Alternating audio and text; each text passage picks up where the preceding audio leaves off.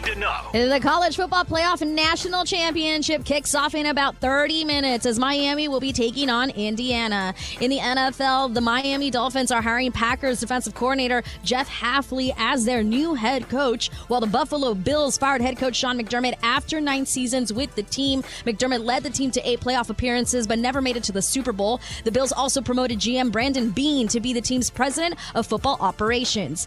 Seahawks running back Zach Charbonnet will miss the rest of the season and possibly the start of next season because of a torn ACL in his knee. The Denver Broncos have opened up the 21-day practice window for running back J.K. Dobbins. Right now in the NBA, late in the third quarter, and the Mavericks lead the Knicks 90-69. Early in the fourth quarter, where the Spurs are up on the Jazz 102-82. Victor Wembanyama has 28 points and 8 rebounds, while the Clippers survived against the Wizards 110-106. I'm Monty Olaños. 104.9 Fox Sports Upstate Weather. Staying cold overnight tonight. Most of us going to be in the 30s, even the 20s in parts of western North Carolina. Tomorrow, temperatures slowly begin to warm up for us by the middle of the week. Mid to upper 50s. We're watching this weekend for the potential of winter weather. I'm WIFF News 4 meteorologist. Winter weather. This report is sponsored by O'Keefe's Working Hands Hand Cream.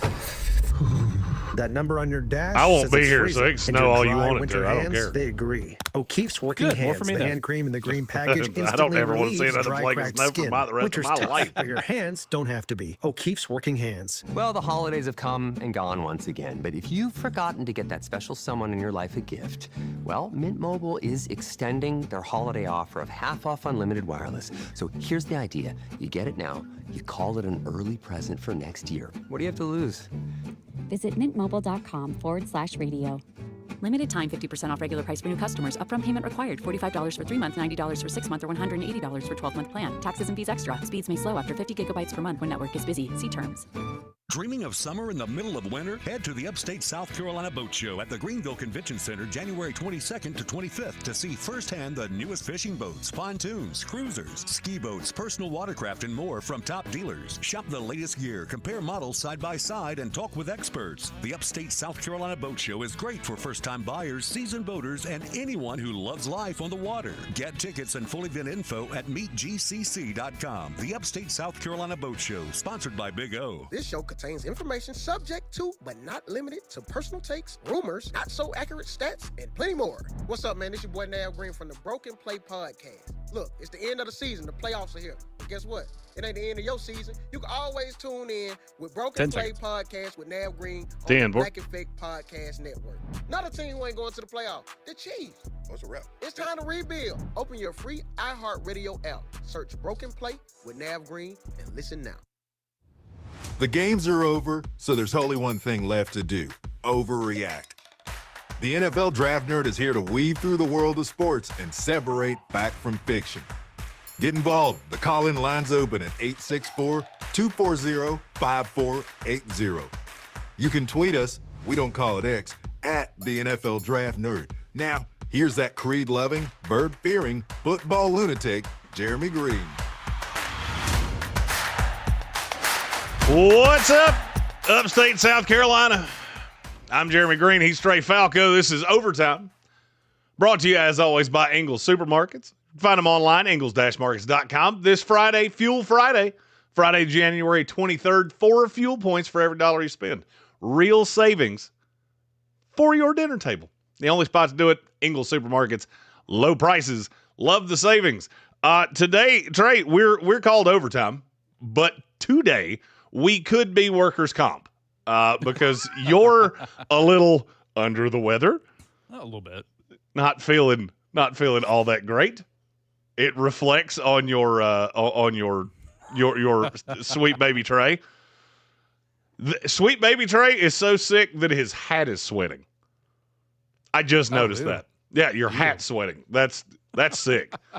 Now me, I'm living out the fat guy dream of I hurt my back and I've been immobile for 3 days. I have a fat guy vibrating heat belt to make my back feel better, which at 38 years old is a harsh realization. And harsh realizations are really they're the name of the day. We've had Sean McDermott fired by the Buffalo Bills after another devastating, crushing playoff defeat. Many quarterbacks who I told you not to believe in, weird. You ought not have. Caleb Williams. Whoa, but that one play was a terrible decision that he got bailed out by Cole Kmet, who committed a rather egregious defensive pass interference, and nobody seemed to care. And then he did that thing that Caleb Williams does. Caleb giveth, and Caleb will taketh away. And that's my overreaching thought of the weekend. Quarterback play has never been worse. In the NFL, I do not think I have ever seen worse quarterback play than what I saw over the weekend. We had 8 teams play. How many of their quarterbacks were good? And when I say good, I'm not even talking they were great. They were legendary. It was a true stalwart playoff. How many of them did you look at and go, you helped your team win today? Josh Allen didn't. I could literally put the entire Buffalo Bills loss on 2 people. Josh Allen and whoever that back judge was that looked at Brandon Cooks and went, I understand you were laying on the ground with the ball, and yet somehow you don't have it anymore, and I'm going to call that an interception, which in 30 years of following this league, I don't think I've ever seen that before. Then I saw it again the next day. The receiver actually fumbles before he hits the ground, and that's a catch. Make that make sense. You had one that was a catch, and you called it an interception. You had one that was an interception, and you called it a catch. Just like Caleb Williams, the refs giveth, the refs taketh away. Just, okay, we have cameras. We have 48 different views. Yep. How is it so hard to get this right? But that's not what I'm stuck on today. Today I'm stuck on one thing. What has happened to the quarterback play in the NFL? We had 8 quarterbacks take the field this week. None of them were special. Sam Darnold was fine. He did what he was asked to do. Bo Nix, he was okay until he breaks his ankle on a play that I'm pretty sure we could have let the punter run. But, hey, Sean, who am I? You're the genius. And if you don't believe me, just ask him. He'll tell you. The other 6 were abject disasters. Josh Allen, 4 personal turnovers, 2 fumbles, 2 interceptions. In a playoff game where you have the clearest line to the Super Bowl that he will probably ever have in his career, and you found a way to just absolutely defecate on yourself again. Brock Purdy, everybody tells me how good he is. Brock Purdy to me is like the Sasquatch of the NFL. Everybody tells me they've seen him be really good. I've just never seen it, and somehow you never get cell phone video of it. I can't figure that out. In a world where every person has a camera on their person at all times, nobody can ever record the elusive MVP-level Brock Purdy in the wild. I'd hate to hear that mating call. I don't think I could do it on FCC air. I had one in my head. I don't think the bosses would have liked it. Drake May, who's supposed to be, if not the MVP, then the runner-up, he was sacked 5 times. He threw an interception. He put the ball on the ground 4 times, lost 2 fumbles. And somehow, he was the better of the 2 quarterbacks in that game. And it wasn't all that close because C.J. Stroud channeled his inner Ohio State quarterback and was an abject disaster. He threw 4 interceptions. It could have been 10. And there were 2 that just hit defenders in the hands. They just dropped it. Yep. Matthew Stafford couldn't complete 50% of his passes because he's a house cat, and it's chilly outside. And then we get Caleb Williams, the great myth and legend of Caleb Williams, who somehow had a 72.2 QBR, completing 54% of his passes with 3 interceptions. That stat line tells me maybe QBR is not as good of a stat as we thought it was. I don't know what's happening, but I have a theory. But I also want to hear from you. Call-in line's open, 864-240-5480. It's just that simple. You dial that number, you talk to Sweet Baby Trey. Yes. And then you're on the air. And Trey, I believe we have somebody on line 1. We've got a text. We have a text. Yeah. I heard it, but I didn't hear the word. This is from Soaring Eagle. He said, let's talk both Bills and Broncos. Have you seen who my Broncos play next year? Outside of the divisional games, we get Buffalo, Miami, Seattle, the Rams, Jacksonville. Good Lord, this gets worse as I read it. We go to New England, the Jets, Arizona, San Francisco, Carolina, and Pittsburgh. If we go at least 12-5 next year, you will shut up about Bo Nix. No, I probably won't. Now, if you go 12-5 against that schedule, we should probably talk about how 5 of their planes disappeared before they landed in either Denver or in their home state, because you're not going to. You're just not going to. As for the Bills, I'm going to send in here a meme that I made up. If you can't access it, Jeremy, check your Twitter. That'll say everything you need to know. And it's. Did you ever watch The Office, Trey? Yes. It's that picture that they gave Michael and they told him to identify the differences. It says corporate needs to find the differences between this picture and this picture. They're the same picture. It's a picture of Josh Allen and one of Lamar Jackson. Lamar Jackson's he's been in the news here the last few days. I'm very interested to see how things go with him as we get into the offseason. I can't figure out how we have gotten to this point. Trey, I'm going to ask you a question. I want you to be real honest with me here. Okay. How many teams do you look at and go, you have a quarterback that will win you games in this league? Overall or right now in the playoffs? Overall. 32 teams in the league. How many teams do you look at and go, your quarterback's worth, Pat Mahomes is worth 7 points according to Vegas. I don't even have to go that high. Okay, gotcha. How many do you see that are worth 4.5? Let me see. Because I'll give you Pat. Right. You got Pat. I mean, in years recent, I feel like I would say Josh Allen this year. Josh Allen could be worth 4. He could be worth 4 for his team or 12. Right. Yeah. For the other team because he turns the ball over too much. Yes, exactly. Part of me would go, if he ever stays healthy, Joe Burrow. Joe Burrow I would love him on any other team. Yeah. He's just got a really poor owner. He's got a really cheap owner. And they're just never going to give him pieces to succeed. Even Trey Hendrickson, we started talking about free agency this morning. Oh, yeah. And Trey Hendrickson is going to walk out the door for nothing. 31-year-old edge rusher, and it's hard to find those in this league. For me, it's Pat Mahomes and then a bunch of asterisks. Because, yes, Josh Allen can be that special. He can also single-handedly beat his own team. Mm-hmm. Lamar Jackson can be special. I went down a rabbit hole today. I'm not sure Lamar Jackson's not played his final game for the Baltimore Ravens. Really? I'm not saying I think it's going to happen. It's way more possible than people think. Because I think Baltimore looks at Lamar Jackson and goes, you're what typhooned our season, and I don't know how to fix it. And as they've interviewed coaches have not been real antsy to intertwine themselves with Lamar. Because everything you did this year, it sidelined John Harbaugh. Now John Harbaugh's with the New York Giants, in large part because of things that Lamar Jackson did.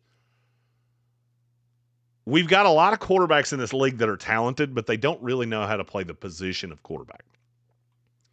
In that regard, I'm talking about Caleb Williams. I'm talking about C.J. Stroud. I'm talking about a handful of others. That you're good. I'm not saying you're not good. But you don't know how to play quarterback. Because something changed about 20 years ago. When I was a kid, the most athletic player on every high school, middle school, mites, termites team that you come in contact with, the most athletic kid was the running back because the running back touched the ball all the time. Now we do that with quarterbacks. So you get these insane athlete quarterbacks that have been the best athlete on every field they've ever played on. They don't know how to play quarterback. Caleb Williams can discernibly not read an NFL defense. If you don't believe me, I'll break down the tape for you and show you that any idiot quarterback I have ever come across would know not to throw this ball. He doesn't. He has no clue. Michael Penix has, at times, no clue. J.J. McCarthy has less than no clue. I can do this with a lot of quarterbacks in this league. Yeah. Because you were just a hyper athlete. You weren't a great quarterback. All right. And that works in college. I think that's why guys like Bo Nix succeed. Bo's the son of a coach. He understands the game. Is he a great quarterback? No. But he's great by comparison because he never makes that unbelievably terrible mistake. Even when Bo makes a mistake, it's a ball that short hops to the receiver. Oh, he had a guy open, but the pass was short. It's not an at-risk throw. He throws interceptions, don't get me wrong. Everybody does. But most of his mistakes are not at-risk throws. We have our first caller of the night. Caller, who is this? This is Rocky, Jeremy in Greenville. Good evening. How are you, Rocky? Hanging in there, hanging in there. Look, you went through your monologue, and my wish for the Super Bowl was the Bills and the Rams. That's not going to happen. And, you know, Allen did not have a good game, but he did make some big plays, including that last one, and you went over that, so I'm not even going to – I feel bad for him. But anyway, that's athletic competition. Sometimes things just don't go your way. What I really want to call about, and that's C.J. Stroud. And what's up with that kid? No telling, because he's in that window right now to get the bag in that second contract. You know what? I don't think that's going to happen. He is probably cost himself, maybe not, but at least at this point in time, that kid looks lost. What do you think? Rocky, we appreciate your call, as always, and you actually beat me to the punch. So something that we do on this show every week, Jeremy's 5 hottest takes of the week, we skipped one, so we'll flip 1 and 2. Denver, Chicago, and Houston have to pay their quarterbacks, but they shouldn't. Caleb Williams is going to set the NFL record for the highest paid quarterback in the NFL. It's going to. It's not a question of if. It's going to happen. Mm-hmm. Because he plays for a team that's never had a 4,000-yard passer. In the first year with Ben Johnson, he got us to the divisional playoffs. Just think of what he can do next year. Regress. It's exactly what he's going to do. You want me to tell you why he's going to regress? Because look at how many things went right for him this year. Look how many times you played one-score games, you made a horrifically bad decision, and it bounced your way. You know who else I saw do that? Daniel Jones. Daniel Jones got a bag, and New York regretted it within 15 minutes of him signing it. The ink wasn't dry. To Rocky's point, and to me it's a great point, C.J. Stroud. This team keeps getting to the playoffs. You can't tap out on him. Because what happens, especially this year, you don't have anybody to turn to. The number one quarterback in this class is Fernando Mendoza, who we're going to see tonight. And I got news for you. I have more questions about him than I have answers. And not the least of which is, are we doing the Nick Saban thing again, where I've seen the best of him and he'll never get any better? The second quarterback in this class doesn't want to be in this class. It's Trinidad Chambliss, who's suing the NCAA to come back to school. Trey, I'm going to ask you a question. 2 years ago, we had 130 early entrants into the NFL draft. Okay. How many do you think we had this year? Less than that. By how much? Ooh, 25. You're low, but not by much. It's 42. We went from 130 early entrants to 42. Now, I'm going to cut through those numbers a little bit. One of them's a kicker that's 25 years old. He graduated 3 full years ago. He's had a degree. If I'm not mistaken, I think he got his master's. And that's ridiculous. He got that a year ago. That's why he came out. There's another one that has a family issue, and he's 24. He'll go sometime in day 3. The other 40 will all be in the top 100 picks. All 40 of them. Because all of these guys have figured out I can stay in college, and if not make more money, I'm going to be close. And maybe a year from now, when I'm older and I'm a 23, 24-year-old kid playing against 18, 19, 20-year-old kids, I'm going to look better and I'm going to dupe a team. Because I am the guy that I am. But I'm going to look better when I'm 4 years older than everybody I'm playing against. Maybe I go a little higher, I make the money back. And I hate to say this, it's fun to be in college. College is fun. You have 50,000 people in a very small area that are your same age. Most of you are single, and, well, it ain't hard to find alcohol or fun times around a college campus. Trust me, I'm a 38-year-old man. If I could go back to college, I'd consider it. It was fun. So now you have teams like Houston that are looking at the quarterback class going, I can't tap out on C.J. Stroud for anything I've got here. I'm stuck. I have to pay him. Chicago has to pay Caleb Williams. Denver, now, and I almost didn't put Denver in this because I don't consider Bo Nix in the same vein. Bo's going to get an amount that I don't think you can build a team around him. Because Bo is going to have to get $50 million. That's just market price. That's what a quarterback of that stature, that's what he costs. He just got you to the AFC to the AFC championship game. He's not going to play in it. But did he do anything that actually made you think that was because of Bo Nix? Because in the entire game, I saw him make 3 throws. 2 of them, he had no intention of the receiver ever catching. He threw 2 punts at the end of the game because he knew Tre'Davious White would interfere with the receiver. Yep. And good on him. That's coach's kid. He saw a grabby corner and went, I can get you. And he did twice. Because he knew if you leave this up to me, there's a great chance I'm not going to get us any further down the field. But the official can. That's not worth $50 million. And it never will be. Nobody will ever convince me that what I've seen of Bo Nix is going to be a $50 million quarterback. And I get it. Bronco fans, you love him. I understand why the administration in Denver loves him. Because I'm looking around at the Jets and the Browns and the Raiders and a handful of other teams going, I don't want to be that. Do I love C.J. Stroud? Do I know he gets into the playoffs and just absolutely falls face forward? Yeah. But it's better than that. We have another caller. Caller, who is this? Jeremy, Trey, what's going on, fellas? It is the vending machine king. There are very few kings in this world, but Chad is one of them. How are you tonight, my friend?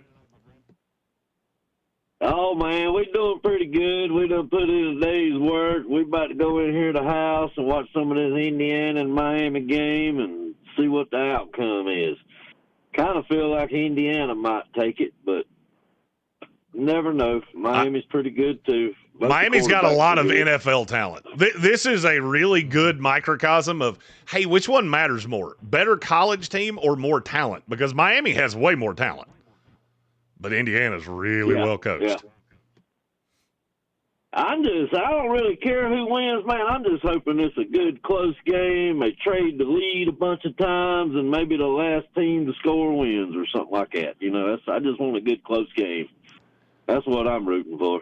This one's a little strange for me because I'm a lifelong Florida State fan. So cheering for Miami, I can't make my mouth make those words. It's not possible. It's like I know all of those words, but they don't make sense in that order. I look at Indiana and go, you may be everything wrong with college football, and I'm not sure that I care. Yeah. I know how you feel, man. I felt like that about the Falcons the other week when they were deciding on the Panthers going to the playoffs or not. Man, it was hard to be a Falcons fan for 3 hours. I believe that. I will say that was the most apropos way the NFC South could end. The 2 teams that had been eliminated for 6 weeks decided it. Yeah. And, man, what about this coaching carousel, man? 10 coaches this year already, man. I can't remember that being that many coaches fired in one season, after one season. It's very high. We had 11 one time. So it's definitely a high number. Oh, okay. But I will say, I believe there's a reason that we have gotten this many coaches fired. And I've realized it as we've gone through the playoffs. Chad, we appreciate the call. We're up against the break. He's Trey Falco. I'm Jeremy Green. It's 104.9 FM Fox Sports Upstate. You're in the overtime. Brought to you by Ingles Markets. Low prices. Love the savings. You know that feeling when you're watching the game and you feel like you already know the script? You can now turn that knowledge into real money on Better. You got a couple of texts when we come back. 10-4. Points, Mahomes under 250 yards. I muted my mic to say 10-4 for some reason. It's that simple. And I'm clicking on all cylinders today, Trey. I'm telling you. Sports instincts into real. I feel that. Hold on. We got a caller coming in. Okay.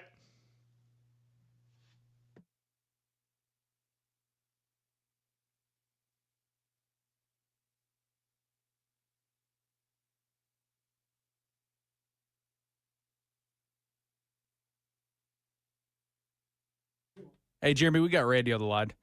10-4.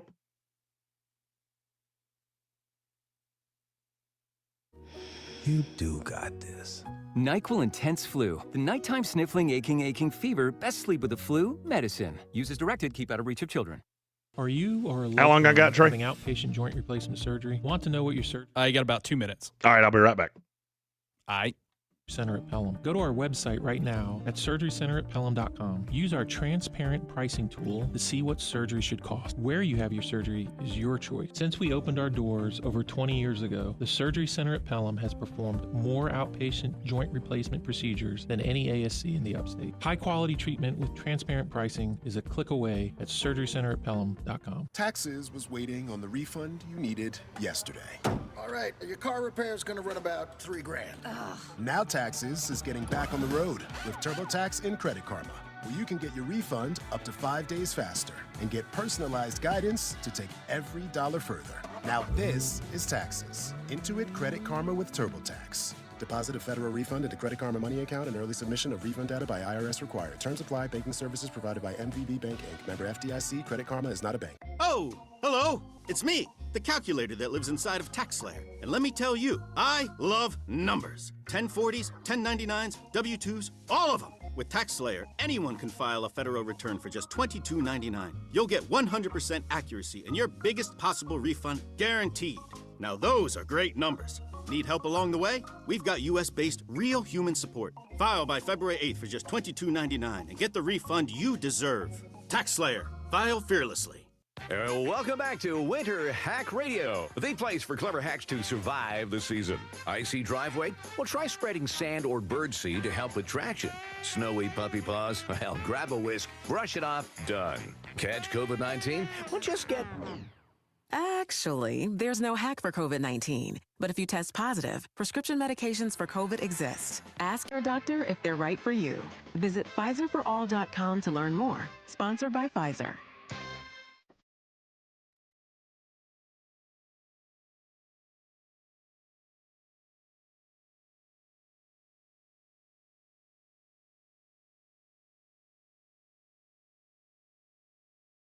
He's Trey Falco. I'm Jeremy Green. It's 104.9 FM, Fox Sports Upstate. You're in overtime. Brought to you by Ingles Markets. Find them online at ingles-markets.com. I believe we have Randy on line one. Randy, how are you tonight? Yeah, good. How you doing today? I cannot complain, minus the fact I'm wearing an old man back brace, sitting here like a geriatric. But other than that, pretty good. Well, the next step is the Life Alert necklace. Yeah. I don't think I'm far from it. So listen, my Patriots continue to roll. I'm obviously in a good mood today. But I do think, so a couple thoughts on the Patriots. Number one, Caleb Chase has got to be the most underrated free agent addition in the league this year. I mean, they brought him in. The guy's played 650 snaps, give or take, which is the most in his career. 7.5 sacks, not eye-popping numbers, but again, the most in his career. And in the playoffs, 3 sacks, plus he forced that interception yesterday that turned into a pick six. He's been wildly disruptive. And I mean, all people have talked about all year is how edge is the Patriots' biggest need and so forth. And this guy has been an impact player, like when the chips were down yesterday and last week and probably again next week. I think Chason is one of those players that you look at and go, this is why you pay NFL scouts so much. Because he was an afterthought in many other places. He was the first round pick of the Jaguars. And then he comes to New England, and he's just an absolute impact. I mean, I noticed him a lot yesterday. I knew you had been really high on him. I haven't sat down and watched the tape on him. It's during the season with the league specifically, it's a lot of you see what you see when you're watching the tape in live time. He is a disruptive pass rusher. He doesn't do anything else, but I'm okay with that. Well, and that's what all our system requires of the edge position. Like, we don't really care so much that our guys on the line, they talked about it in the offseason too. They were like, man, we're excited because we were in a different, Milton Williams is the guy talking about it. So defensive tackle, slightly different, but it's just the same for the edges, where it's like all they want us to do is pin our hair back and chase that quarterback. So he's like, it's easy. It's a little bit easier than other systems where it's like, there's not a lot asked of you in terms of run defense, in terms of that sort of thing. So, Well, and and Randy, we appreciate the call as always. That's one of the fun things when you look around the NFL, and I noticed it a lot this weekend. We have a lot of teams left that have found value in players in the draft that other teams didn't necessarily see the value in. We'll start with Randy's Patriots.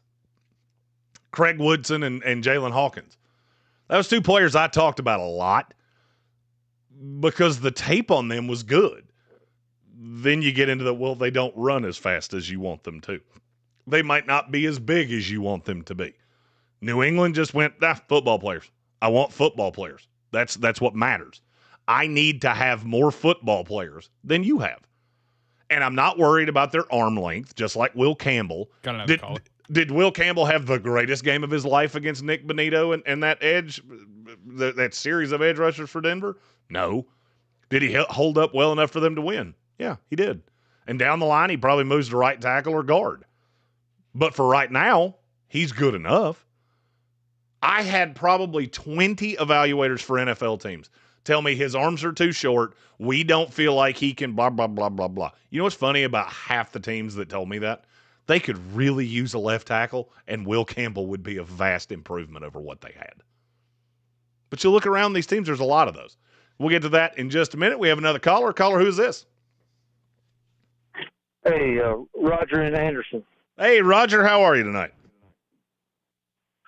Well, I was doing better Saturday night before the debacle with the Brandon Cooks catch / non-catch / unexplained situation.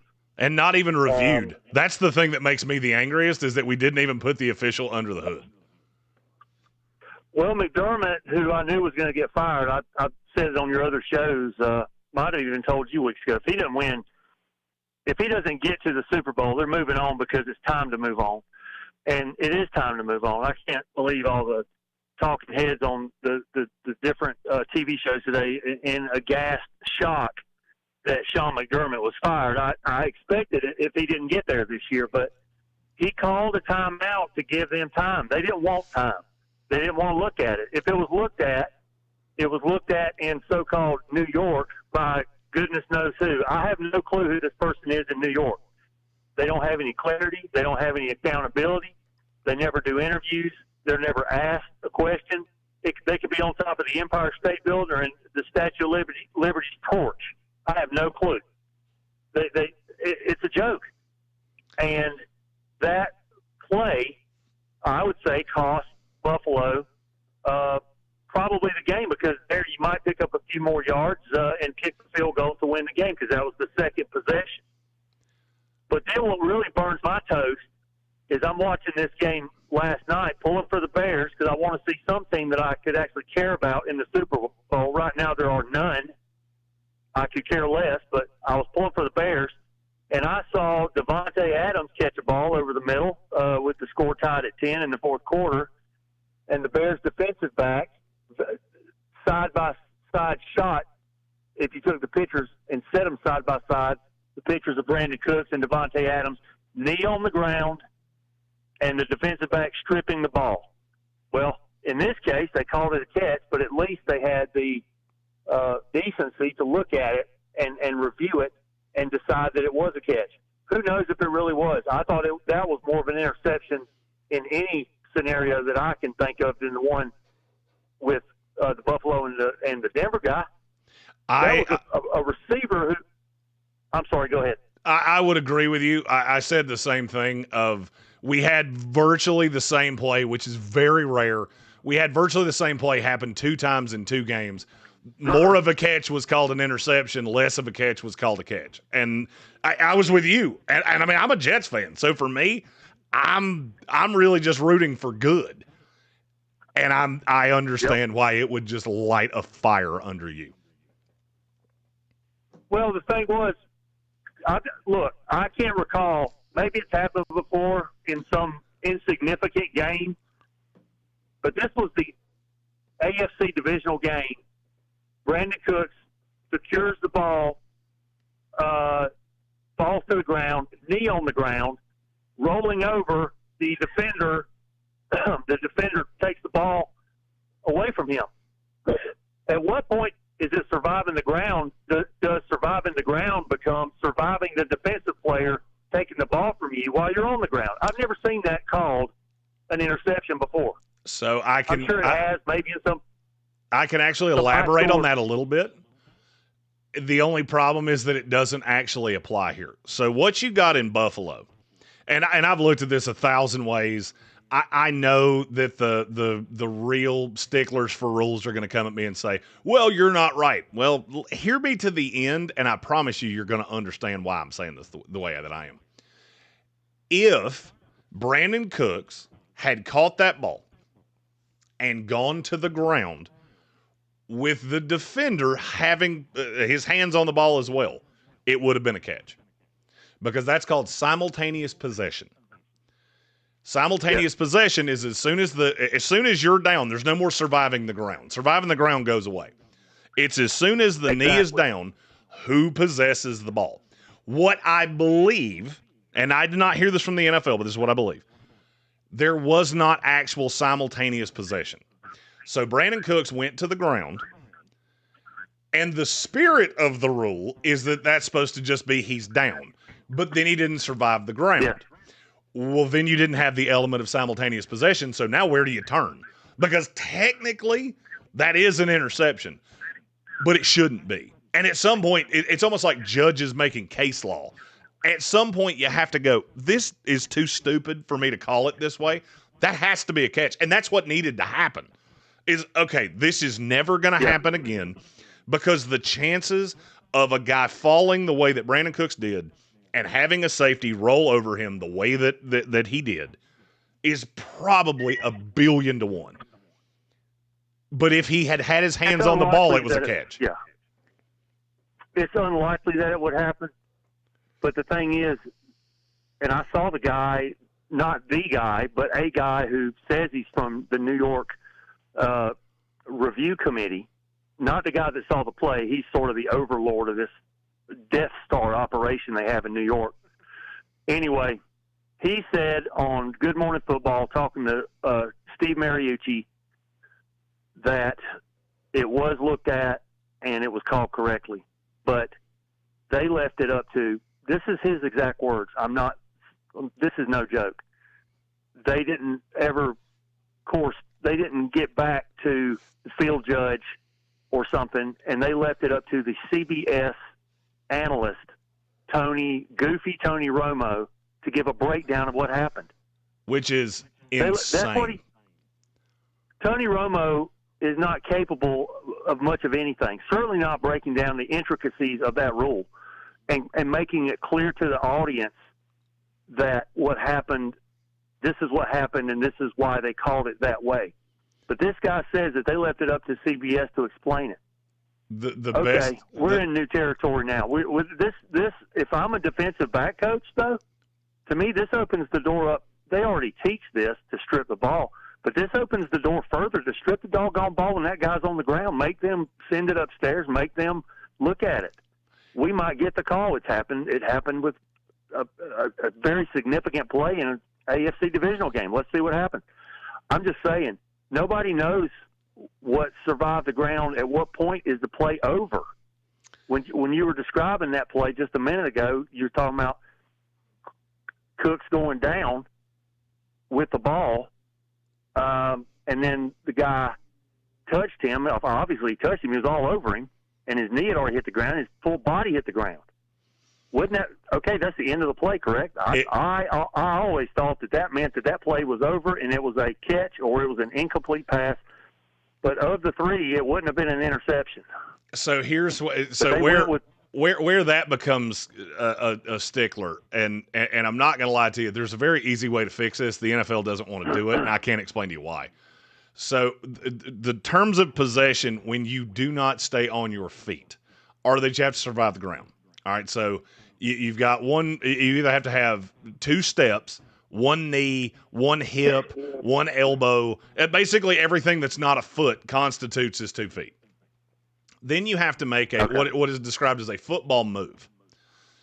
That is left so open-ended as to what a football move is To me, sliding 2 yards down the field is a football move because it's a duration of time.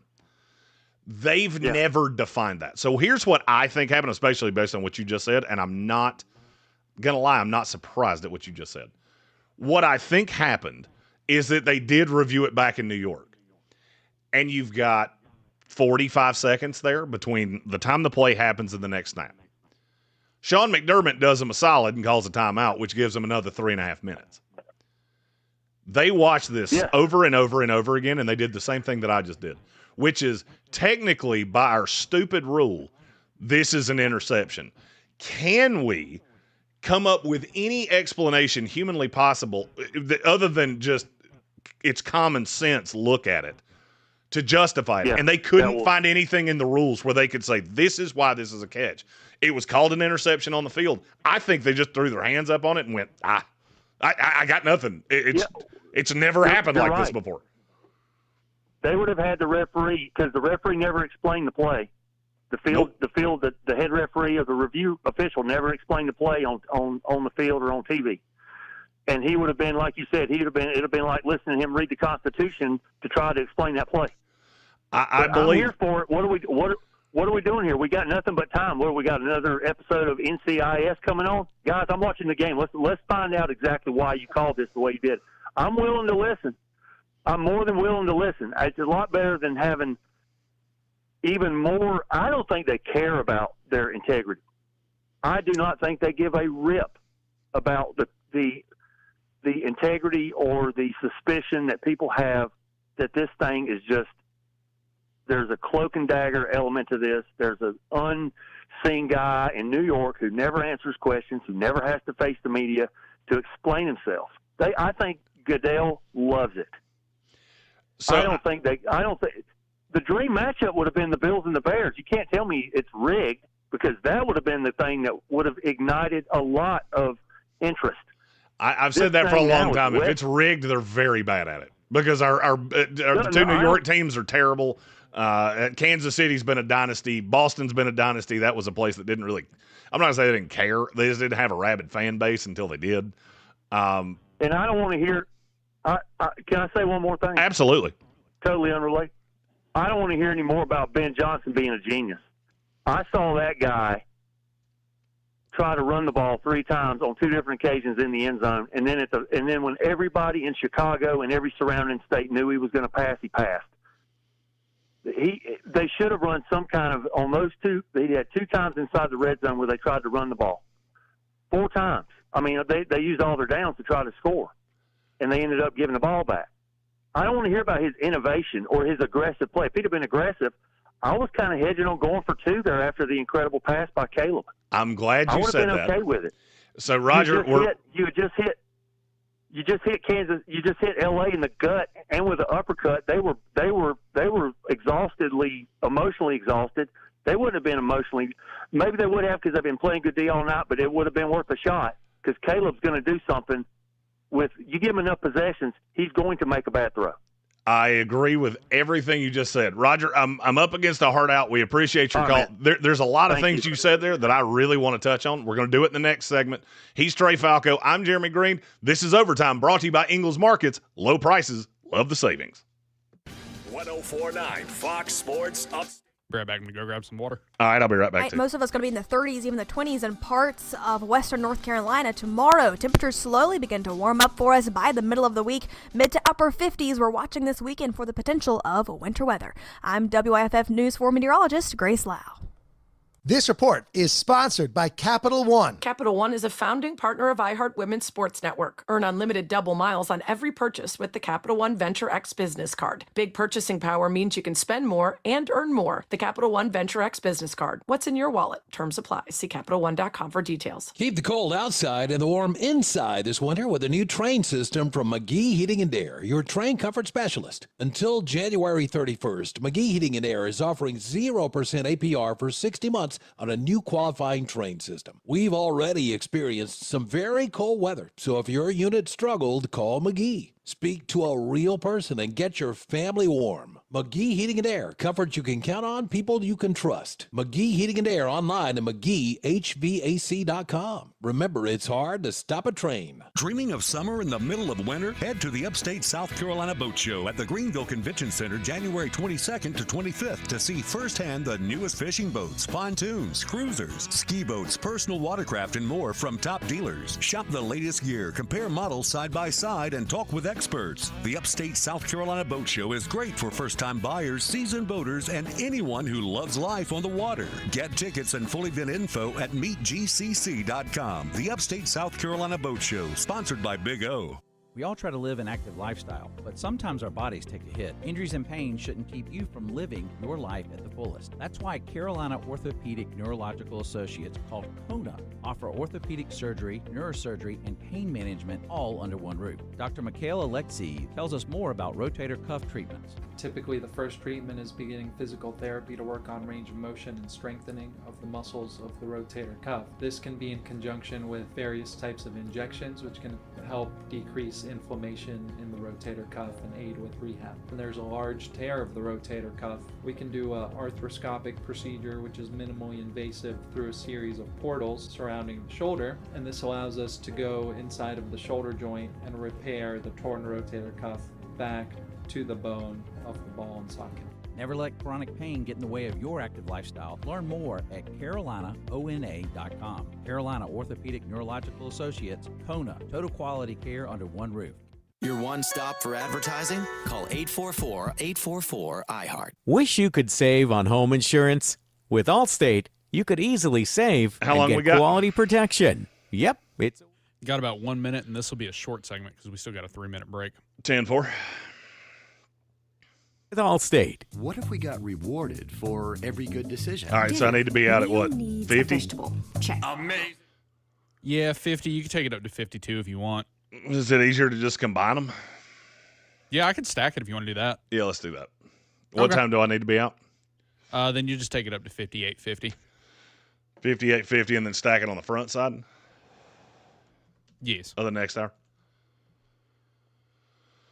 All right, let me pull up my world clock to make sure. There we go.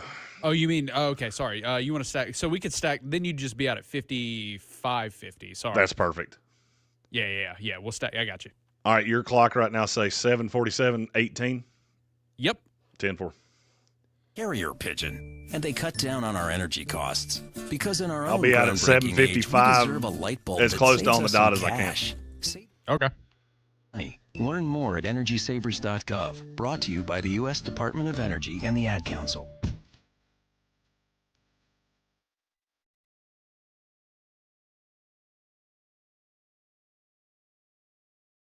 Got a couple of texts, too. You're back in overtime. I'm Jeremy Green. Find me on Twitter at the NFL Draft Nerd. Whole lot of stuff happening on the socials this week. We'll talk about that later in the show. He's under the weather, sweet baby Trey Falco. Yes. And Trey, I believe we have a couple texts on the old text line. We do, yes. That's impressive, especially considering I forgot to give out the text line number. You know, I'm still learning. I'm still learning every day. Text line's 864-777-9593. And we do have two of those. First one's from Randy L., who called earlier. He said, Campbell raised the floor of this offensive line. In order to raise the ceiling, he needs to play guard. I don't know if it's guard so much as it's not left tackle. Because I just don't really I think he has a ceiling as a left tackle that maybe I didn't see in the past. Because, I really liked him in the last draft class. Yeah. But I will say I saw, especially, it's Will Anderson. Will Anderson makes a lot of people look really, really, really bad. Oh, yeah. I still think Will Campbell's fine. I could easily see him having a really good game this week against the Denver Broncos. We also have one from Sir Jimothy. It says, some quarterbacks have ice in their veins. Shroud has more E. coli in his veins than the French Broad River. Of which we're on in Greenville, so y'all don't understand. If we had the mob in Asheville, that's where they would be putting their dearly departed. Some people have done that anyway.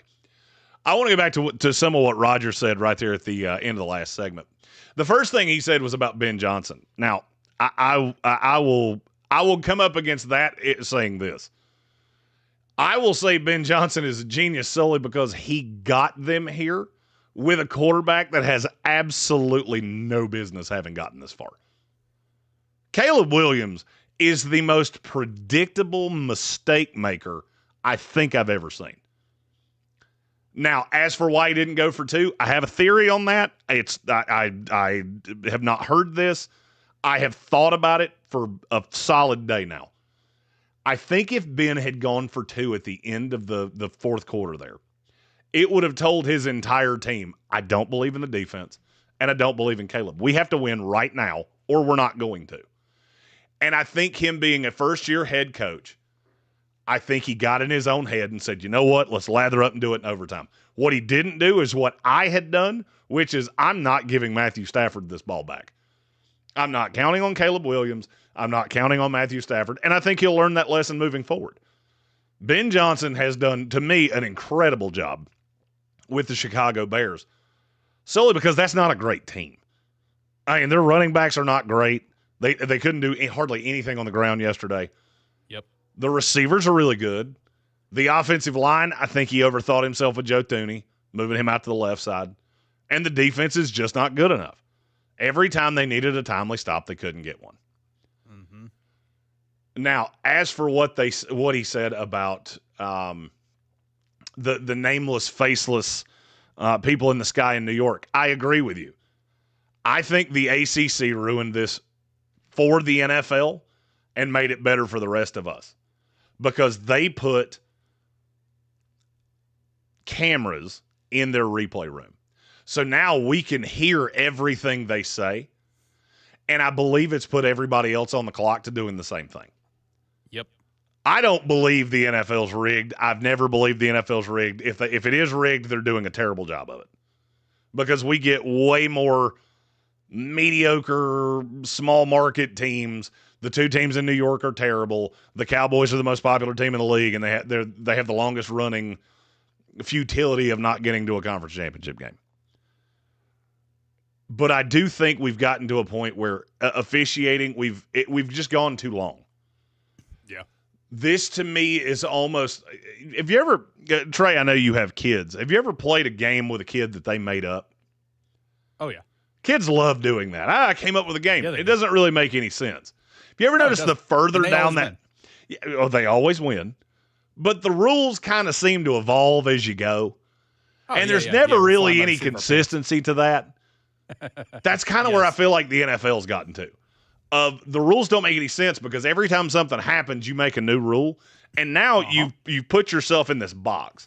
And the one that I'm stuck on is football move. If you take that language out, just take it out.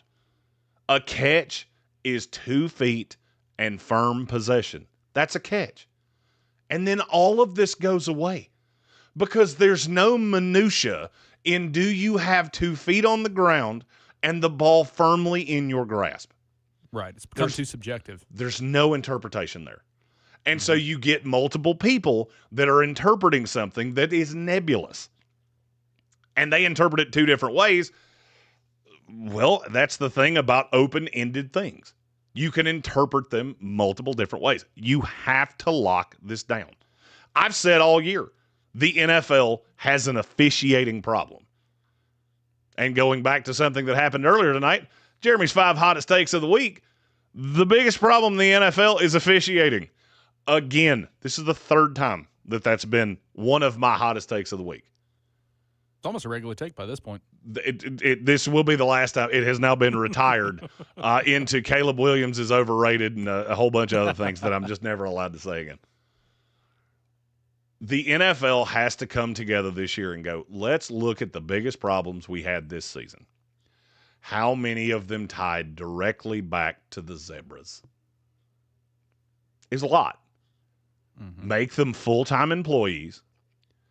Have a training center. Frankly, I'm headed to Frisco, Texas on Thursday. Do it there.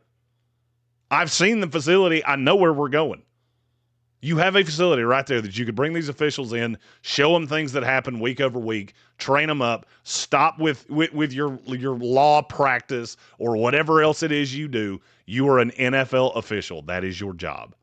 We don't allow high-end people in other industries to work other jobs. Why do we allow NFL officials to do it? Even if it's not the problem. Why would I give even the perception that it could be an issue? We're almost to the end of the hour. Randy, with our final text of the hour, he said, targeting is a bad rule. It's impacted games, and little can impact them more than DQing a player on the spot. What's your take? Targeting is an interesting one. It was a way bigger problem 3 or 4 years ago. We've kind of boiled it down now to crown of the helmet. I've never liked targeting. I mean, I come from an age where, yeah, sometimes you got hit in the heads and it hurt real bad. It was not fun. None of us enjoyed it, I promise you. But it happened. We knew what we were signing up for. And we just knew that that was a possibility. I think it's a rule that needs to be revised, especially when you see something like happening tonight.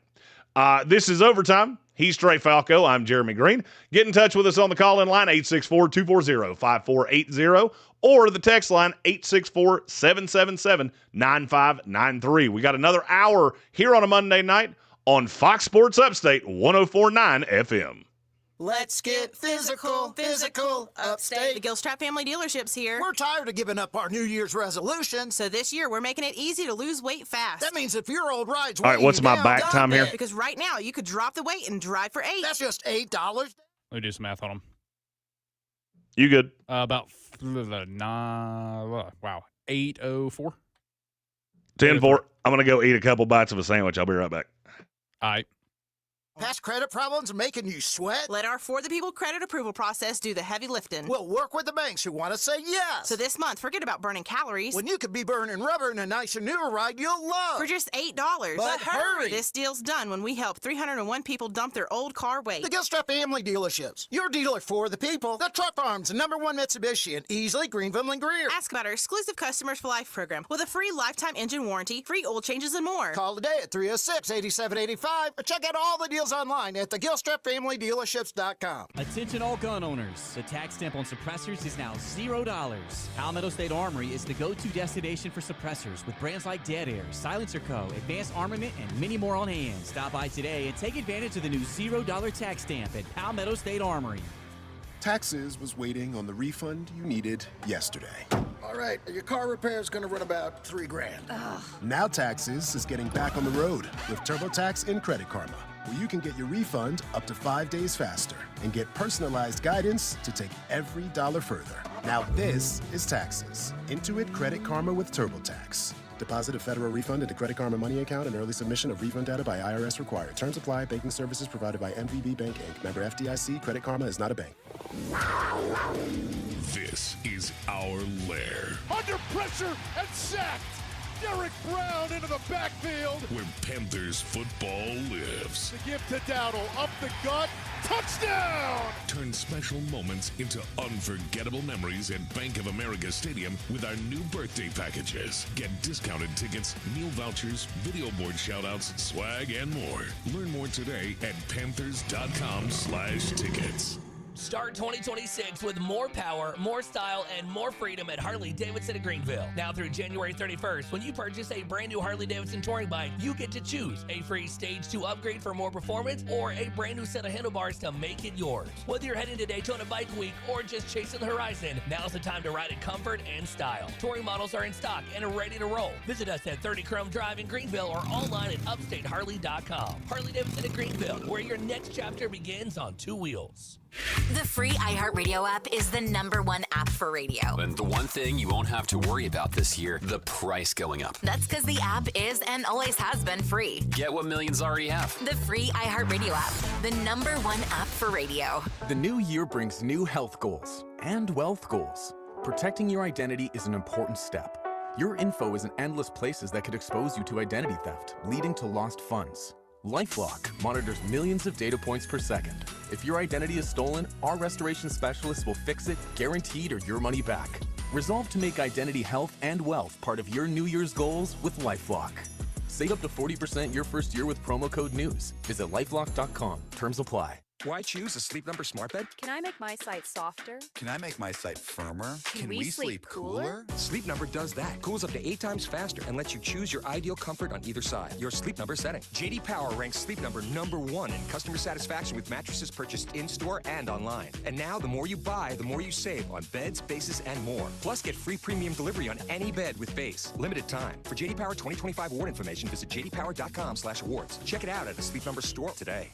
#1 on your car radio preset and the new and improved iHeartRadio app. From the Eagles studio, this is WROO-FM Malden, 104.9 Fox Sports Upstate, an iHeartRadio station. Guaranteed human. Indiana has the ball. It just got going. It's early in the first quarter. When it comes to the NFL, the Dolphins have found their new head coach. It's defensive coordinator of the Packers, Jeff Hafley, and it's a five-year deal. The Bills are looking for a new head coach as they have fired head coach Sean McDermott after 9 seasons with the team. Seahawks running back Zach Charbonnet will miss the rest of the season and likely the start of next season because of a torn ACL in his knee. The Broncos have opened up the 21-day practice window for running back J.K. Dobbins. Right now in the NBA, it's late in the second quarter, and the Pacers lead the 76ers 55-47. Late in the first quarter, the Suns are up on the Nets 27-13, while the Mavericks defeated the Knicks at Madison Square Garden 114-97.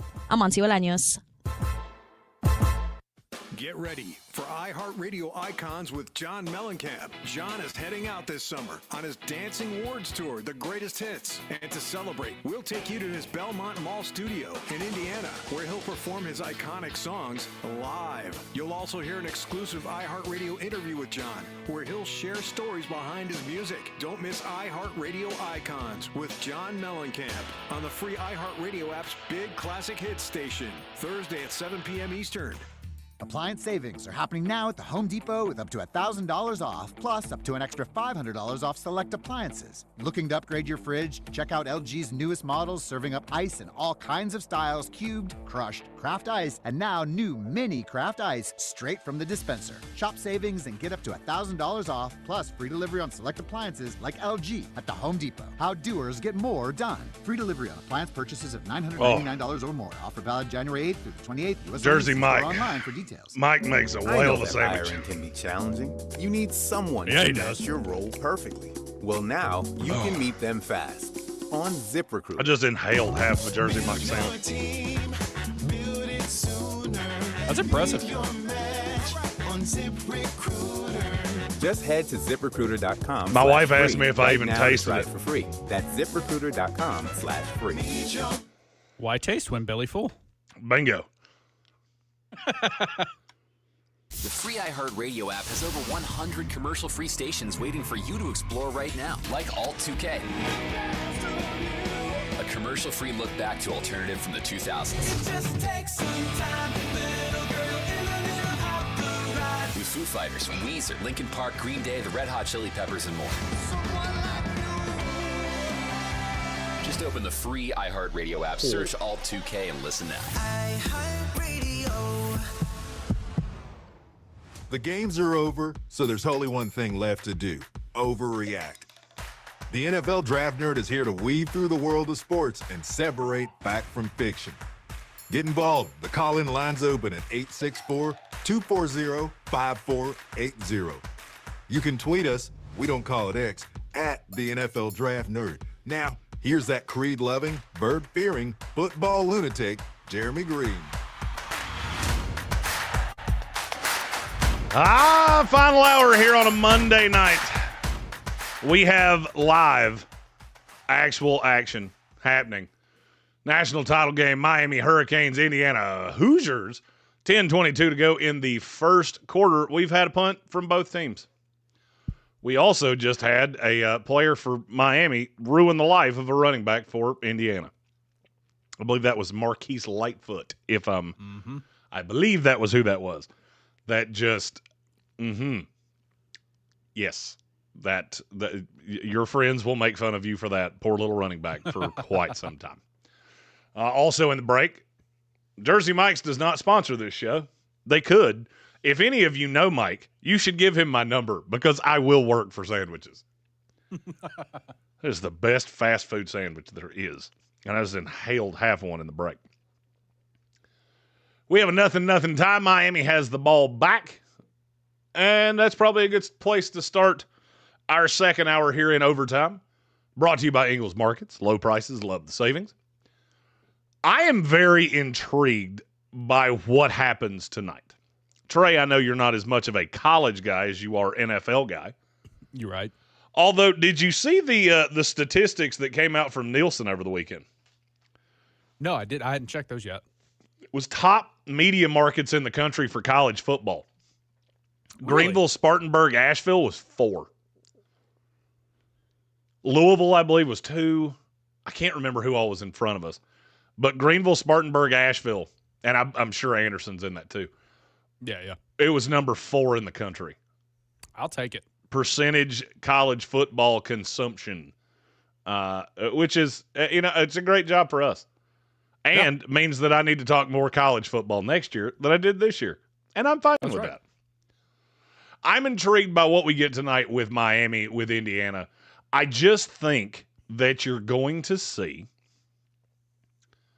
the difference between talent and coaching. I don't know what it's going to be. I know what I think it's going to be. I think it's going to be we get Indiana. As time goes on, they just never make the big mistake. They capitalize on a couple for Miami. I said earlier today, I think this game ends 38-28 Indiana. Miami has the ball late, throws a pick 6, and you get a backdoor Indiana cover. Yeah. If you told me the talent of Miami, look, they have between Ruben Bain, who is my number 3 overall in this draft class, Francis Maui-Noa, who's in my top 8, Akeem Mesidor, who's in my top 50. They have a handful of guys that are in my top 100. It's outrageous. They're just very, very good. Got a lot of talent. Indiana, some people will say they're what's wrong with college football. I would say they're just taking the rules and doing it the correct way. I also feel really bad for Fernando Mendoza since they're playing a "This Is Your Life" in every commercial break, showing pictures of him when he was 8.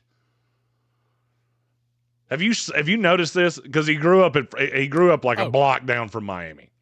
Yeah. They were showing it here in some of the pregame stuff. Poor kid. They've shown pictures of him with face paint and at Miami and just, Mom, Dad, why did you give him that picture? You didn't have to give him that picture. I'm going to be the number 1 pick in the draft. Like, you can just know that no is an acceptable answer. But each team's had a possession. It's still nothing. Mr. Falco, I want you to pick your favorite soundbite. Oftentimes it's your Jerry Jones. I want me some glory hole. That one. That's a good one. I know you have more, so I'm going to request one that's not that one. Oh, okay. Hold on. Let's see. I don't get to use this one very often. Where'd it go? Nobody understands cricket. You got to know what a crumpet is to understand cricket. I don't even know what that was, and I'm here Raphael. for it. It's Ninja Turtles. That's why that sounded familiar. Yeah. I loved the Ninja Turtles when I was growing up. I knew you and I were going to be best good friends. It's from M. Bradley in our YouTube chat. That's what happens when we get super chats. We play Spin the Random Drop with Trey Falco. He said, Jeremy, I've been missing the shows due to a new job. Forgive me for my backslidden ways, but can you give me thoughts on whether Kevin Stefanski was a knee-jerk hire after Harbaugh came off the board? And should Atlanta have waited for Clint Kubiak? We appreciate the super chat. Those go directly into the Make Sure Jeremy Doesn't Starve at the Shrine and Senior Bowl Fund. And we appreciate those greatly. I don't think Kevin Stefanski was a bad hire. I mean, this guy's won NFL Coach of the Year twice.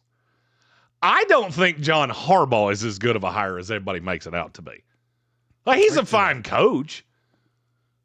But, I mean, is anybody looking at the New York Giants now going, watch out for them? It's a Super Bowl in a year? Because I don't think you are. What is John Harbaugh's area of expertise? Is the defense going to get better? Is the offense going to get better? Because, frankly, I just saw both of those things cave into the ocean with Baltimore with way more talent than he has with the Giants.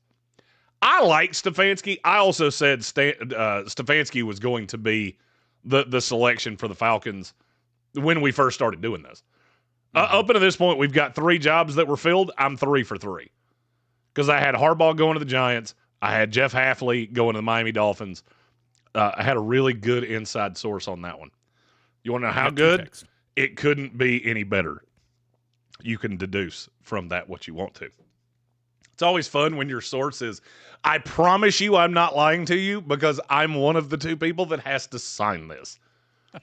Those are fun. Yeah, that always helps. That always helps. Jeff Hafley, first of all, congratulations to Jeff. One of the best coaches I've met in my travels.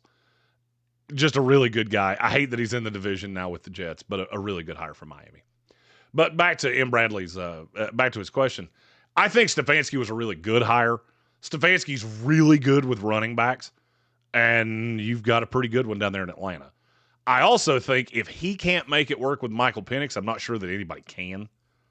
I like the way his offense fits better than what I saw out of Zach Robinson and that whatever that was in Raheem Morris's last year. I thought Stefanski was one of the underrated big-time hires in this cycle, and Atlanta got a good one. Yeah. Makes sense for both parties, and I love those. The ones that I don't love are when they make no sense for anybody. And I have a weird feeling we're going to get one of those in the next, I'm going to say 48 hours. Don't be Pittsburgh. It won't be Pittsburgh. You will be one of the last teams to hire a coach in the cycle. Yeah, that tracks. I'm just going to throw this out there, and it'll be one of those when you see it, you'll know it. There's going to be a hire in the next 48 hours that you go, excuse me, could you run that by me one more time? Because that doesn't make a whole lot of sense.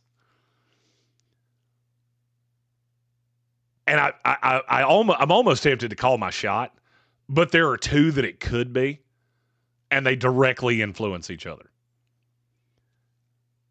One of them has to do with O.P. Taylor. Just throwing that out there. That's my pet name for Sean McDermott. Gotcha. If Sean McDermott doesn't get any head coaching calls, don't be shocked if he has a new job really quick. And it might not be as a head coach. I'm watching Indiana's offensive line is just getting obliterated by Miami.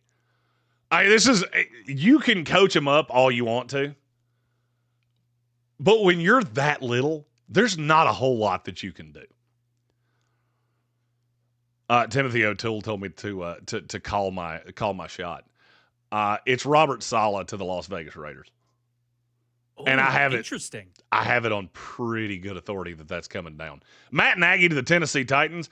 That one's going to happen whether any of us like it or not. And I think outside of Amy Adams Shrunk and Matt Nagy, nobody does. I've yet to hear one person say anything positive about that. We have a handful more texts on the text line, and it's just that easy to get involved in the program. Text line number is 864-777-9593. Our first one comes from our buddy Chris. Chris from Cincinnati. Akeem Mesidor. If he balls out tonight, which he's started pretty well, how much does he help his draft position? Several mock simulators had him in the late 100s. Yeah, those were stupid. Until recently when I've seen him in as high as in the 40s. I think I have him in the low 50s. I think he's 52 on my board or somewhere like that. And I could see a team falling in love with him. He can't get to the first round just because he has a body frame limitation that's going to make so many teams just not want him. So you don't tend to take those guys in the first round. But I think seeing him in the late 40s, early 50s, that wouldn't shock me in the least. Colton said, sorry I'm late. Didn't get to hear the first half. Drew Petzing to Detroit makes me feel so much better about David Blau's promotion as the OC in Washington. When did Red Sea let him out of the pit long enough to interview? And how long does it take before Detroit starts digging one? So for those of you that don't know, we have a listener to our show. This show, the Asheville show, his name is Red Sea. He's a big Arizona Cardinals fan. I have been convinced that if Drew Petzing got abducted and we didn't know where he was, Red Sea was imitating Buffalo Bill telling him to put the lotion on his skin in the basement of his house. I saw that come down earlier, and I immediately texted him and went, "Did you do this? Did you have something to do with it? Like, is this a ransom thing that he escapes and Detroit has to hire Drew Pansing?" That one's shocking to me. To see a guy get one of the most coveted jobs in this cycle and just not deserve it is shocking to me. Now, how long does it take before Detroit starts digging one?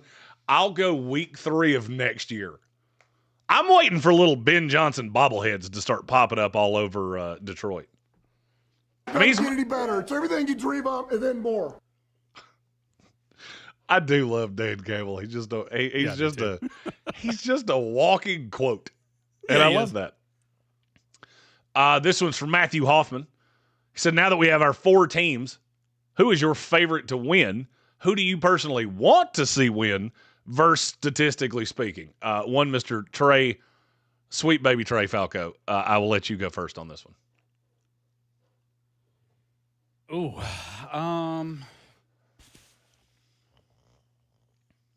None. Part of I'm Trey Trey just looked at the mic and said, "Pass." Yeah, part of me is personal because I want the Rams to lose so we can go ahead and get on with the Chris Shula thing because I want him to come to Pittsburgh. I would like to see the Rams get there though. I don't think I don't think the Broncos are going to make it. No, I feel like New England gets. I would have liked New England against Bo. Oh boy, Fernando Mendoza just got decleated. Sorry, I can't do play-by-play, but I immediately did the mama. And it wasn't my back this time. I was more worried about his. You know the answer for me. Who do I want to win the Super Bowl? 3 syllables. Sammy D, MVP. The only good quarterback we saw this week. This is we do PSAs in radio all the time. I feel like I should do a PSA right now. If Sam Darnold wins a Super Bowl, especially if he's Super Bowl MVP, I will be a level of insufferable that no one is going to be able to wrap their head around. How is anybody this beholden to Sam Darnold? Well, let me tell you how. Because I said San Francisco would regret letting Sam Darnold go when he signed in Minnesota. They should have kept him instead of Brock Purdy. And I sat here for 3 hours watching Sam Darnold just mush their face, going, it feels good to be right. It's like the warm hug of a mother. Just feels good. I'm glad you did that. It makes me feel good. I was never wrong. I've been right since the second it came out of my mouth, and I took a lot of flack for it. So Hoffman, that would be my answer. I want to see Seahawks Patriots. I can't believe I just said that out loud, but I really just don't want to see Jared Stidham starting in the Super Bowl. Oh, Stiddy? You don't want Stiddy? I'll say the same thing I said earlier. I don't think there's a huge difference between Jared Stidham and Bo Nix. Just don't be shocked if that's the way this plays out. JB said, "Go Pats, hoping we can win at Denver." Stidham was drafted by New England. Hope the defense continues to play great. Also, McDermott will be the defensive coordinator of the New York Football Giants. That is not the connection that I keep hearing. I think the coordinator of the Giants will be Anthony Weaver if he does not get the Baltimore Ravens job. John Harbaugh knows he made a mistake promoting Zach Orr instead of Anthony Weaver. And look, I don't think John Harbaugh's this elite, unbelievable, going to take the Giants to the Super Bowl coach, but I think he's a smart guy. He's not going to mess that up twice. Weaver won't come with Halfley. He was in Miami. It just makes too much sense. Now, McDermott could end up being a DC. There's just another coach that I think it makes way more sense with. Fernando Mendoza continues to just catch all the strays. He has got hit on an RPO as hard as I've seen a quarterback get hit all year, and he didn't even have the ball. He had to be looking around like, what is happening? You can't let him hit me like that. But still nothing.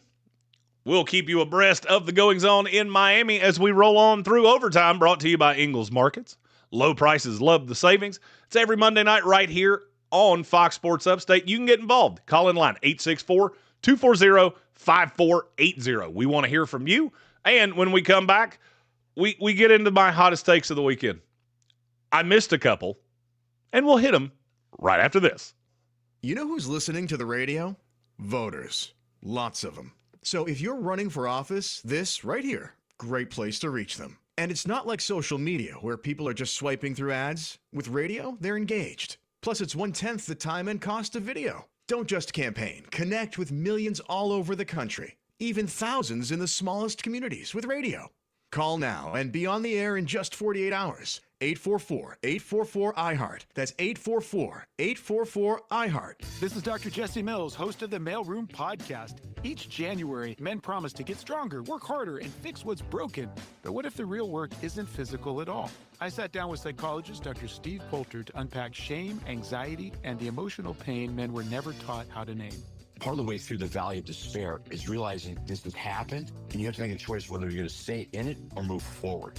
Our two-part conversation is available today. Open your free iHeartRadio app, search the mailroom, and start listening now. Let's get physical, upstate. The Gilstrap Family Dealerships here. We're tired of giving up our New Year's resolutions. So this year, we're making it easy to lose weight fast. That means if your old ride's weighing you down, dump it. Because right now, you could drop the weight and drive for $8. That's just $8 down. It's not healthy to run around town in a car you hate. Visit us for a real weight loss solution. Because right now, you could start driving a new Mitsubishi or any nicer, newer car, truck, or SUV that you choose from a huge selection of certified pre-owned vehicles starting at only $8 down. Past credit problems making you sweat? Let our For the People credit approval process do the heavy lifting. We'll work with the banks who want to say yes. So this month, forget about burning calories. When you could be burning rubber in a nicer, newer ride you'll love. For just $8. But hurry! This deal's done when we help 301 people dump their old car weight. The Gilstrap Family Dealerships. Your dealer for the people. The Truck Farm's #1 Mitsubishi in Easley, Greenville, and Greer. Ask about our exclusive Customers for Life program with a free lifetime engine warranty, free oil changes, and more. Call today at 306-8785 or check out all the deals online at thegilstrapfamilydealerships.com. Taxes was waiting on the refund you needed yesterday.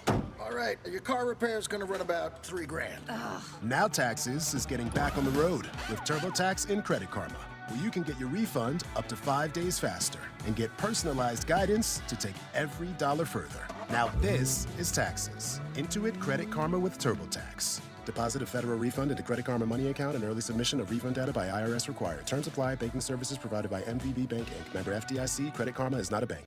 Here's a tip from iHeartRadio Earth on giving your old Christmas tree a sustainable send-off.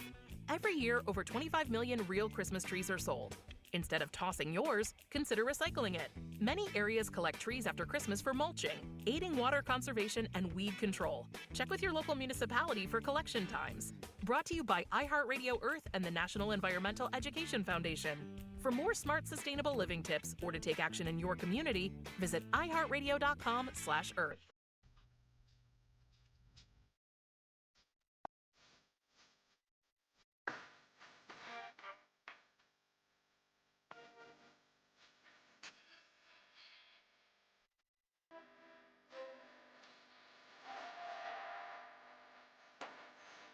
You're back in overtime. He's Trey Falco. I'm Jeremy Green. It's throwback sports talk for throwback sports people. Trey, as always, killing it with musical choices. Thank you. Just crushing it. Did you ever work in music before you got into sports? I was in a band out of high school. Did you work in music radio, though? No. No, I just like interesting. music. It's shocking that I have and you haven't, because you're way more qualified to do it than I am. Thank you. Because for me, it's just play Creed again. More. More Speaking Creed. of which, do you have a breaking news sounder? Oh, yeah. Hold on. Rock the Country in lovely Anderson, South Carolina. Your headliner. It's that band. It's that band that everyone loves. Me more than anyone. You won't get Ludacris because he was on the banner and then quickly said, "No, I'm out." But you will get Creed. You're going to be down here for that. Oh, I will 100%. I'll be down there for both days. I'll be down there for both days, and I will be present and accounted for. Just like we hope you will continue to be right here in Overtime, brought to you by Ingles Markets. Fuel Friday, this Friday, January the 23rd. 4 fuel points for every dollar spent. Real savings from those that continuously give you savings every day. Find them online at ingles-markets.com. Ingles Markets, low prices, love the savings. Get involved on the call-in line, 864-240-5480, or hit us with a text, 864-777-9593. Trey, we haven't hit but 2 of my hottest takes of the week. So we'll go back and hit number 1. Sean McDermott had to be fired, but I'm not sure it fixes the playoff problem in Buffalo. Mm-hmm. Roger said this earlier that talking heads around the industry were shocked that Sean McDermott got fired. All you had to do was watch our live stream of that game, of the Saturday night game. I told you Sean McDermott was going to get fired this morning because he had to. This was your best shot. What you just proved to me is that it doesn't matter how many advantages you have. You're never going to do it. I don't know that this fixes your problem because I don't know that you're able to fix Josh Allen. Right. Because I'm starting to think Josh Allen falls into that Dan Marino, Dan Fouts, Phillip Rivers. You're a special player. It's just a special group of guys that you have to make this work. Which is why the 1B of that take is you have to hire Brian Daboll. The next head coach of the Buffalo Bills should be Brian Daboll. The one time that I have seen Josh Allen have the number 1 receiver and just that quarterback can beat anybody he plays was the last year with Daboll. It was in 2020, the COVID season when he got Stephon Diggs. Completed almost 70% of his passes. Interceptions went down. Everything was copacetic. And if Daboll can bring a high-level defensive coordinator with him. Now, who that's going to be, I don't know. I will tell you it won't be Wink Martindale. They almost killed each other in New York. I don't think we're going to try to do that again. But I want to see somebody a little more aggressive on the defense. The cornerbacks have never really been good to me. I've always thought Buffalo's defense was a little bit overrated, specifically with McDermott, because it's just very passive defense. I win with 4 or I don't win at all. Yep. I want to see somebody more, and I'm not this person, but in this vein, Rex Ryan-esque, where I can exotically get after quarterbacks, kind of make up for some of those back half deficiencies. The more I've thought about it, I really don't understand how Brandon Beane got a promotion out of this. That guy that can't draft receivers or corners, how did you get promoted? Sean McDermott got fired, you got a raise. How exactly did that happen? Yeah, work that one out. But Sean McDermott proved to anybody and everybody that will listen, he's not the guy. I never thought he was the guy. That's always bothered me. I've never been one of those that thought he was one of the 10 best coaches in the league. I think he just so happens to be a coach that fell into a job where he has a really good quarterback. I've never thought they were great defensively. I'm not stunned that they lost to Denver. I thought they would beat Denver. I also didn't think they'd turn the ball over 5 times. And they still had a shot to win, even with 5 turnovers. The 5th turnover, I still maintain that doesn't make any sense. Our second hottest take of the night, we said this one earlier, Denver, Chicago, and Houston have to pay their quarterbacks, but they shouldn't. Number 3, I don't think much changes for Denver from Bo Nix to Jared Stidham. Stidham knows this offense. I don't think he is what will beat them. I don't think he's what's going to win the game for them either. But I didn't think about that about Bo Nix. Bo Nix is not the reason that the Denver Broncos are in the AFC Championship game. That defense and some timely play calling from Sean Payton is. Those 2 things are still there. We have a caller. Caller, who is this? Mr. Jeremy Green, this is Jonathan Welch. Glue guy. What is up, my friend? Remember that conversation we had before Christmas about referees?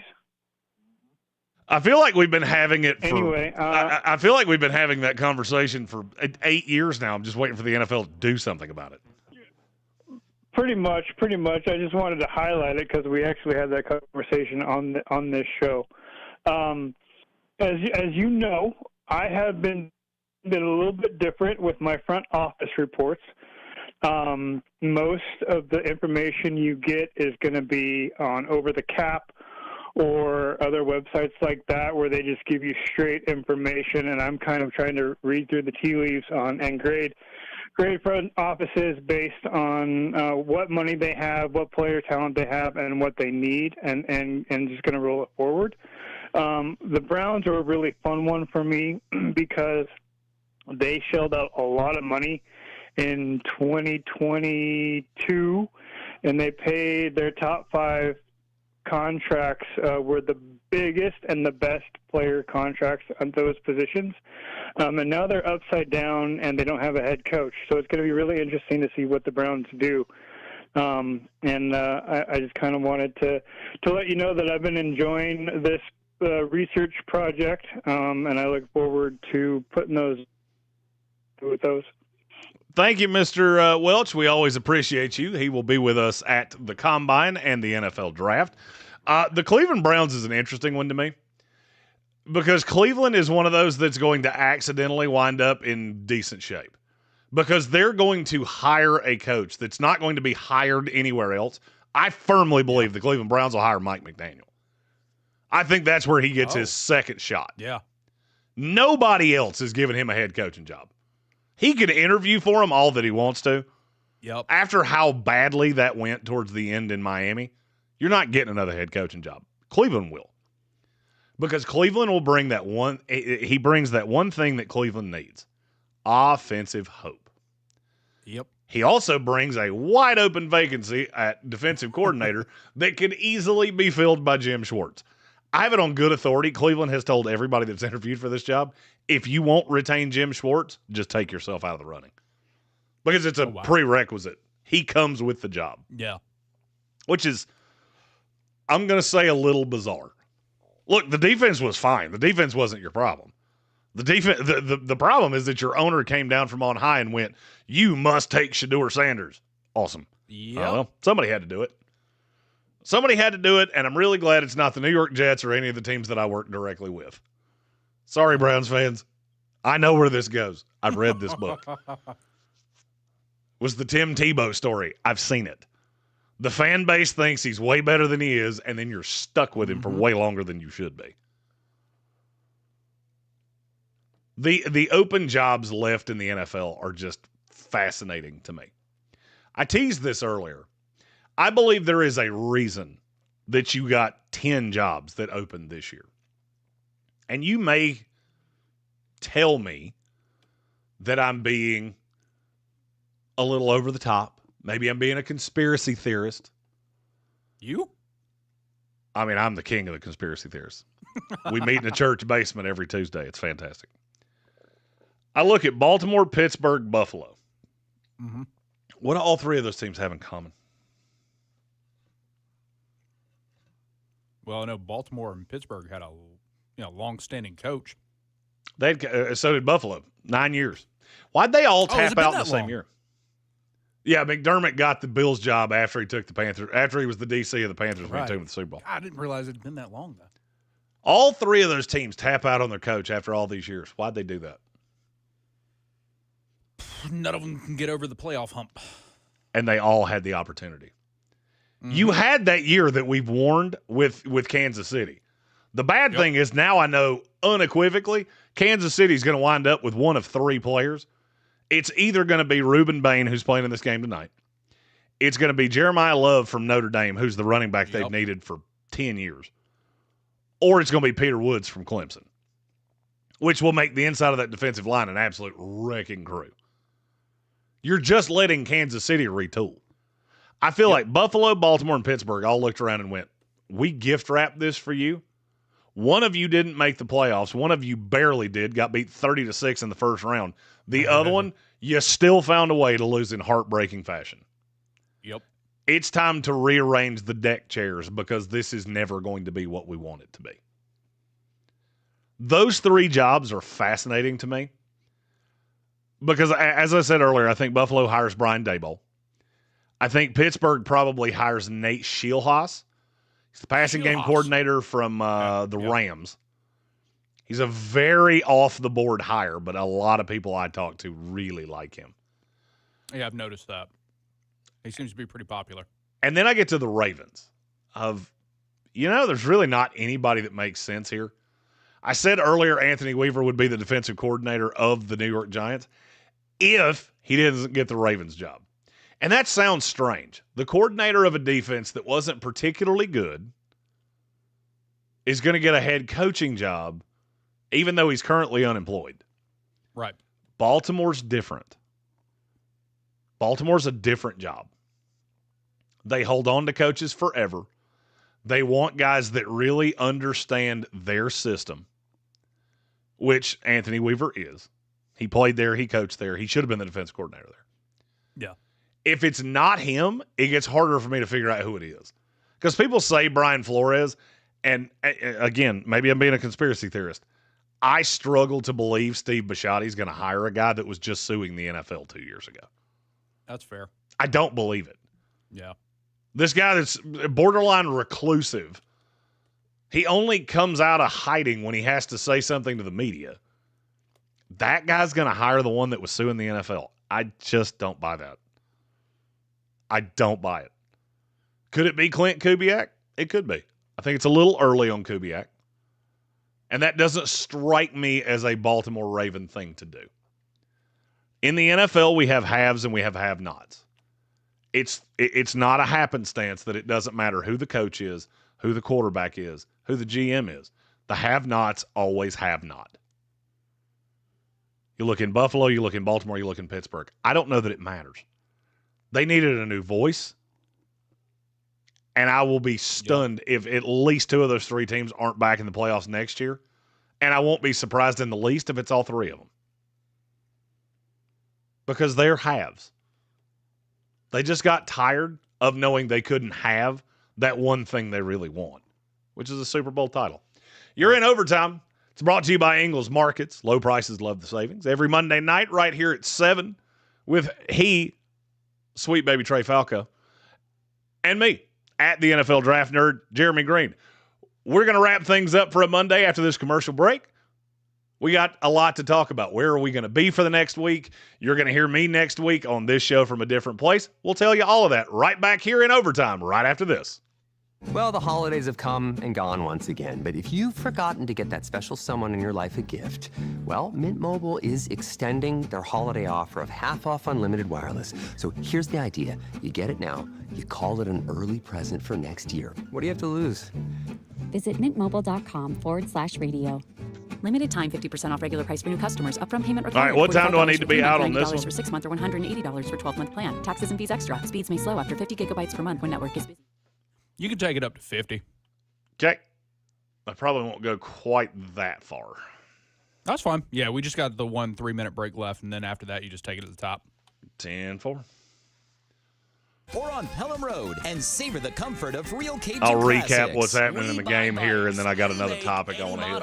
And we've got the okay selection in the upstate, perfect for your ride to Daytona. Visit Harley Davidson in Greenville at 30 Crum Drive in Greenville or online at upstateharley.com. Since 1934, IPTAY has been the backbone of Clemson athletics, uniting all Tigers in support of our student athletes, from scholarships that pave the way for success to state-of-the-art facilities that fuel competition. Your contribution helps build a brighter future for Clemson student athletes, both in competition and beyond. Whether you're in Clemson or miles away, you can be part of the Clemson family. Join the IPTAY team that's been thriving for over 90 years. Call 1-800-CLEMSON or visit ClemsonTigers.com/IPTAY to join now.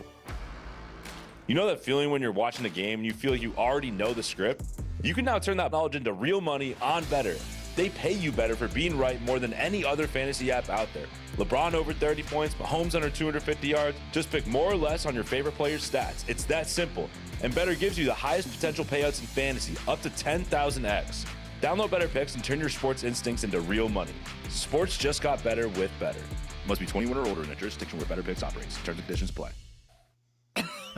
Oh, how's that flu, babe? Did you take DayQuil Intense Flu yet? Nah, I got this. Ugh, okay, I don't got this. You stay on the couch, and I'll grab the DayQuil.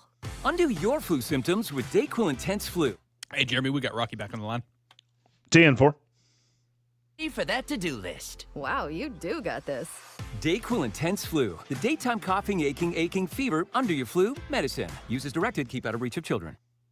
Do you have a question about your home? Y'all call Wally. Welcome to Y'all Call Wally with my co-host Waldrop Plumbing, Air, and Electric's Wally the Walrus. How were the holidays at your house this year, Dan?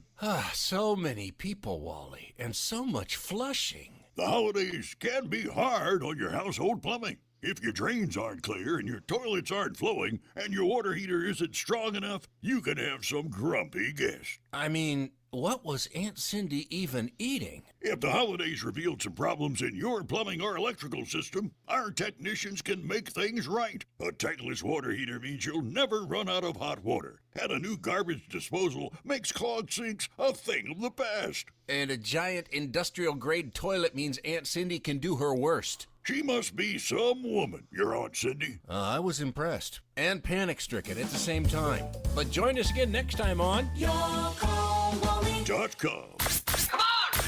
Can you believe that I get paid to do this? Neither can we.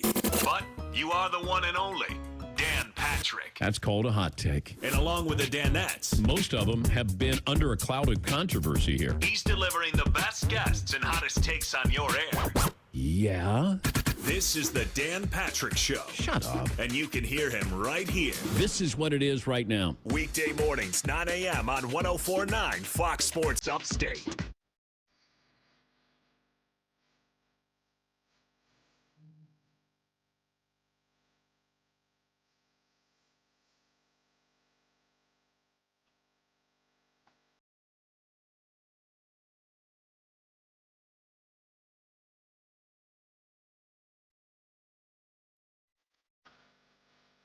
He's Trey Falco. I'm Jeremy Green.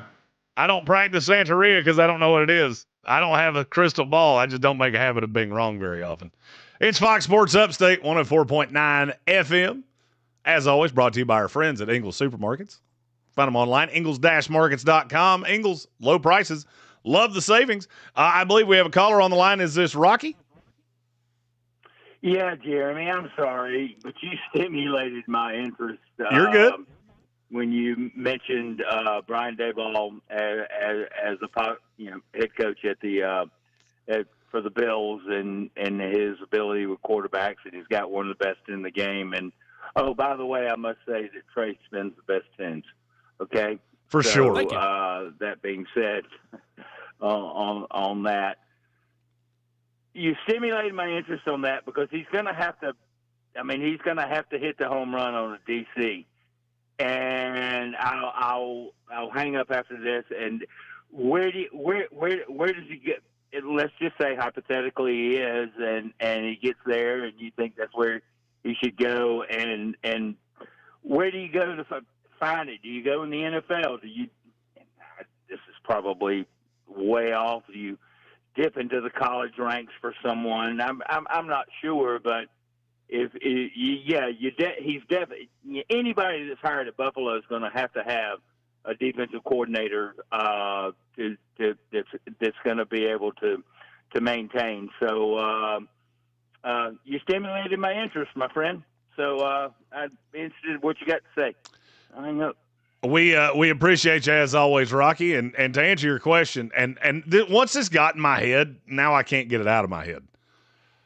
You ever heard that old phrase, the enemy of my enemy is my friend? Yes. If Brian Daboll gets the Bills job, as I think he will, he's interviewed for a handful of offensive coordinator jobs. I know for a fact the Pagula family loves him. What about Brian Flores? Brian Flores is not under contract for the Minnesota Vikings. I know unequivocally he's interviewed with the Washington Commanders. I've heard he interviewed with another team that doesn't have a head coach opening. So unless he interviewed to be the new president of Sweet Pullovers, he does have a really good sweater vest game. Well, yeah. Then he was probably interviewing to be the DC. Brian Flores hates the Miami Dolphins with the fire of 1,000 suns. If you're telling me I wind up with Ed Oliver, TJ Sanders, Joey Bosa, all of the pieces that he has there, I think that gives him the best chance to get a job. The thing about Brian Flores, to me, is he knows the AFC East. Daboll was in the AFC East when he was. Daboll was also on some of those New England staffs with him. I don't know that they ever directly crossed paths. I think they did, but I could be wrong. Daboll bounced between the Jets and Alabama and New England. Right. I know they know each other quite well.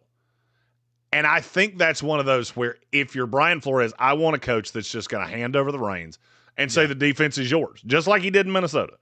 Kevin O'Connell didn't do anything with the defense. I hand it over to you, and here's where my brain's at. So his improvement in Minnesota, that was great. It's not been enough to get him a job. What if I'm the guy that brings the defense to Josh Allen that gets him over the hump and gets him a Super Bowl? There'll be teams lined up to hire me. I think it's the reason he slow rolled the process. He knows he's not coming back to Minnesota. I am not going to attach myself to the sinking ship that is J.J. McCarthy. However, I know that I'm very in demand, and a lot of teams are going to want me. And if I'm Daboll, that's what I want. I don't want to think about the defense. I want it to be somebody that I reasonably know, and I want it to be somebody that has as much skin in this game as I do. There are other guys out there. Jeff Ulbrich would have been high on my list. He's another guy I know personally. He's staying with Atlanta. By the way, M. Bradley, I think, was the one that asked me this earlier. One of the reasons that I really like the Stefanski hire is because Jeff Ulbrich stays with him. Yeah. There are a lot of guys out there that I think are really good defensive minds. The problem is there's not a lot of guys that I think are great offensive minds. And if they are, they're not ready to be a head coach yet. Nate Schilhaus, the reason I think he could get the Pittsburgh job is because that is a structure just foundationally around Pittsburgh that's so good that if you fall in love with a guy, just go get him. Yeah. I'll pair him with an OC. I'll pair him with a DC. We'll spend the money. We have the integrity in the building to make this work. I think Buffalo has that too. The thing is, I need somebody that can get through to Josh Allen. Yep. You don't have a ton of options here. And there is a rumor, by the way, that John Harbaugh is trying to get out of his deal with the Giants. That's not true. He's committed. He wanted the Buffalo job. It didn't come open timely enough, and the Giants got there and gave him everything he wanted. Buffalo also can't give him everything he wants. I believe it will be Brian Daboll, and I believe pretty firmly that Brian Flores will be his defensive coordinator. And you may say, oh, that sounds crazy. I would just point out that I'm batting 1,000 so far in this season, and I said all of this 3 weeks ago. You're in overtime. He's Trey Falco. I'm Jeremy Green. It's a last call. We need a last call song just for this segment where it is last call for calls. If you want to get involved in the show, we want you to get involved in the show. You can hit us up on the text line. That number is 864-777-9593, or you can hit the call-in line 864-240-5480. We'll be back right here on Fox Sports Upstate after this commercial break. Taxes was waiting on the refund you needed yesterday. All right, your car repair is going to run about $3,000.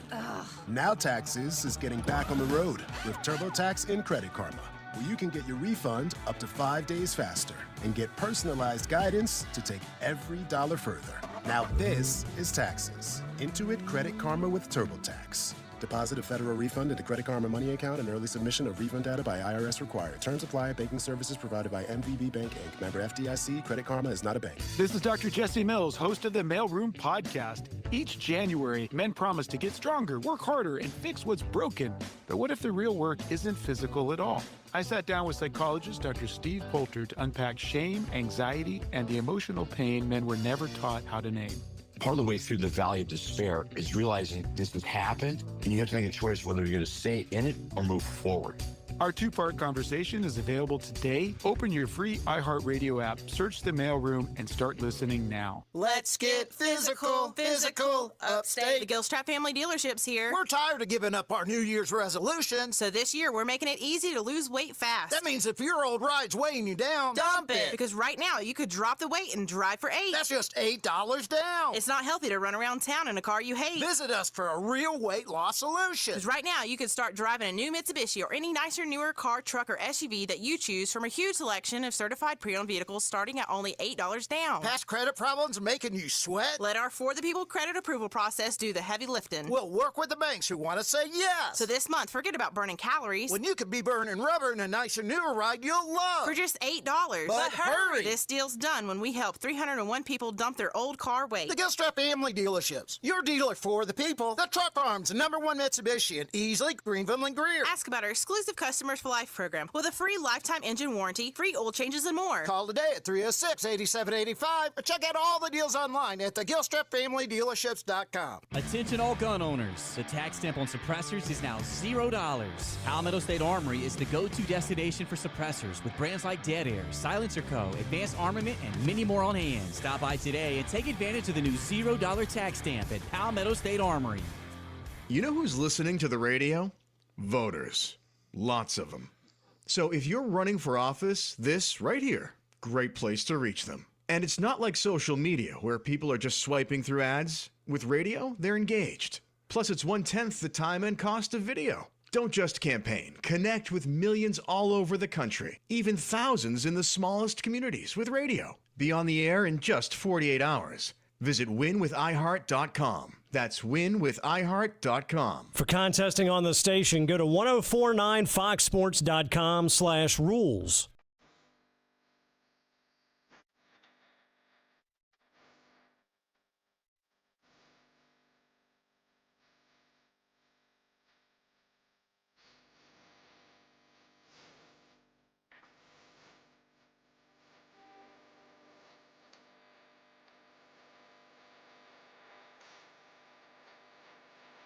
You're back in overtime.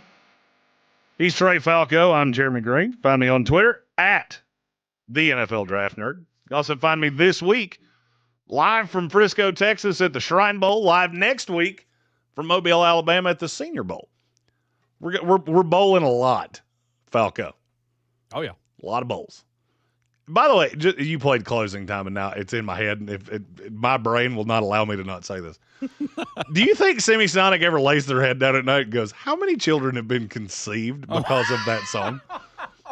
Like, they have got to be up for at least 1% of the population. Right. Because I think that's played at closing time of every bar I've ever been in my life. You know there have been a lot of people that are going, well, they got to go home. Yep. We can't stay here. Next thing you know, they're friends for life. Also friends for life, Fernando Mendoza in the end zone. Because we have Indiana in the end zone. Woo. Charlie Becker, who will be. Who do you think you are? I am. There it is. I love that one. Oh no. Charlie did a no-no. He stepped out of bounds. So that'll be Indiana ball first and goal on the 5-yard line. It is currently 3-0 Indiana. The scoreboard will tell you it's 9-0. It's not. It's getting ready to be 3-0 again. It's been a defensive battle so far. Miami is just knocking the head off of Fernando Mendoza. Yeah, they are. He's already been bloodied once. We were talking about targeting earlier. I'm not real sure how that wasn't targeting on the defender that just went, oh, what? He did. I didn't know he didn't have the ball. Yep. Yeah, you did. Yeah, you did. I know what you did. You got by with it too, but I know what you did. We'll soon be 3-0 Indiana, driving into the red zone in our college football national championship game. If you're listening on radio in lovely Greenville, South Carolina, you can flip over to YouTube after this show is over. So in 7 minutes when this show is over, we'll be staying on YouTube to watch the game together. It'll be my radio partner in Asheville, Tank Spencer, and myself. We do this for a lot of the big games. We'll do it next Sunday from Dallas for the AFC and NFC championship game. Be a good time. Everybody just, grab a cocktail. We'll just sit down like we're old friends watching this at somebody's house. But we don't have to risk germs, which I'm a big fan of. That's right, yes. That's why Trey is in Greenville and I'm in Asheville. That's right. Trey has a lot of germs right now. Got a little cold.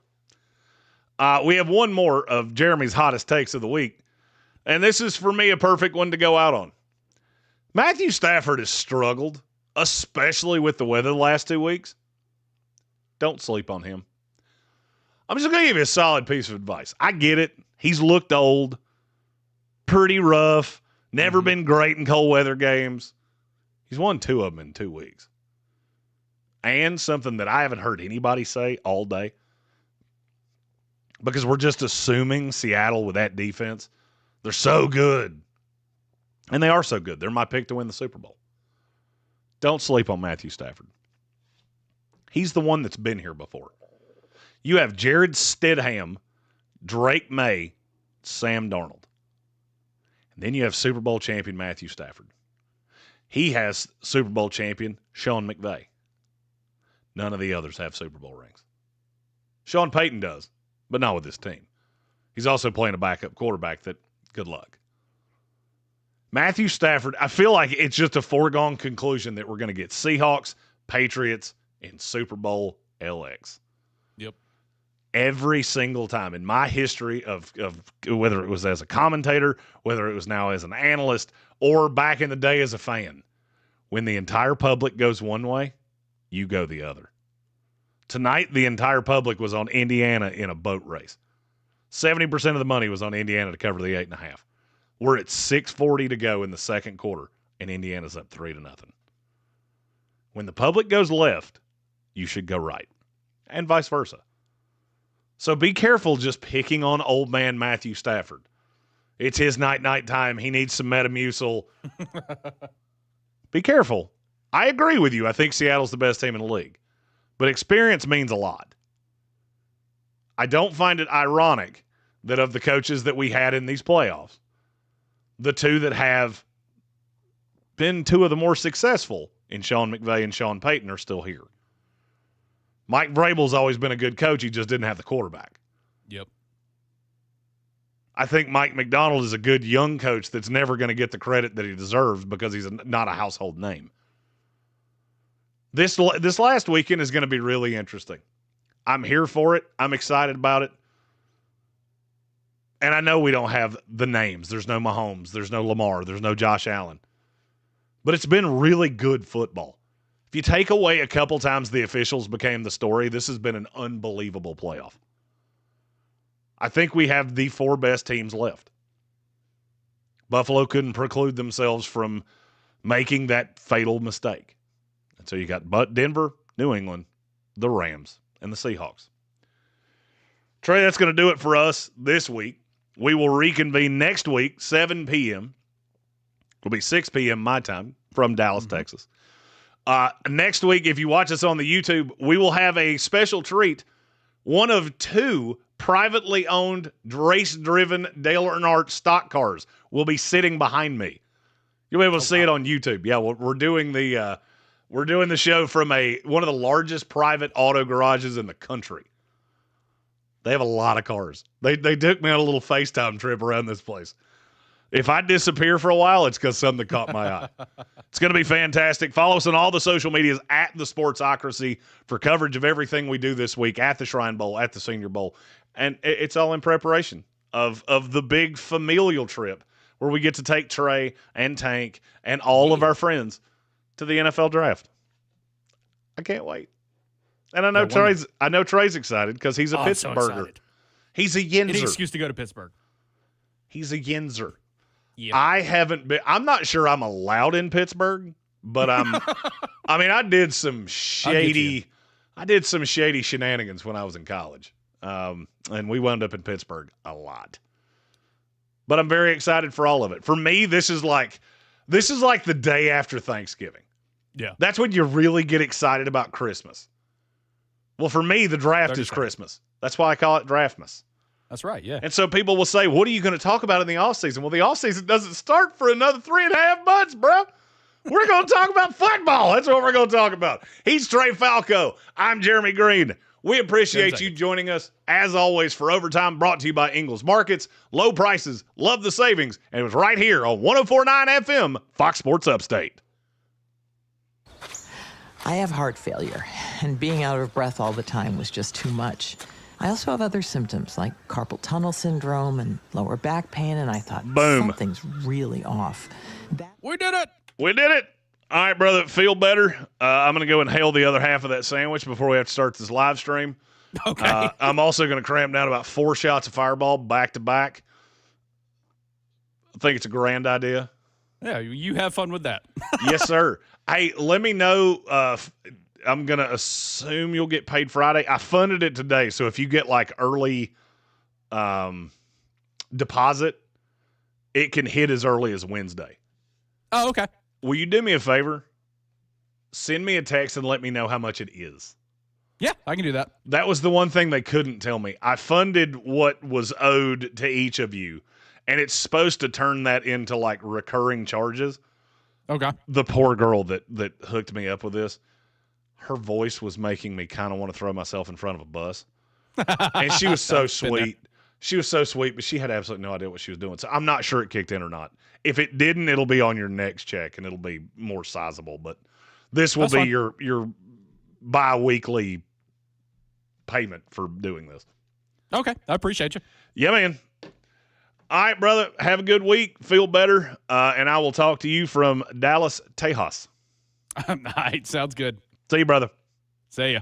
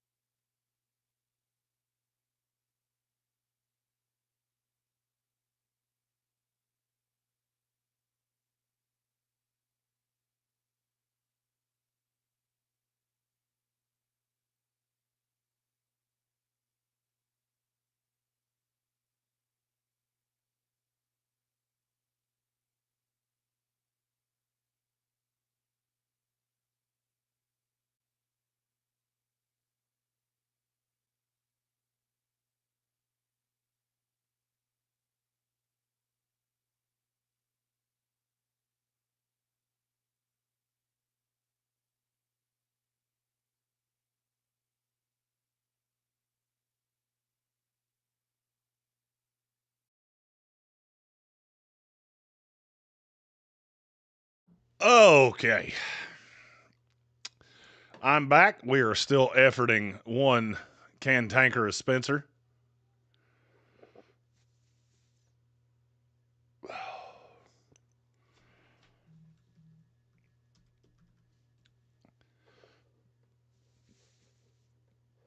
I am still trying to connect with Tank, but hopefully he will be here momentarily.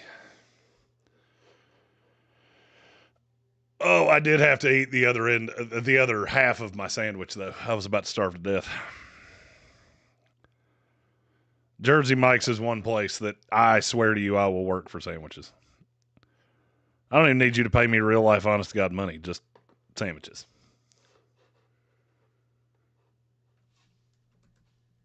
And they have a new hot honey Italian. Holy good googly moo. It's quite tasty. Miami down 10-0. It's 4th and 2. 50 seconds on the clock.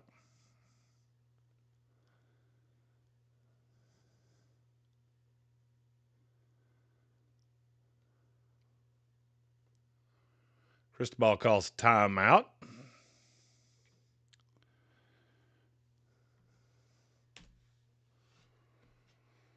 This game has been closer than 10-0. I will tell you that much definitively.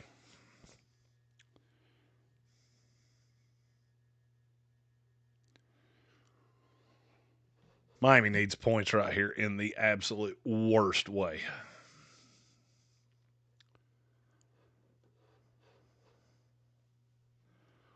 Oh, I believe the children are our future. There he is. Swallowed up. Tank has reconvened here in the Mullet How's Dome. you? That's good. Everybody doing all right? That's good. Had a nice Show was little, good. I was listening. It was good. I always enjoy seeing the little birdie fly on his own. Dude, that show is it's such chaos. Like I structure a whole show, and then it just flies out the window. Shit. I mean, it goes to shit. I mean, I barely even get to what I prepped. It does make me appreciate you more, though. So Trey does a fine job. Oh, Trey's great. Trey's fantastic. Trey came all the way. So Trey lives in Anderson. He came all the way to the studios tonight to do that show. John and Rich were both off today. Mm-hmm. Despite the fact that he was dead. Yes, in spite of the fact he was sick. He sounded like Mr. Sniffles from what I could understand. I only caught the last 20 minutes or so, but it's good show. He texted me nice earlier. To hear Glue Guy calling in. Oh yeah, we do need to start taking texts like that though.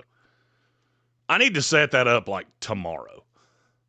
It's too damn easy. I didn't know you could do it that way. And now that I do know, that's a thing I know. All right. Where are you at in your feed? 3 seconds. Okay. So again, you're gonna have to carry the water reactions, carry the reactions there, and I'll throw in my late analysis. I'll By the follow. way, salute. Yes, I have one of those myself. The gigantic fireball.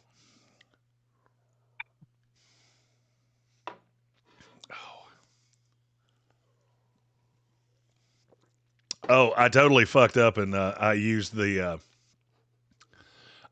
stream for this for the overtime show. So I have the overtime scripted for not next week because that's from Dallas.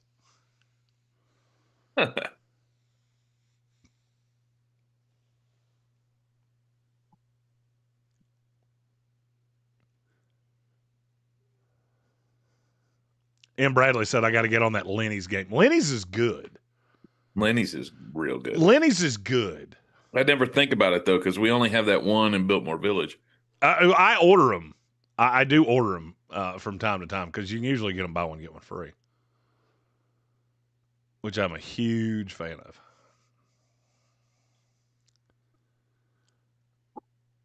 Fernando Mendoza to the end zone, and he threw it out of bounds. So Megan wants to know what's in my shot glass. That would be bourbon whiskey. The only way. Oh, and there's whiskey in mine too. Cinnamon whiskey. But do you have a Tar Babies pancakes shot glass? I do not. I do not. I have my colossal shot glass that I'm a big fan of. We have a super chat, and feel free to just get those super chats in. We really and M. Bradley, that's his second one of the night. He's out here just doing the Lord's work. Let's see. I need to do this where it's not going to blow anybody's eardrums out. So I'm going to go as low here as I can. Like this is negative freaking 40. It's negative 40, for the love of God. There we go. Did that blow out anybody's eardrums? If it didn't, then I know it worked. He said, it's from M. Bradley. He said, Tank, get a new interior designer. That is all. Obviously, I do not have an interior designer. And my wife's not into that shit for some reason. Like we don't decorate the walls and stuff. So I just kind of put shit on the wall where I want to, and she never says shit about it. My wife, on the other hand, has built no less than 4 IKEA bookshelves in the calendar year of 2026. Stubby Nubby said minus 40 might have been an overcorrection. All right, let's try this then. Let's go to negative 25. They said they couldn't hear the gong at all. Ah, shit. And I just closed it because I'm a big dumb idiot.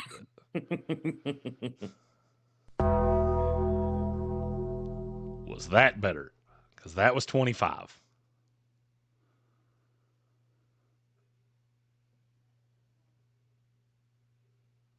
That was perfect. So 25 is the right answer. That is good to know moving forward. Now, what I want to find out is what do I need to set it to for that breaking news thing to be okay? Because I believe I have to set that on negative 2 million. Because I dropped the master mix on that to 7 earlier, and people were like, my ears, holy shit, I can't hear anymore. I'm dead, I'm dying. Is there anybody else that feels like Kurt Signetti should play Ebenezer Scrooge in a Christmas Carol version? Just Kurt Signetti's children have never been told that they are loved or that they have done anything right in their entire life. I'll bet his daughter is fun at parties. That's all I'm going to say. I've known a few girls in my life whose dads were like that. They tend to be preachers' daughters. And just so you know, they know what the business is.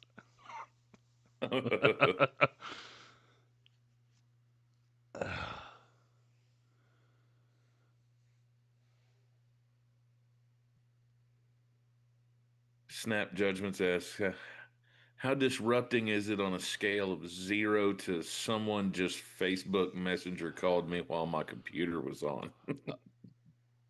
Okay. When pretty disruptive. When Facebook calling first became a thing, I used to have a bit about, you want to know the number one reason that you don't watch porn from your cell phone? Because you never know when somebody's going to Facebook call you at the absolute worst time. Then all of a sudden you're just sitting there like you look like a fucking deer in headlights. What do I do now? That's koozie. I can't move. You've seen too much. I have to kill you now.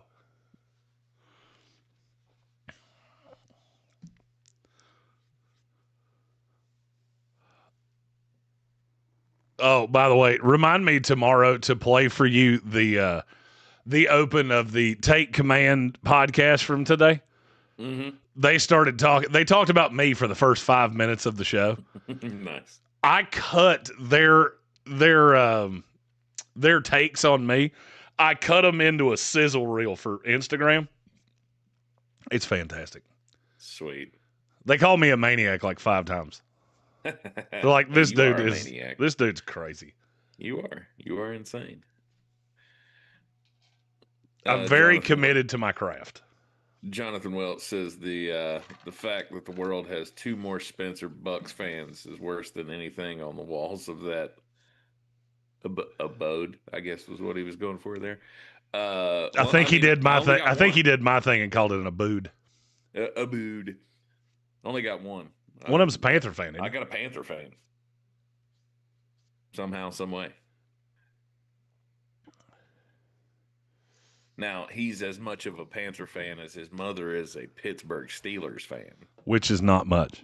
Which you're right. Which is probably could not tell you a single person on the team. Megan said she needs that sizzle reel ASAP. I'm telling you, you know, this whole she's get shit done. I love it because I'm fucking allergic to social media. I mean, I really feel like I think you could take everything Megan says to us and you could put the word bitch at the end of it and it would fit. What? Like everything she says to me, like, I need that sizzle reel now, bitch. Just every single thing she said. And I've been thinking this for 2 or 3 days now. Like, but why? She's so lovely. Like, 100% she is. That 100% she is. She's fantastic. I'm waiting for the day she calls me little boy. Because I feel like that's coming too. Hey, if she survives, she does have that like Southern mom kind of thing in her, and she's gonna be like, "Listen, you just settle the fuck down." Yes, dude, she's from a Creole family. Trust me, there's a side there. 100%. I know it definitively.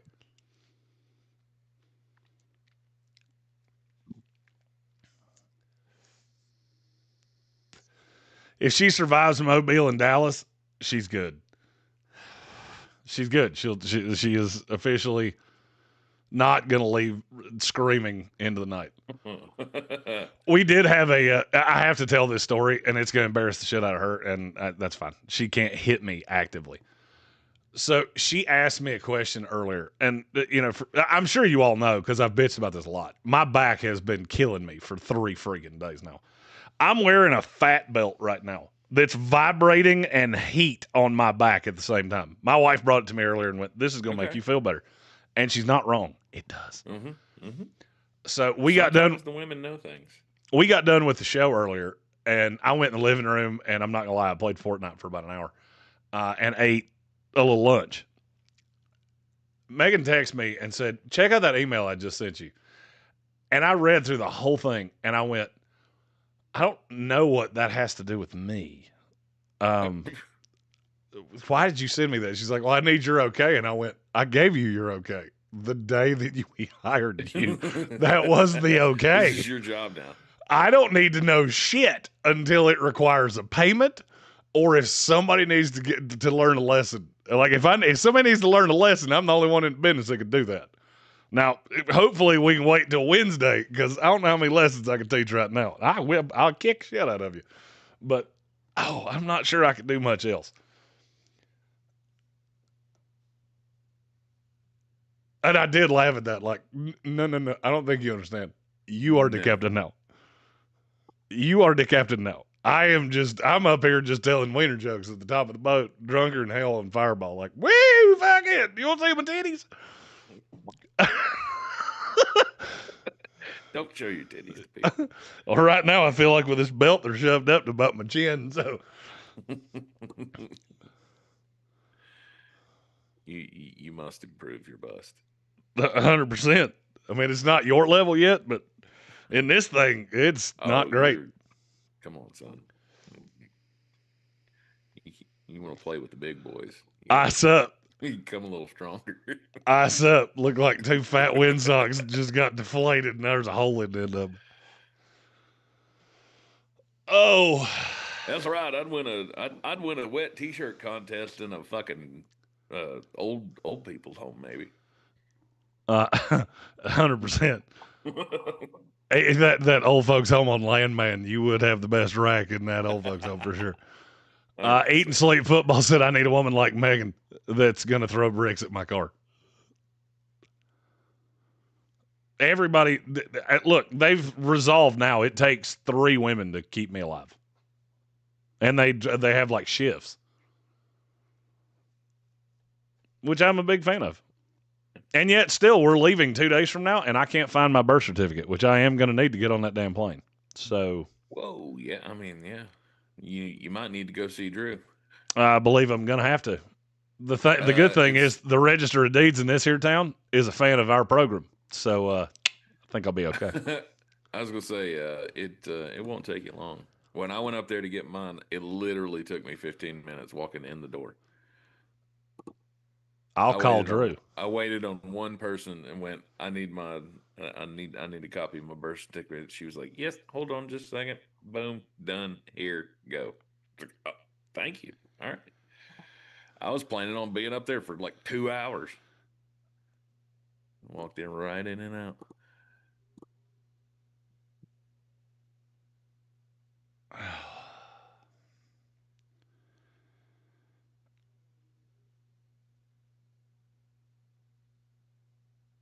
So you had to pay that new fee for?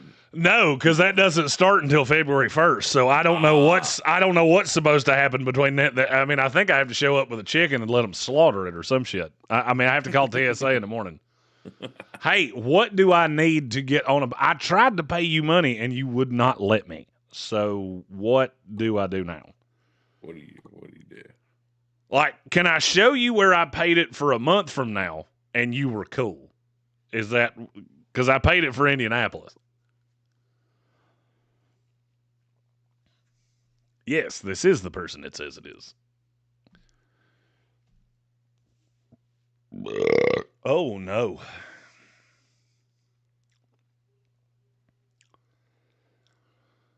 Whew. So 3 for 3, huh? 3 for 3, baby. Old Jeff Halfley going to Miami. That one's not even fair. I dig that. I dig that move. Who's he bringing with him to coach the offense, though? Oh, that's a good question. You want the answer in live time? Let's pull out the old cellular device, shall we? Because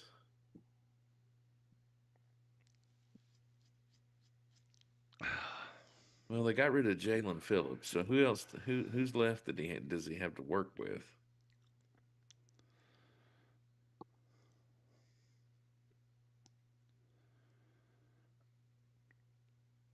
Chop Robinson. They still got Chubb. He's a free agent, though, isn't he? Oh, I don't know the answer to that. Contract. Well, let's check out the old Google box.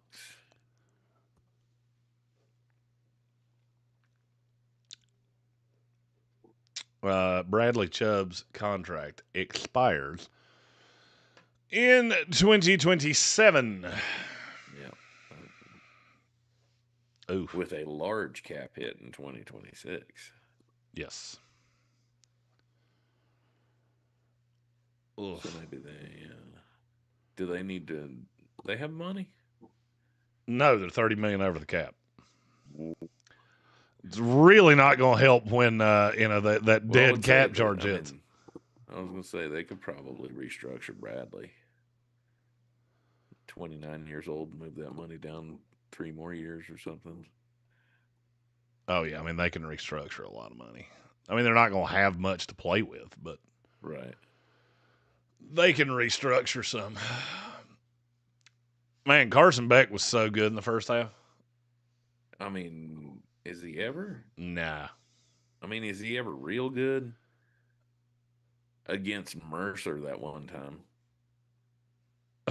Yeah, he went 4. He went 4 bills against Valdosta State.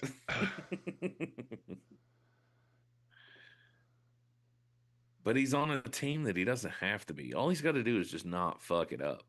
I mean, the defense is playing well.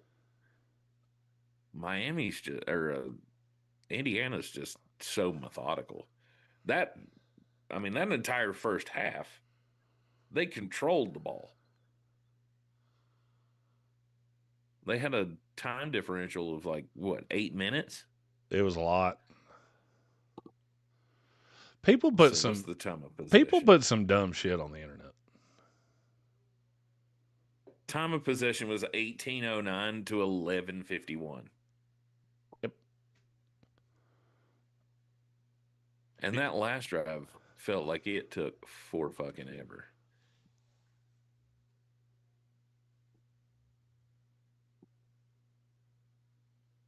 Oh shit, I said the wrong thing. What did you say? Now Megan's stressing out that I don't have my birth certificate.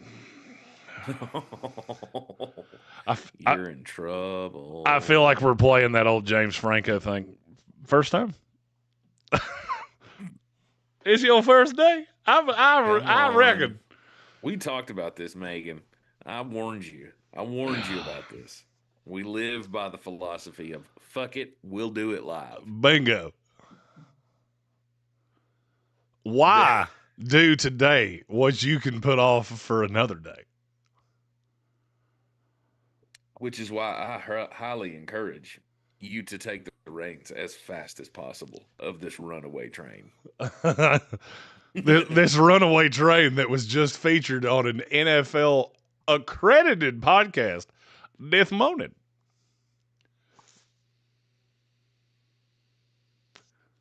Cheers. Oh, yeah, I can finish off the rest of what I got. Mm-hmm.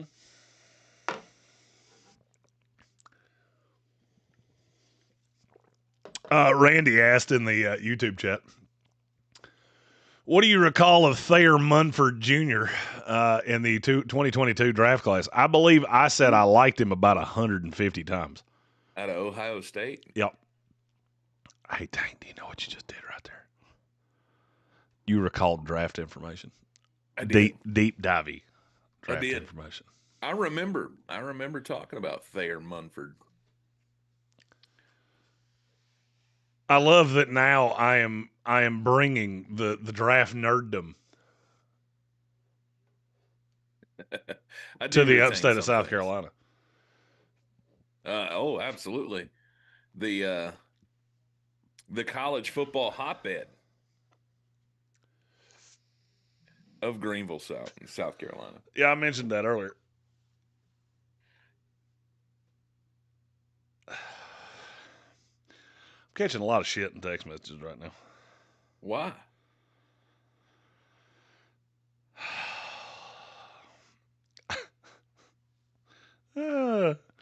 It's so funny. It's so funny. She thinks she can change me. I said the register at Deeds is an old friend. She texts back and said, that's good. We're calling him at 8 a.m. First of all, the office doesn't open until 9. Second of all, I'll call his fucking cell phone. Oh, yeah. This is good. This is good. See, other people think they're connected. I actually am.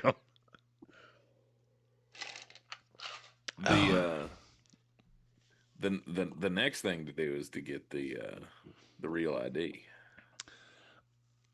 Yeah, we need. You can't schedule an appointment at any DMV in the state of North Carolina right now. Absolutely. That's dumb. Yeah, because nobody does. I don't know. Fucked up government like state of North Carolina. Nobody circles the drain like the state of North Carolina.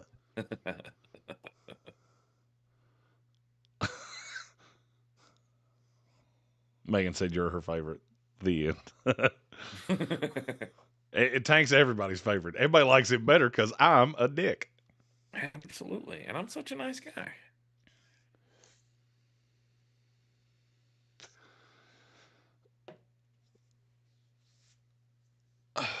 I just need to know what else I need. So I've got my ID. I have my birth certificate. Do I need like the blood of the innocent? I mean, what do I need to get on a fucking commercial flight now? You need proof of residency. So you need like your, light bill or something like that. A bank statement. I have You a get bank statement. with your address. So I'm gonna show up to the airport with a fucking manila folder, like, I brought all my shit with me. Absolutely. Please let me on the plane. Look, here, no, look. When you go, I still have mine in the old suitcase here. Do you not have your real ID either? No. And I did this, and you know what? It wasn't a fucking problem anywhere I went. Because most of all, they just want to know that you got it. They just want to know that you took the time to get the damn document. So here, when you go to Drew's office, he's going to give you, or the woman at the front is going to give you your birth certificate in this nice little envelope. Uh-huh. Now, in the envelope, you put your social security card. Hey, that's going to be fun. I got to find that. Your birth certificate. Why do they need my social? I don't know. It is your American ID. I know it's in this house. The question is fucking where. Well, that's gonna be fun. Well, it's not a big house, so there's really only 3 places it can be. Right. Oh, it might be in my ID. wallet. I have that. And then you just hand it to them. And hell, we went through 5 different airports. I didn't have any trouble at any of them. The only one that ever stopped me was when we got to New York City. And they gave me this little thing that was like, here, take this and go stand over there. And this gentleman will come over and he'll take you. It's like, okay. So I stood over here while everybody that I was with got in line at the little conveyor belt or whatever. I waited. They're waiting. I'm waiting over here. They're waiting over here. The guy comes and he gets me, and then he takes me to the front of the line to scan my shit in front of them. I was like, this is almost more efficient doing it this way than it is to do it the opposite way. Oh, look, I got this ID that has a star on it that says I am not a terrorist. Right. Fuck. Oh, you should have seen the TSA guy with with Mark's Marconi Award, because it looks like a giant phallus and it's crystal. Tank's flying with Mark's flying with a big glass dildo. Oh yeah, the guy pulls it out and he goes, "What are you doing with this?"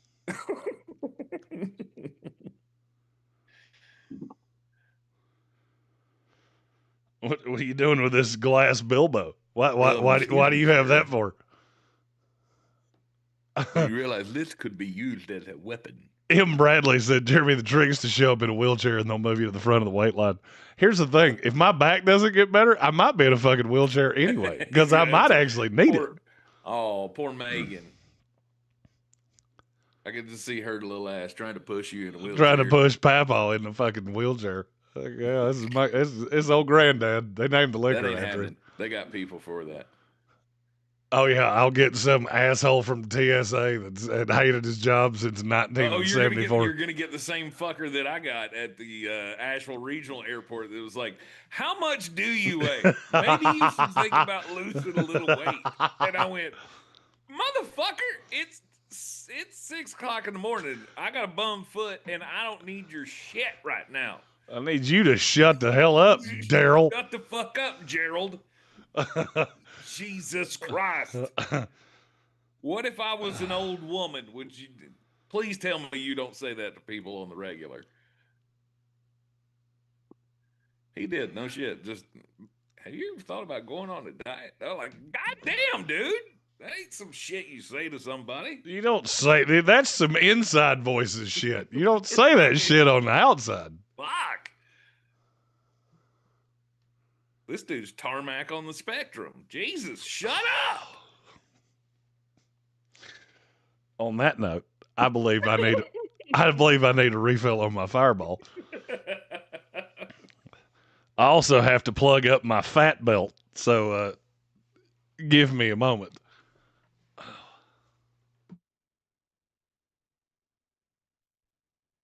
Now I don't understand Poe Browns fan says TSA stopped me for having too many Arby's sauce packets. No, but they did take away my damn energy drink, and I really don't understand that.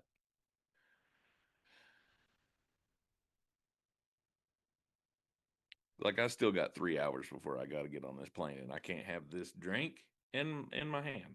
Okay, all right. Well, fuck me. Okay. But I can go past this gate and buy one of those. Just saying.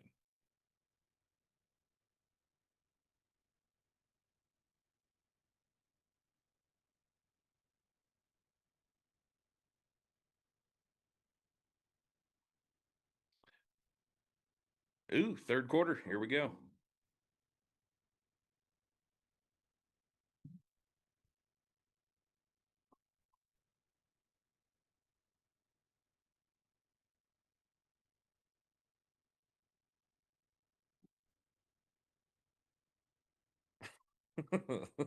Megan, we wouldn't expect you to push the wheelchair.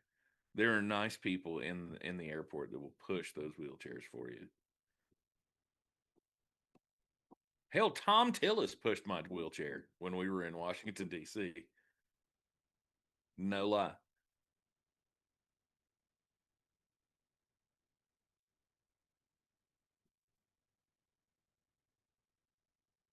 And he too was like, "You fat fuck, would you please just go on a diet?"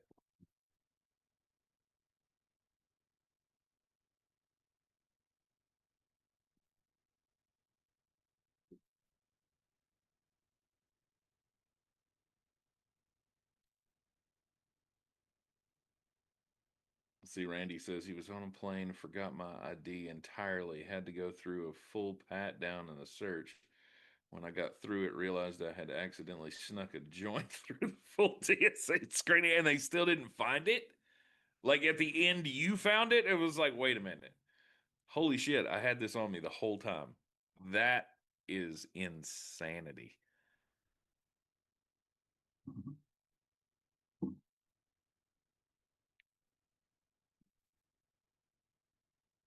You got to be sure to ditch your. I mean, that's amateur hour. You gotta ditch those before you get to security.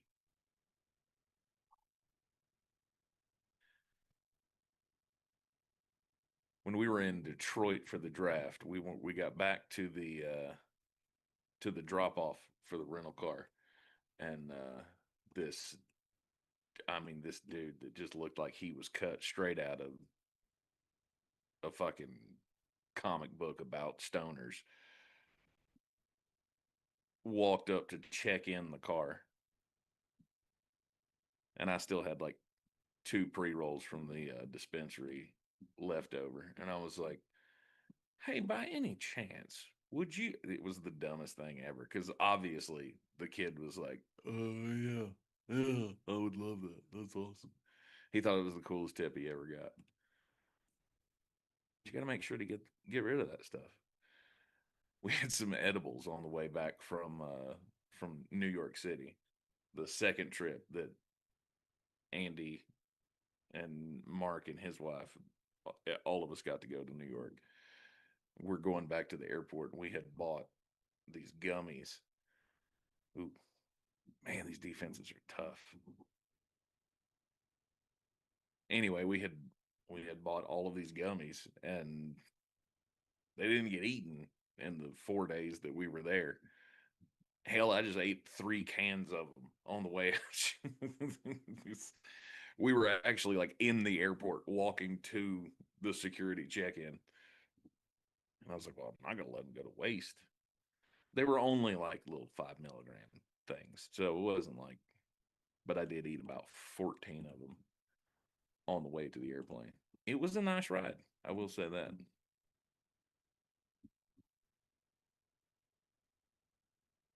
Oh, my Miami's just getting after Mendoza. Yes, they've hit him. My God.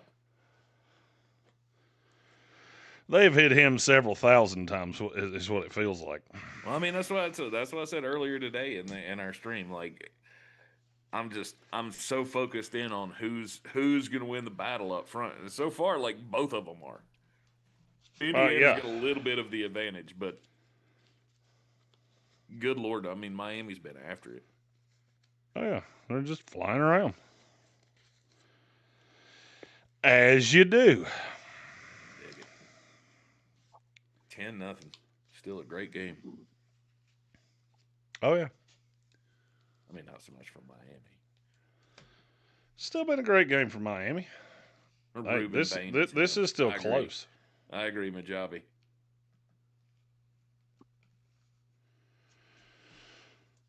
Ruben Bain's a dude. And where you got him going? New Orleans at 8. New Orleans at 8. Well, fuck. I mean, ain't getting to you. Well, no, but if he goes to the Saints, we have to play him forever, and that I can already sense how that's going to go. That is factually accurate. I can already sense how that's going to go. I mean, it's like the same thing with Luke Kuechly.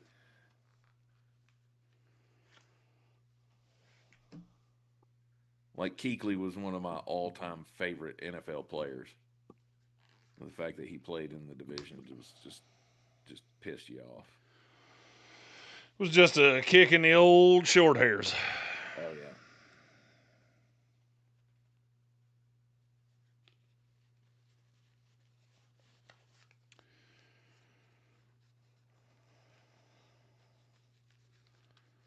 Well, I may not know where my Social Security card is, but by God, there's more cash in my wallet than you can shake a fucking stick at. Every time, literally, there were 4 pockets in there. I opened 3 of the 4 had fucking cash in. I'm glad that we had this discussion.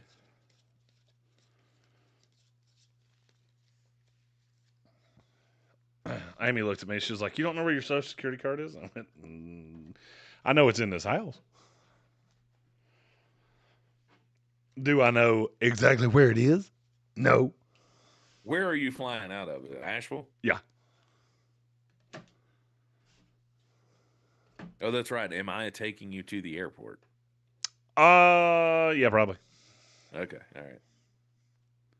We'll clear up the details. More than happy to do it.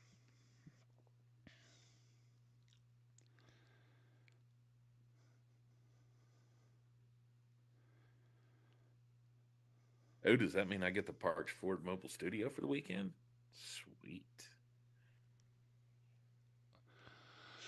Yeah. I mean, if you want it. I do love that thing.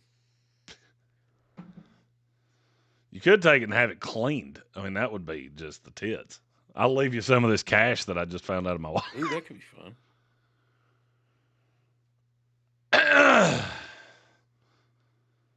God, I got to take the damn thing down to South Carolina to one of them truck stops down to the travel lodge to get it fucking washed.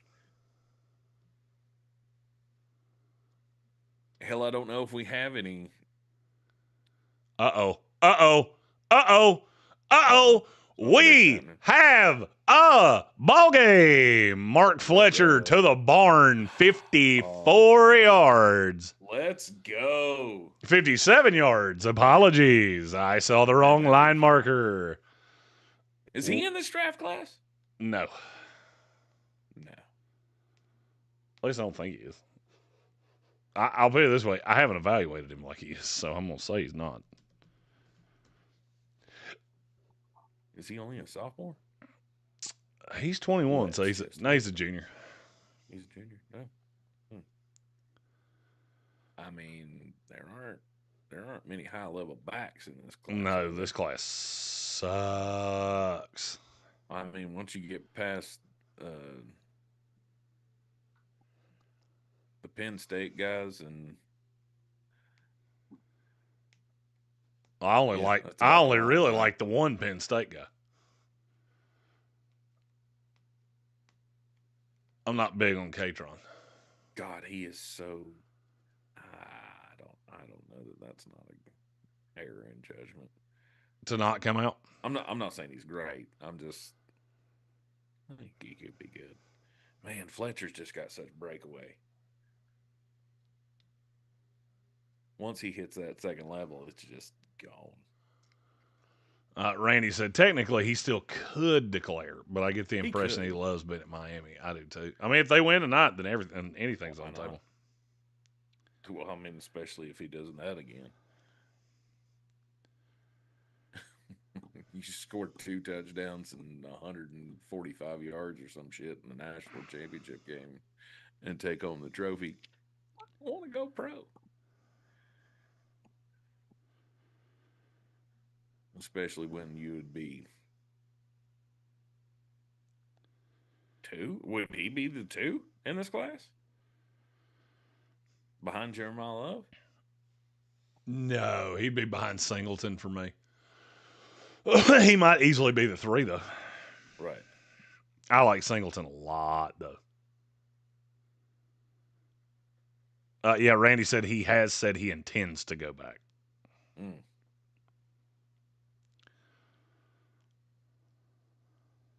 Let's do that again. That was a great play. Oh. Well, I was wondering who was going to come up with the splash play. Oh. And it's Mark Fletcher. Randy asked me, Singleton's season didn't hurt his stock for you. Katron carried that team. Singleton was trash all year. That whole fucking team was trash all year. That team was hot zebra cum from jump to finale.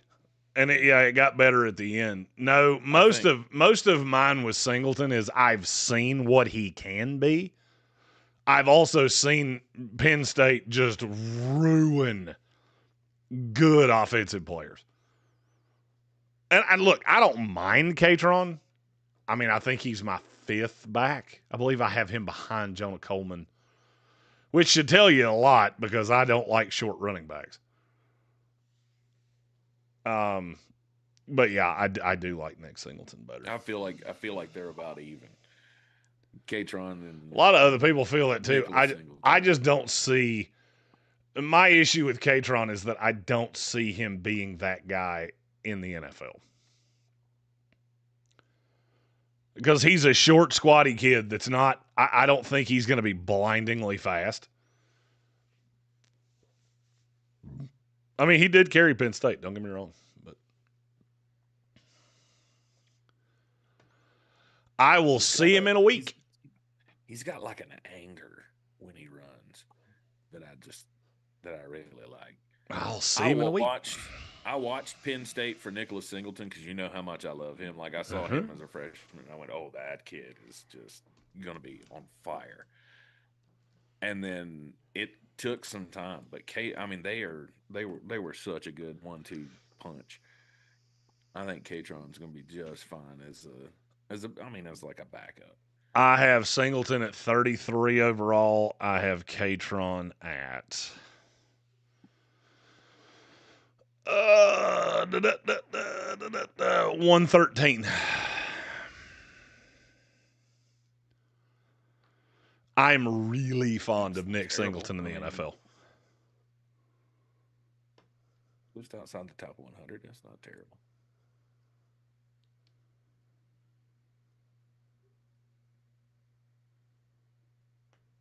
See, that's the Jeremy draft shit rubbing off on me.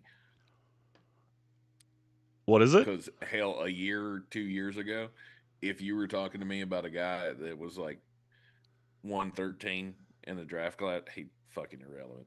Don't care. Oh, I'll bet you I can give you a player lower than that you know who they are. Oh, I'm sure. But I'm saying that's the change. Going from the draft's not that important to it's pretty fucking important. That's pretty fucking important. Yeah, my ranked draft board right now, I have 341 guys on it. and it'll have more. Hell, I've been getting reports from the American Bowl. Did you even know that was a thing? The American Bowl? The American Bowl. No. Is that like the blue-white game? No, it's like blue-gray game. It's like the Hula Bowl on steroids. Put it this way: the two coaches were Brian Billick and Mike Smith.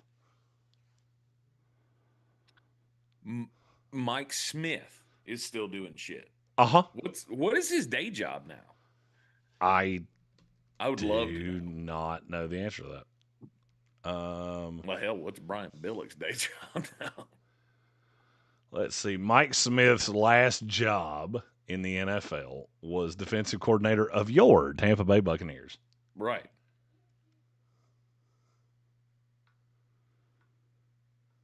God, he's only 66 years old. He won NFL Coach of the Year 3 times. From the Sporting News. He won it from the AP once. Oh, Elijah Surratt. That was a whole mess of bad, buddy. That was a whole mess of bad. Okay. Elijah on the all-Bible team. That might be a catch. All right, so control.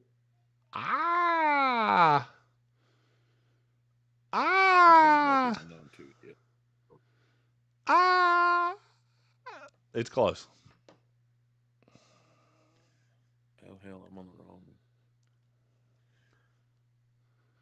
Tank's on the wrong game. He's watching the Montreal Alouettes. No, I was on the wrong stream. All right, let's see. What are we talking about?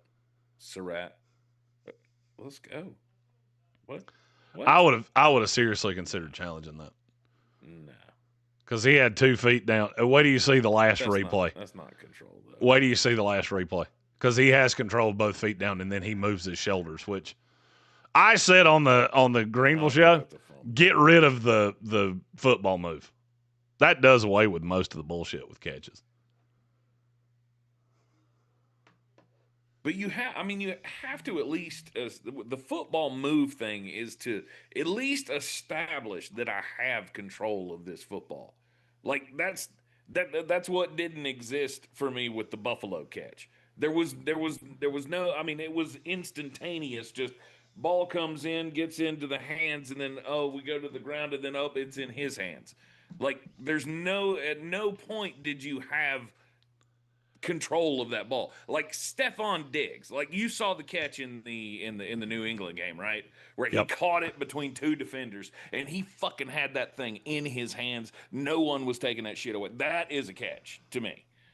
Like if you don't have control of the ball at any point, you can't. I don't care if your knee's on the ground. Somebody, I saw somebody else with a blue check mark forwarded or commented or reposted one of these things. It was like, please stop using screenshots to prove possession. That was Steve Palazzo. Because it doesn't work. That was Steve Palazzo from PFF. I saw it. I didn't see who it was, but he was the OP. That's absolutely correct. Like you can't do that. You can't just freeze frame something and go, "Oh, he's got control." Depends on what you're trying to freeze frame. If you're trying to freeze frame that he's on the fucking ground, you can 100% use it. Yeah, sure, I know Steve. I know Steve quite well. That made its way around the interwebs today. Steve's one of the only analysts in the world that's taller than I am. I love him to death. He worked with Sycamore at PFF. Sure, but just because your hands are on it and there's a piece of your body on the ground, that doesn't necessarily mean you have control of that football. Well, control's one thing. Down is another. Right. That was my issue with Brandon Cooks. That was my issue with the Brandon Cooks catch. Nobody debated that he had possession of the fucking ball. I mean, unless you're a fucking lunatic. I mean, now I'm sure somewhere there's a fucking lunatic that's going, he didn't have possession of that ball. Okay, then why did it not end up 10 feet in the air? Because if he didn't have possession of it, it wouldn't have mattered. Because that bitch would have been up in the air from who intercepted that ball? McMillan. I think it was McMillan. Yeah. Oh. I'm just looking at the roster from the All-American Bowl. I'm gonna say a name, and I just want to see if you remember it. Okay. Ra Thomas. That sounds familiar. Uh-huh. It should. Specifically for you. Why for me?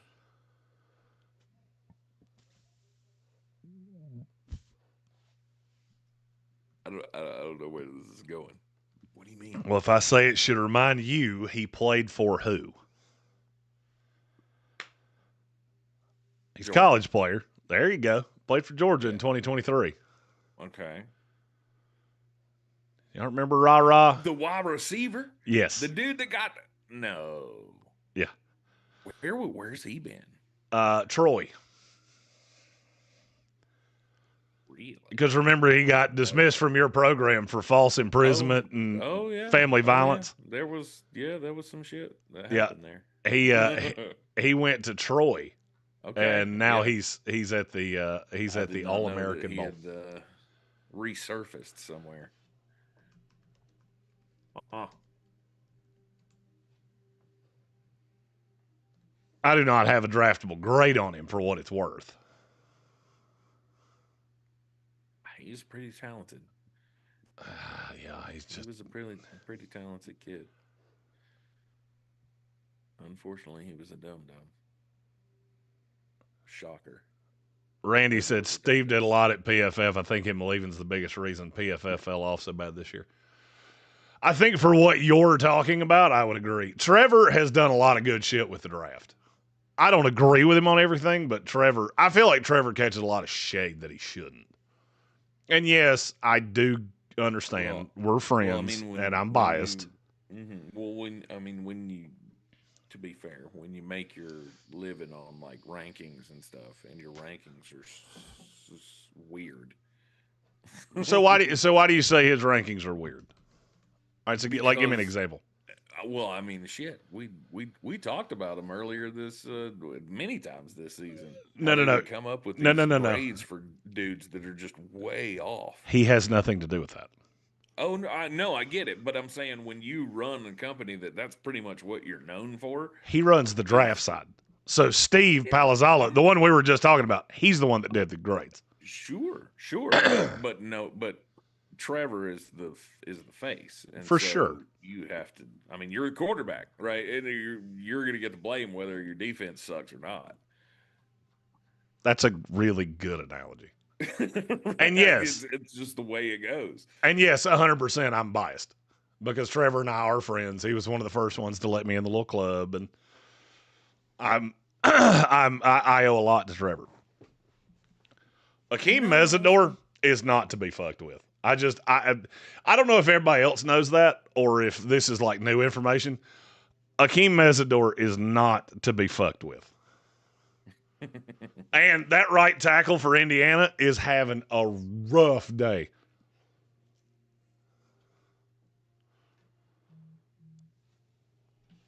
He is having a rough day.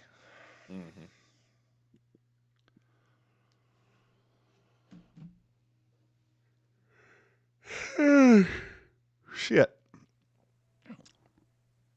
Oh, nobody pointed out to me that I've kept your mic audio low as shit because I.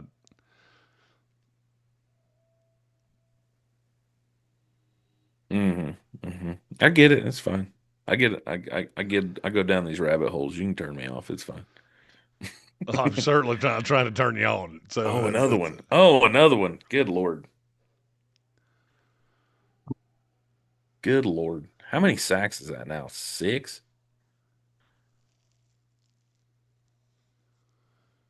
It's a lot. Let's see here. What's the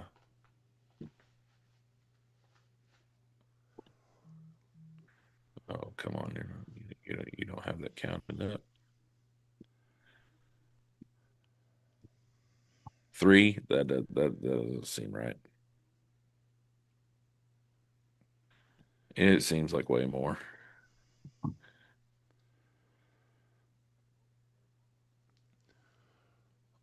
Elijah Surratt's not had a great night.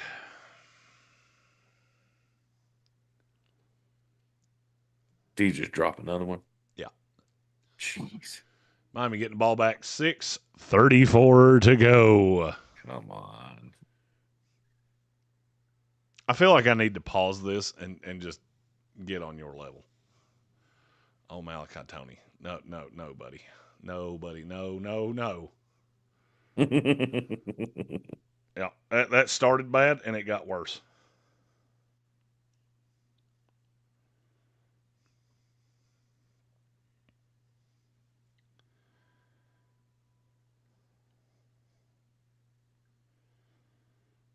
Okay, back.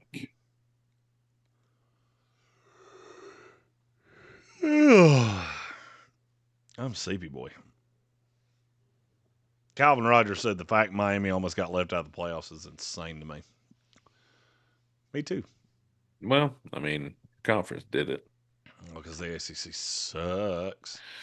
Mm-hmm.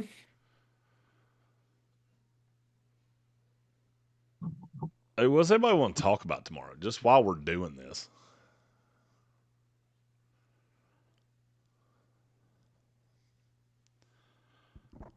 Because I have an idea that I think could be a shitload of fun. Oh, yeah? Mock draft Monday. Well, I mean, tomorrow's Tuesday, so we couldn't do that. Oh, yeah, that's right. Yeah.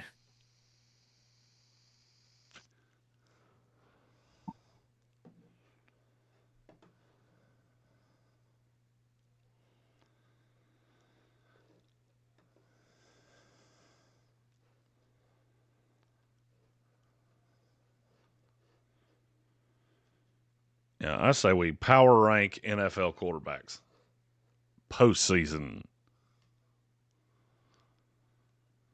All right. I mean, I'm a fan of doing this. I think. Oh, absolutely. I think the rankings now would shock and amaze you. Well, I mean, Drake May is obviously going to be a number that no one would have thought he would have been earlier in the season. NFL.com currently has Drake May at 1.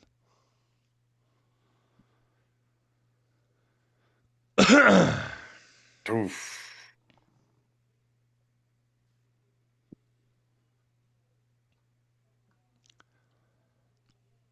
Well, they also had Malik Willis at 13. So take this list with a grain of salt. Stop that. Is that based on PFF rankings? Sorry. You couldn't help yourself. I love you, Trevor. I do.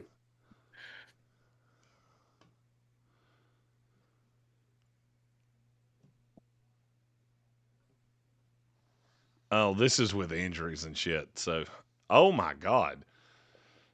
No, it's not. Holy God. Who put is their that for name 2026? on this list? Who put their name on this list and was okay with it?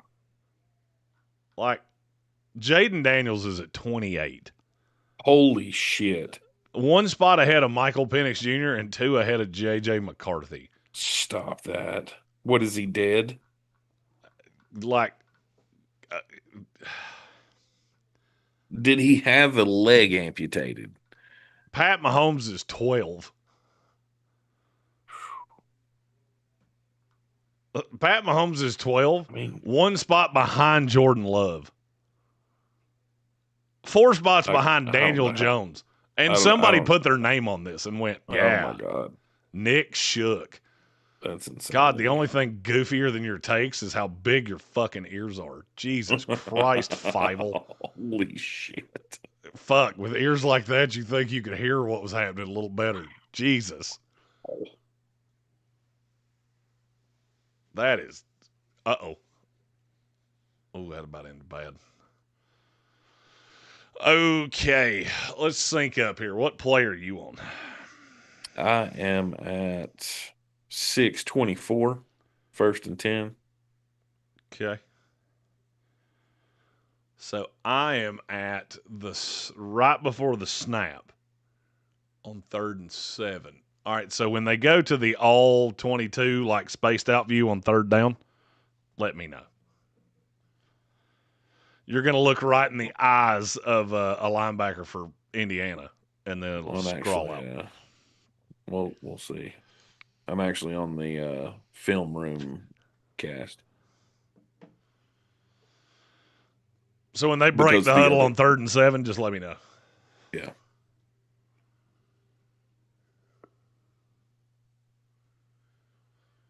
This has actually been a fantastic game. Whether anybody will remember it or not, I don't know. But all right, they're breaking the huddle on 3rd and 7. Yep. Okay.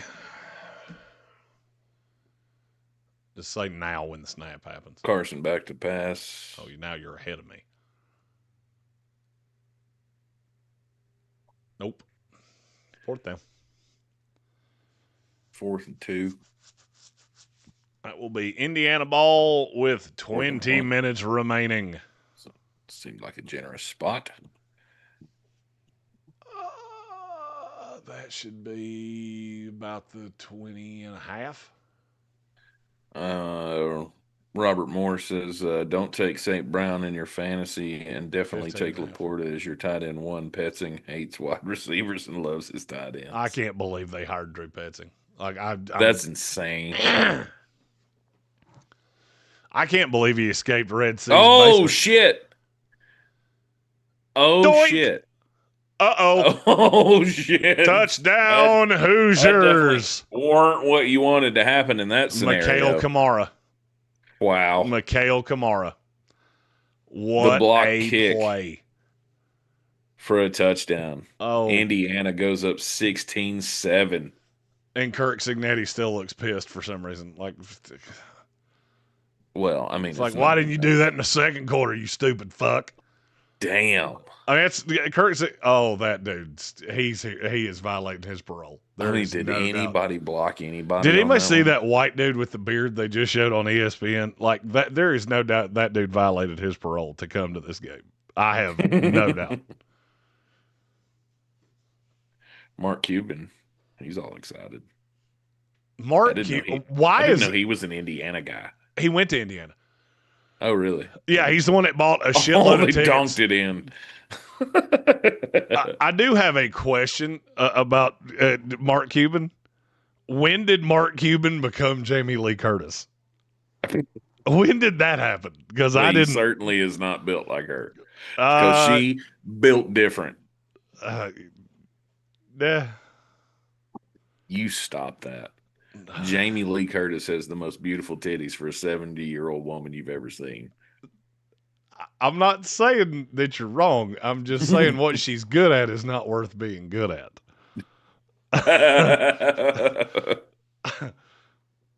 I mean, it's worth it to somebody, damn it. I mean, I promise you, nobody wears a shirt that says prettiest over 70 titties, Panama Beach, Florida, 2024. Oh, I'm going to buy her one. If she don't have one, I'm going to buy her one. It bothers me that you know that. Like that, I'm unpeeling the layers of what the hell did you just say?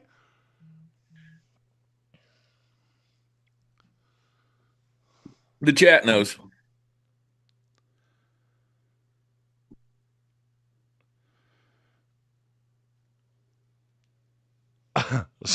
Randy said, now there's a t-shirt idea.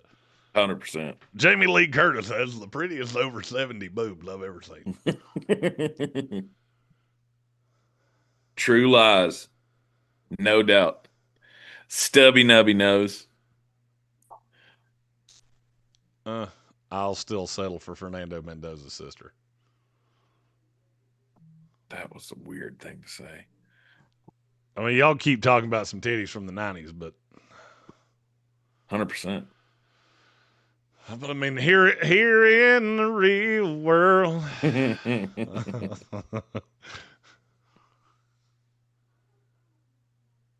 Why do I feel like Carson Beck's about to do something real stupid?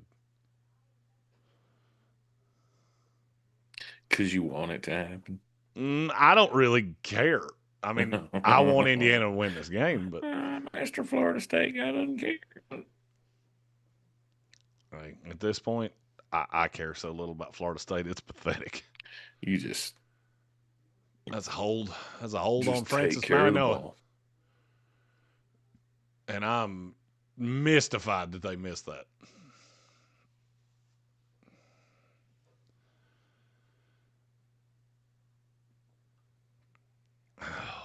Oh, that's fine. Stop it.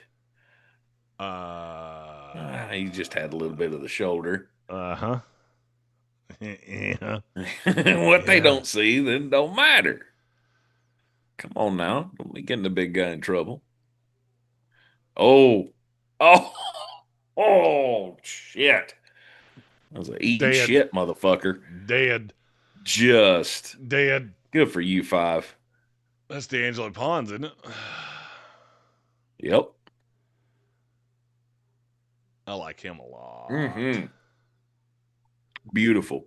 Just throw that shoulder into him. Try to hold on to the ball, big man. Big man. That's a little. it. That's a little undersized corner too. I love how he Eat that, competes. Suckhead. I love how he competes. Let's go. Him and Chandler Rivers are the two real undersized guys that I like a lot in this class.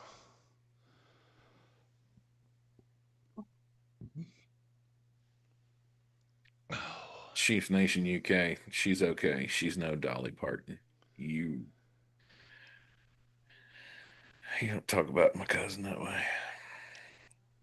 Tank's related to Dolly. It's weird. It's weird. And the bad thing is he's not making it up. I'm not. I mean, it's way down the line, but still, it's weird. She can. We don't do that. We ain't from West Virginia. I was about to say, she's kin, she ain't blood. There's the difference.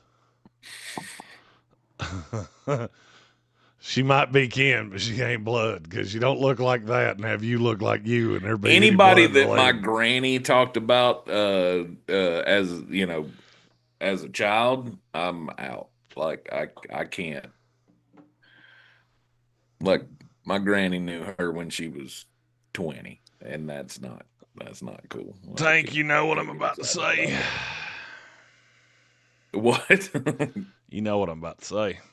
What? Everybody's got a cousin if nobody's looking.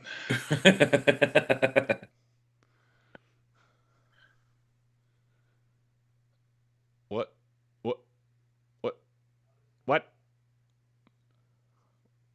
What just happened? Everybody stopped. It looked like there was about to be a sizable gain there. Oh, his knee's down. Oh, yeah. That stupid college rule where I wasn't touched, but my knee's down. But that's a stupid rule, and we all know it. That is a dumb rule. That would have been a 17-yard gain at least in the NFL. Malachi Tony said, "You want 17? How about I get you 22?"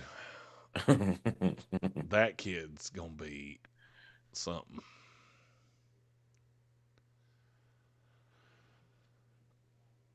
He's the first need you need. No doubt. Stubby Nubby. Closer kin, deeper in. That's the West Virginia State motto. I think it's on the flag. Boof. I'm pretty sure I saw that a time or two. It's weird shit. Don't do that. Second cousin or further. That's Miami getting after it. Let's go.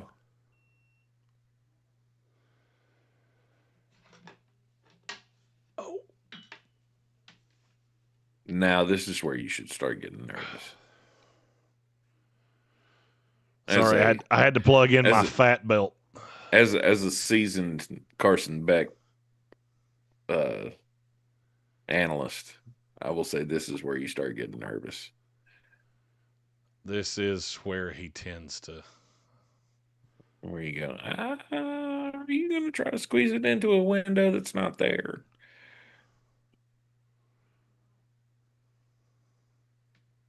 Or are you going to do your best Stetson Bennett impression?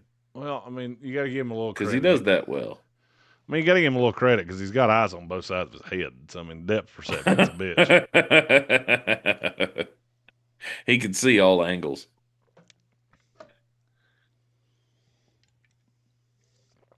I got to go refill my fireball. Just a little further, he'd be like a flounder. He'd have to turn straight to the side to see it.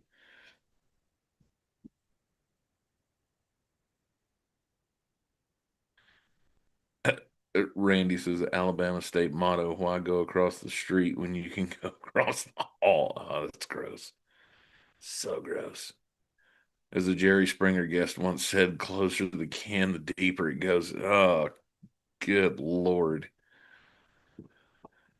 That's quite a bit. That's quite a bit. Old Jerry Springer. We all enjoyed that, didn't we?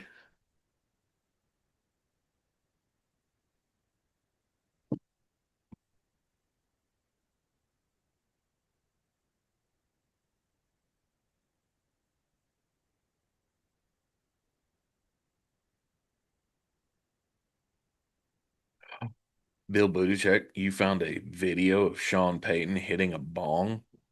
Was it AI or was it like juicy TMZ shit? I have zero doubts, by the way. That dude is 100% the kind of guy that would just, I mean, he go party with Jay Gruden right now.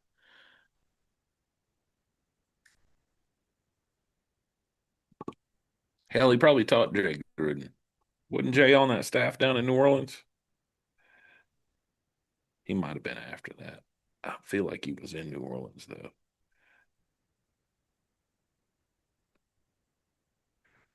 Let's.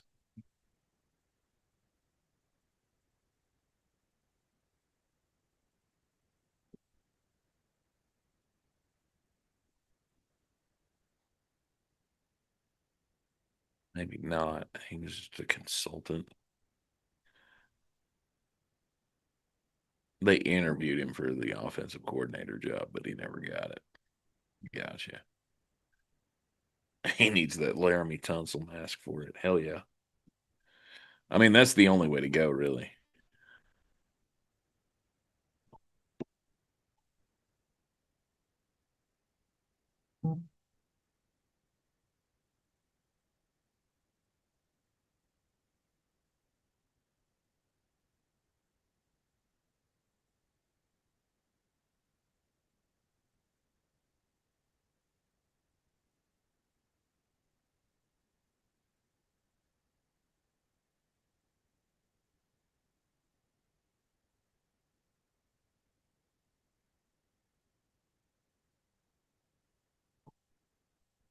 You gotta watch for old Sean Payton. You never know when you're gonna find him out on the prowl somewhere.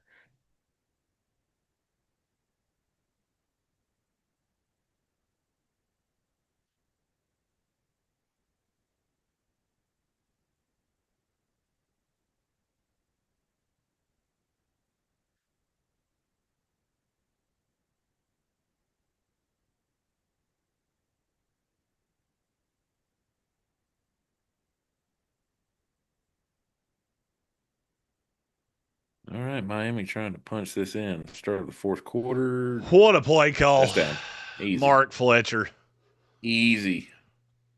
Well, there's 2 touchdowns. We'll see where's he at. Is he over 100 yards on this one? I mean, he had that 54-yard run. I would imagine he's pretty close if he's not already.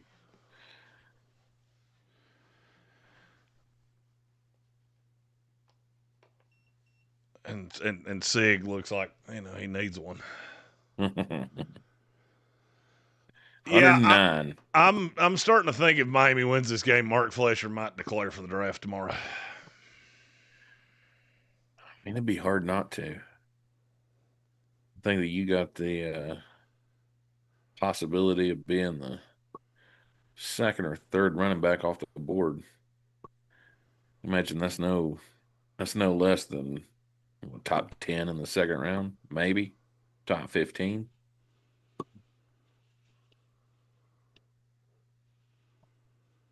I hadn't game planned that far, but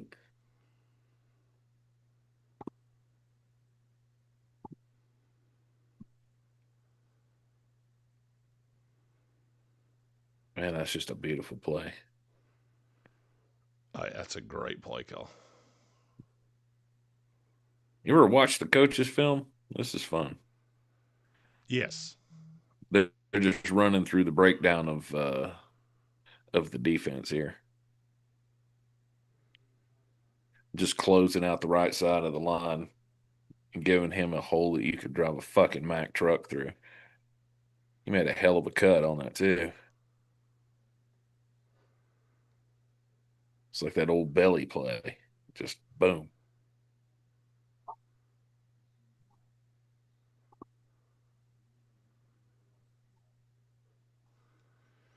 Indiana ball up 3 in the fourth quarter. So there's a great chance that y'all are going to get just your ass kicked by snow while I'm gone. Really? 70% chance of more than 3 inches, 40% chance of more than 6, 10% chance of more than 12. Hell yeah. Let's go. Yeah, y'all enjoy that shit while I'm not here. Snow like hell. I don't give a fuck.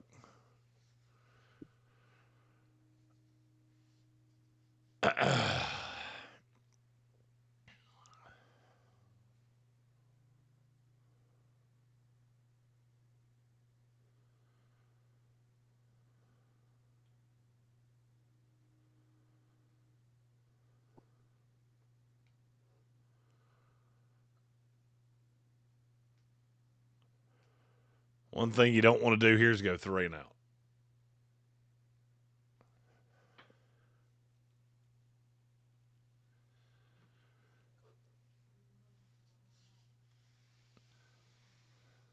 Well, they were pretty good at sustaining drives in the first half.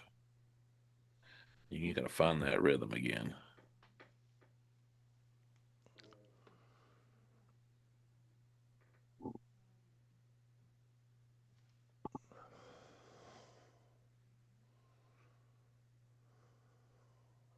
Good run. I like these little running backs for Indiana. Well, he's got 5 of them. It feels like he's got 5 of them.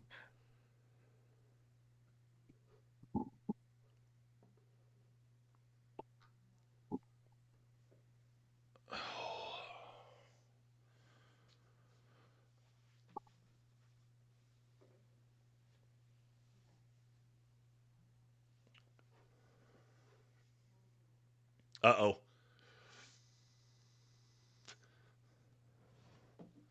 That was just about a no good, very bad thing.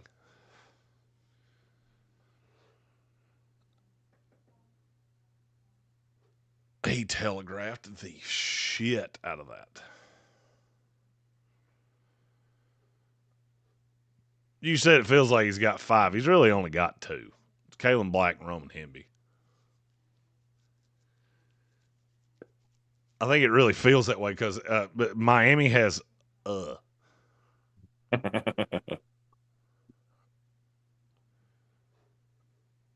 Omar Cooper continues to have quite a day.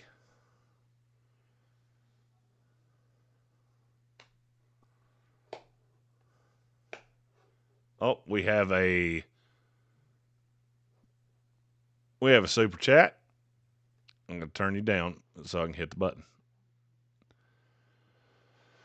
Let's go this one.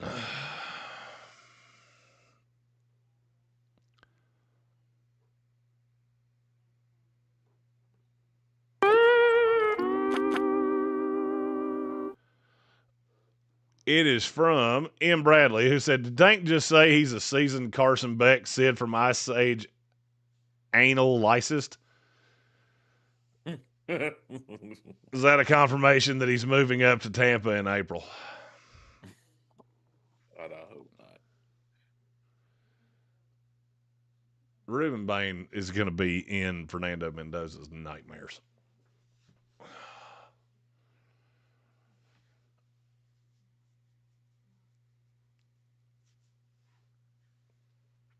Second 9, Indiana, 12:20 to play.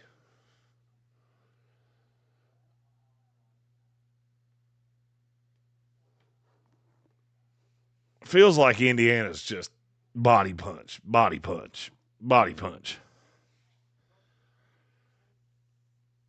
It's Kurt Signetti. It's stick to the game plan. Just keep doing what we do.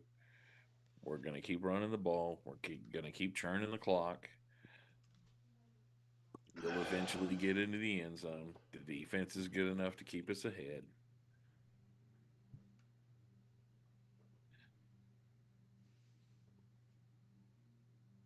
And the good Lord willing, we will win this football game.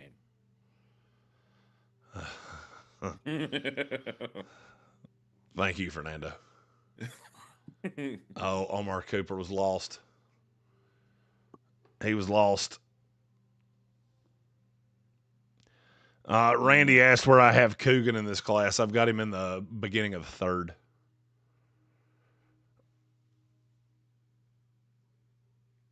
Man, he didn't know which shoulder to look over. We're about to crank up so much draft content. So much draft. Oh, Indiana's saying, fuck it, let's go for it. 4th and 5. Oh, Alex Majabi, do you think Slaughter makes it in round 1? No, I don't. I have him in round 2. I have him in round 2 and Connor Lew at the very back end of round 2. Then Coogan in 3. There are a lot of centers in this class. I didn't quite realize how many centers there were in this class.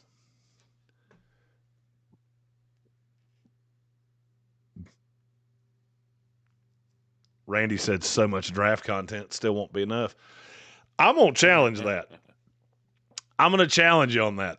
I think even you might eventually get to a point where you go, fuck, we've seen it. Put it up. Stop it with the draft shit. Be like grandma's titties. Fuck, we know where it is. We don't want to look at it. Just put it in its place and leave it alone.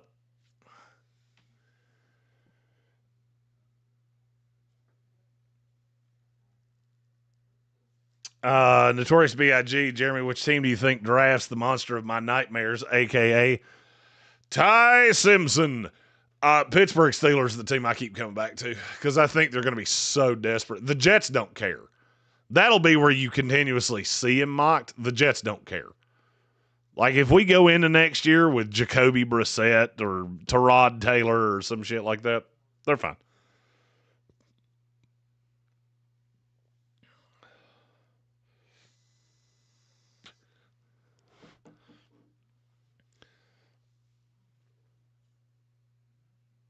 I left my vape in the other room because I'm a big, dumb asshole. I'll be right back.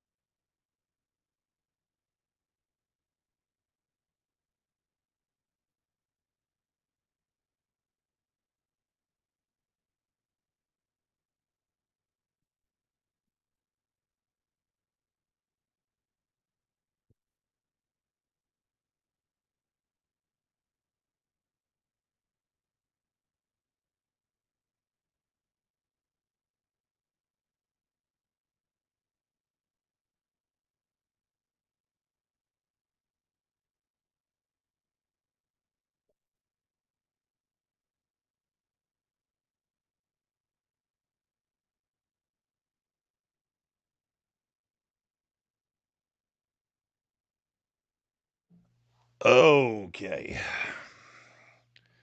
Did you see Randy's last comment? No. He said, you're going to get tired of my draft questions long before I do with your draft coverage. Tank, I want to see how close you can get to the answer I'm looking for here. How outrageous do you have to get with draft questions for me to get tired of them? Oh, pretty. You got to start asking about D3 dudes first. Nope, I'm okay with that. I got a couple of those on the board too. They're deep. I mean, look, every time you guys call the show in Greenville or the chat stream here or anything like that, it's just ways for us to say it's working. This is working. Oh my God, what a fucking catch. What a fucking catch. Foot's down. Possession. Oh, that's an NFL catch because he got the elbow down. What a fucking catch. And he did not have that at first. He got the ass and the elbow.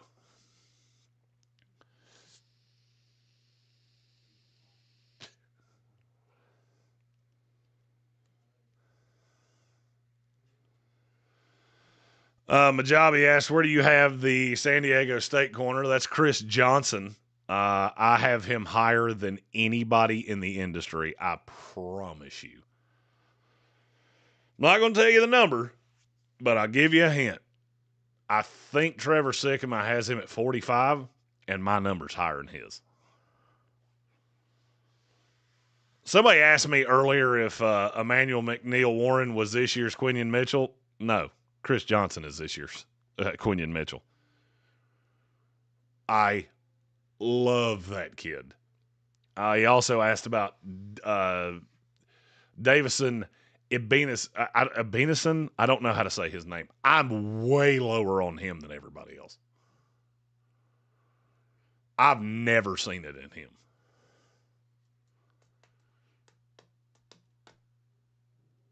I think if he went to Troy, we would go, hey, there's that dude with the funny-ass fucking name we don't know how to pronounce. Igbinison is how they're saying to say it. I'm going to go with that.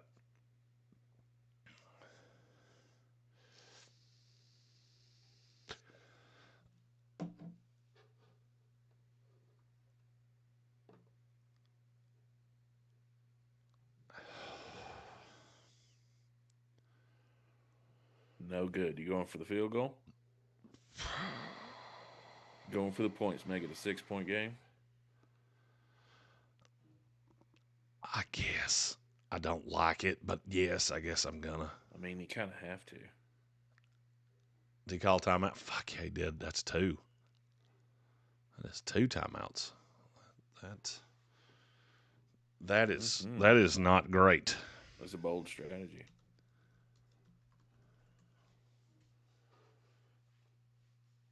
I would not have taken that timeout if I intend to get for this. Yeah, I was about to say I'm not taking that timeout unless I'm going for this.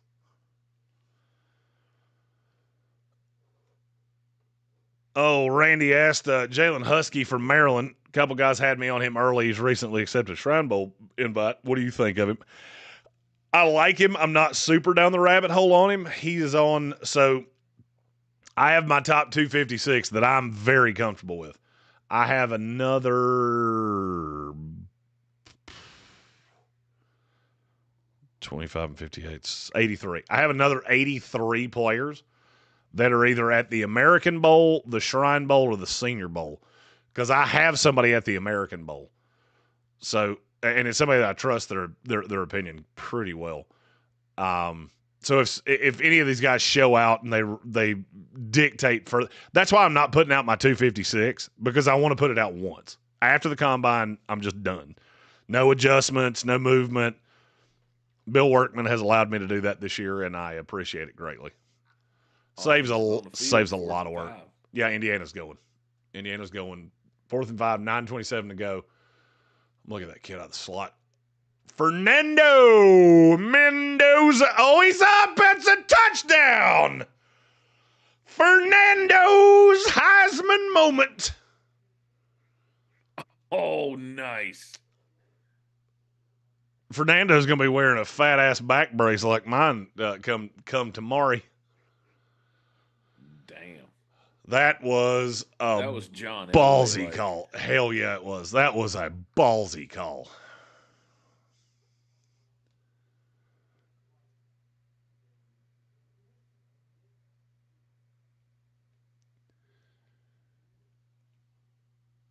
That was really, really good. That was really good.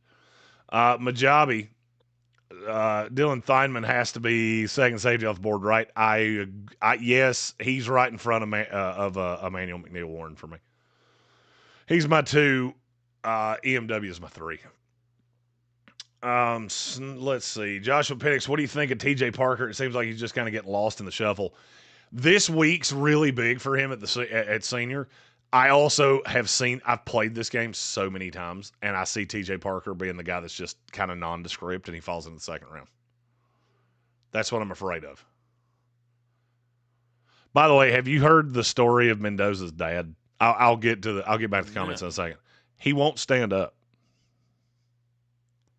What do you mean? When good things happen, he won't stand up because he wants to celebrate with his wife. Oh, nice.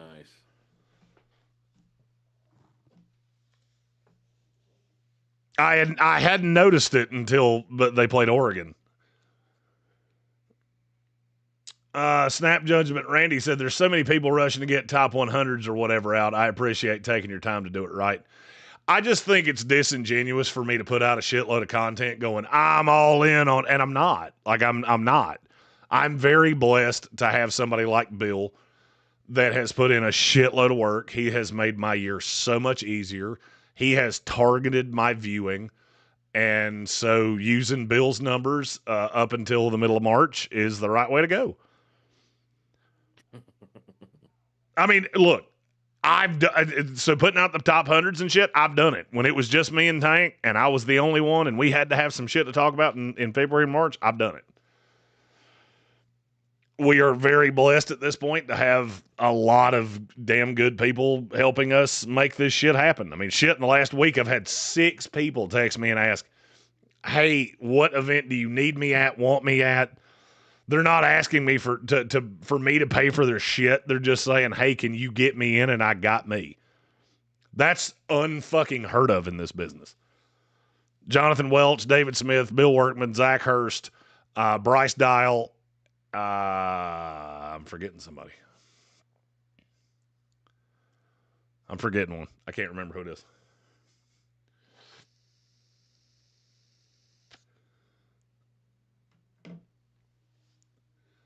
It's fantastic. It's fantastic to be where we are. Chris D asks, so what is Mendoza missing exactly as an NFL prospect? I can only tell you my ding on him. I can't tell you anybody else. My ding on him is that I'm afraid that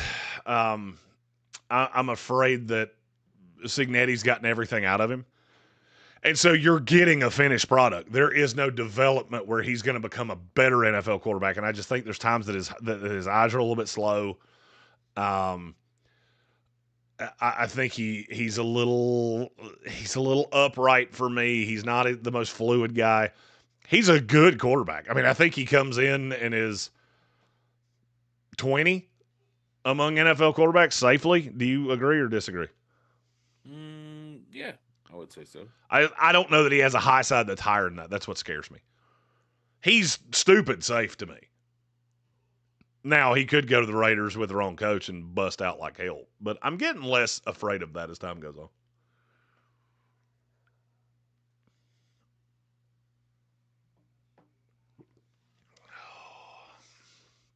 That's going to be Miami ball on about the 10.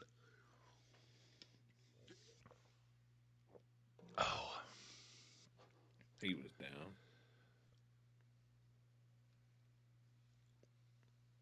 Is that unsportsmanlike? No, it was a hold. No, there was an aggressive hold on the backside that was completely fucking unnecessary. Randy said, every time I see Mendoza, I think of Tank's line, football on the spectrum. Pissed off Browns fan said, if Mendoza goes to the Raiders, he'll be Derek Carr, but you didn't hear it from me. I don't disagree with a word you just said. And my question is, how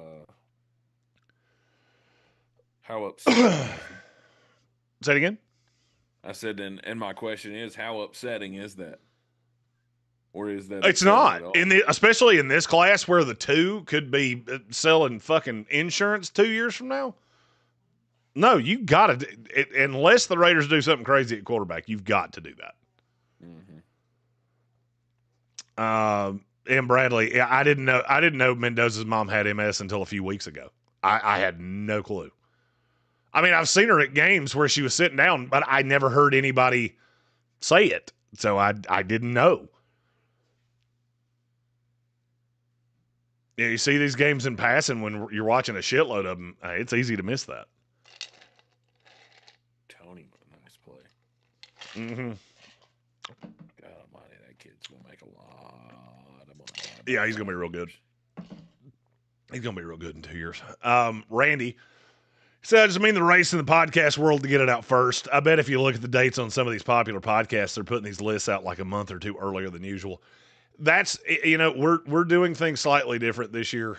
We're very appreciative to have the help that we do. And this year we want to do it right, not necessarily do it first. So we know that might hurt us on some views. I want to do this right. So, the website will be up later than probably every other website's up, but I don't want to change it 55 times. I don't want to have a guy at 12 and then go, I saw him at the combine and he sucks. That's the Savion Williams rule.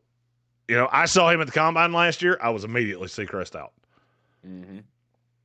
Because, I can just look at him and go, that's not what I thought you were.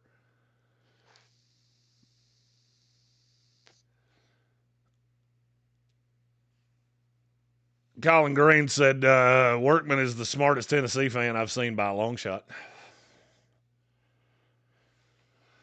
He's one of the brightest NFL draft analysts I've ever worked with. I want you to just, and I'm not trying to be, emotional here or anything like that.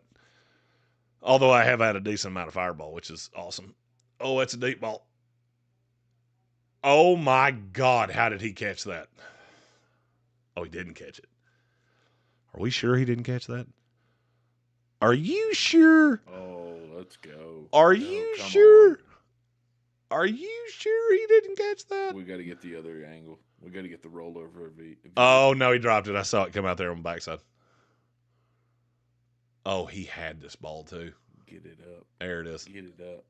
Oh, shit. So you got to control it through the rollover. Not a catch if you don't maintain it through the rollover. Anyway, where I was headed with that. Between Bill Workman, obviously Tank, who's here, putting in the yeoman's work every day, having to deal with my ass every fucking day. So he really deserves to be first, regardless. And now we got Megan and Christiana doing social media. We got Logan Paulson that's helping us with stuff. The entire Commanders team. Bryce. We got a lot of people. Randy feeds me a lot of information too. Shit, he actually showed me. So we were talking about a player the other day that I was like, I don't know that fucking name. You know why I don't know that name? Because Cal has 2 8s, and I had him saved as the other one's name. Mm-hmm. I went back and looked at my notes, and I was like, I have a million notes on this kid 8 from Cal. Why is he not on my list? Oh, he is, as a freshman running back. By the way, college football, stop letting guys have multiple numbers. It's fucking stupid. Alex Majabi asked, who are they going to pair with Mendoza as the head coach? I still think it's Saleh. Good God, Malachi Tony can fly. He can just fly. That's a huge play. So that's from the 37 over the 50. That's to the 40, 30, 23. That's 27. That's 40-yard catch. 40-yard catch and run. That's incredible. I think the Raiders are hiring Saleh. Do you have somebody else that you like better for the Raiders? I do not. I thought Flores paired with Daboll for a while, but I don't think that's going to be in the cards because I think Daboll's going to be the new coach of the Bills. Oh, it's Abuela Danger. Look at the world's most famous porn star. She's here for Miami. That's good. That's Miami-ish.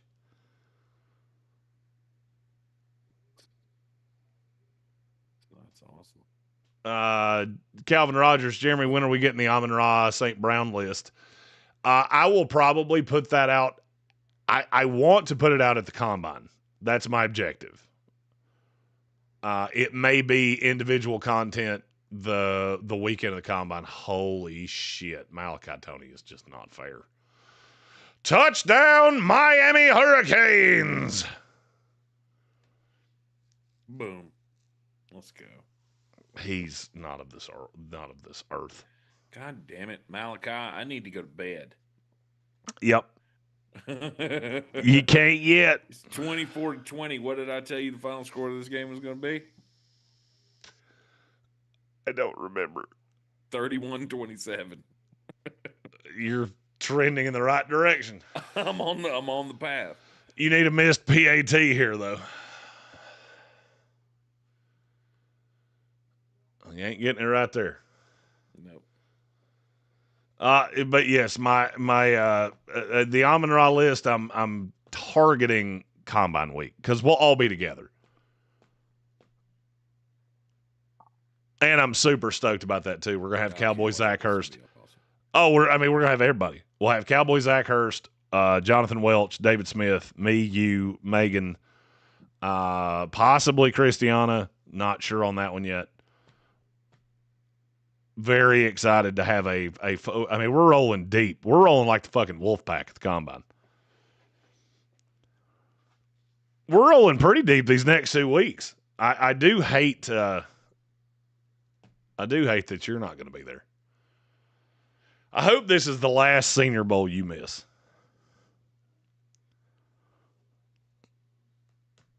Oh, that'd be nice. I hope this is the last Senior Bowl you miss. So everybody, every time you like something, share something, comment on a video, watch a TikTok, just know you're contributing to the Tank Never Misses the Senior Bowl Ever Again fund.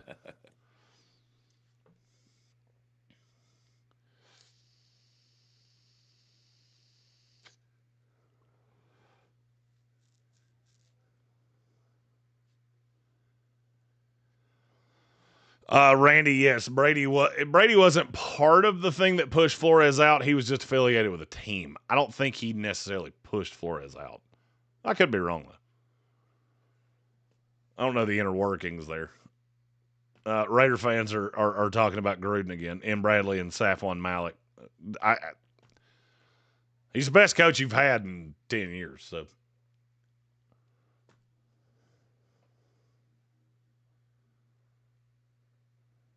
Randy said the same thing I was thinking. I wish I could go to bed at 11. If I went to bed now, I'd be up at like 3. It's about me too. Vincent Collier, Jeremy, every uncle in America just pointed to a bell of danger on the screen. No doubt. And I was one of them. Like, hey, I know what that girl does for a living.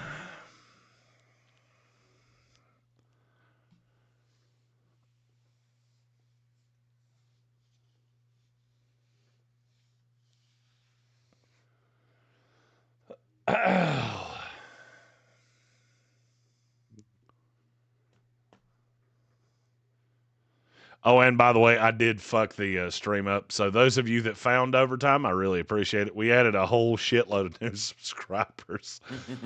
But it's just random. Hell, some of them started asking questions. Like, hey, what do you think about this? It's like, I think I've never seen you before. That's new.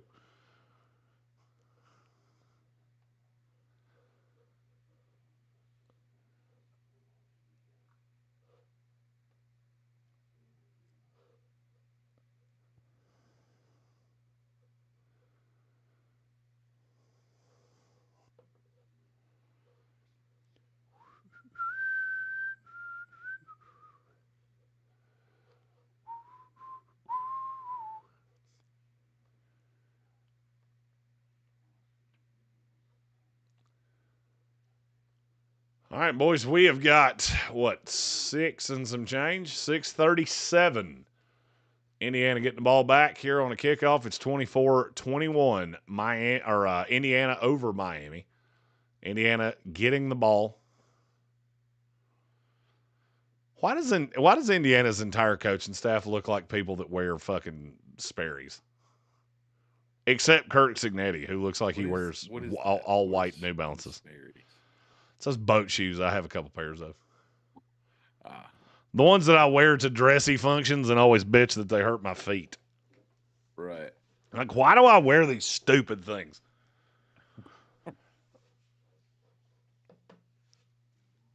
Still ain't figured that out. Your foot prisons. I don't like foot prisons.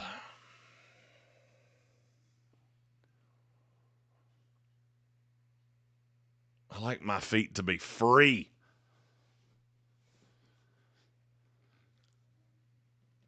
Set them piggies free. Randy said the ones that I wear to dressy functions. Yeah, bro, I'm that guy that wears, I wear joggers when I'm supposed to be wearing a suit and tie. Like, I'm a football guy. You don't need me in a suit for fucking anything. You give me a damn hooded pullover and a pair of joggers, and I'm right at home. Oh.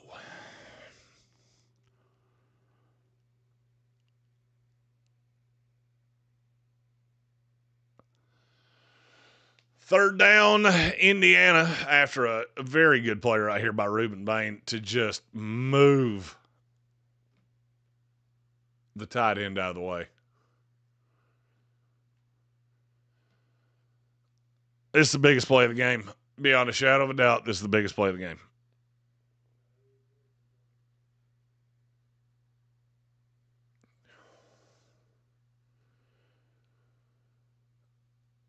Watch the move piece right here. It's zone, it's zone, it's zone, it's zone, it's zone. Got him, got him, got him.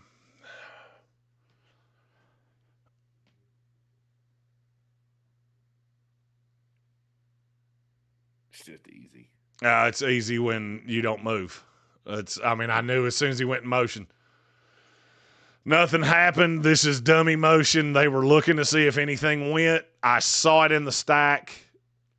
That's a really good play. And the bad thing is I don't know who called that play. I don't know if it was Mendoza or if it was from the sideline, but it's easy for me to call out sitting here because,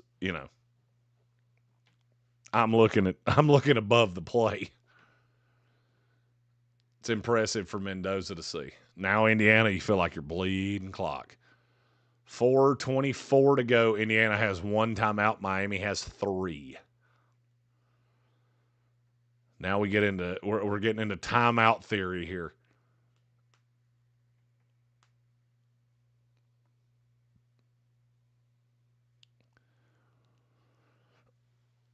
Oh, Randy said I hit enter too fast. I was saying I was going to say I could see you wearing Crocs to dressy functions. I don't wear Crocs. I do wear Hey Dudes, though, and I will wear those to dressy functions. I have my formal Hey Dudes, and I have my everyday Hey Dudes.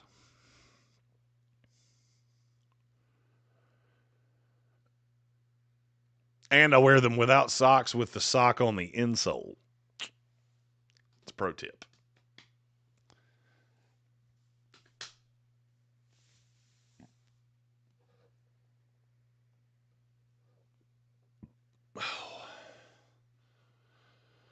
Here we go again. 3rd and 7.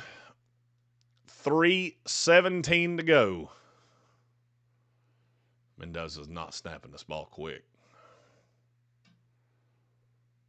Got single high, single high, single high, single high, single high, single high, single high, single high. Got him.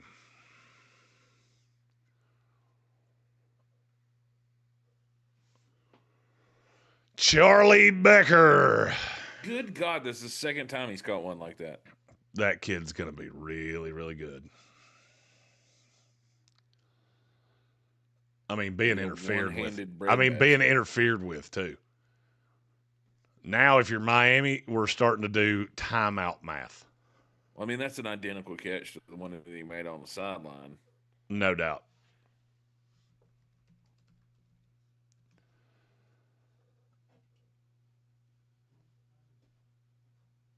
That's a definite skill right there. Oh, we're going to have another first down.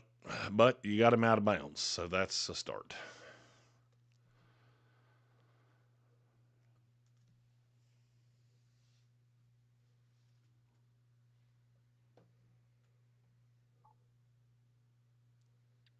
You have to come up with a defensive play in the next 2, or you're cooked. Chiefs Nation UK asked Jeremy, what's the best comp to Reuben Bain? I've heard Dwight Freeney. he's just so much bigger than Dwight Freeney, and it's so much power instead of speed. I don't have a good one.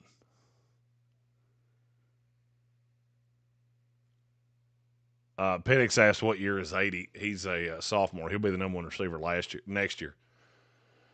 It'll be him and Nick Marsh from Michigan State being thrown to by Josh Hoover. I hate to tell you this, but Indiana's going to be right back here next year. I'm trying to think. Have we ever seen a shorter, not shorter because he's 6'3", but a squattier edge rusher that's just freak strong? Well, that's what you get out of Bain.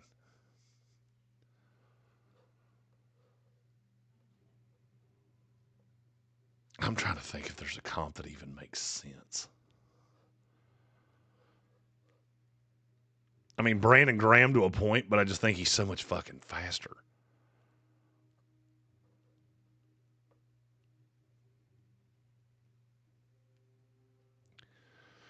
I hate to be lazy, but I'm gonna go with the Dwight Freeney in Brandon Graham's body.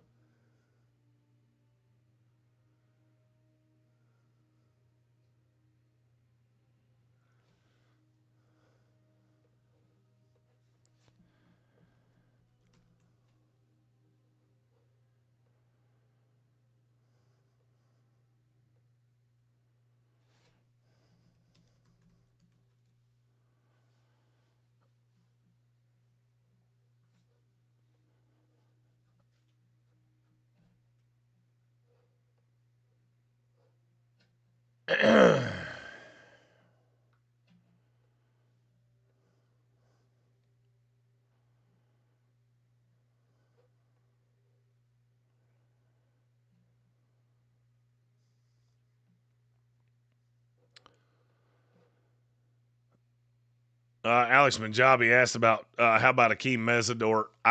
I've seen this comp and I really like it.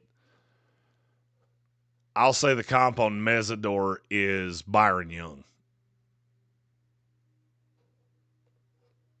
He's just a brick shithouse.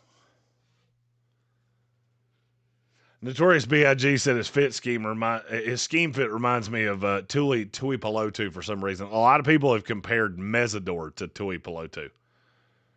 And I don't hate it. I think Tui Pelotu is a little bit faster than Mesidor, but not nearly as strong. And he's a strong kid, don't get me wrong.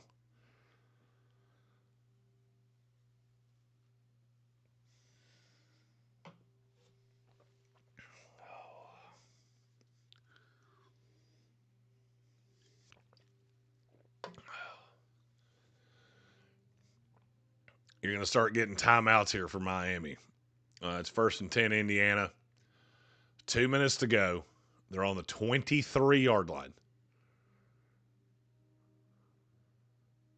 Oh, that's a big run. That is huge because he's short. So that's going to be 2nd and 1. If you're Indiana, if you're Miami, you cannot call a timeout here. You can't call a timeout here because they can bleed this clock out as soon as they convert.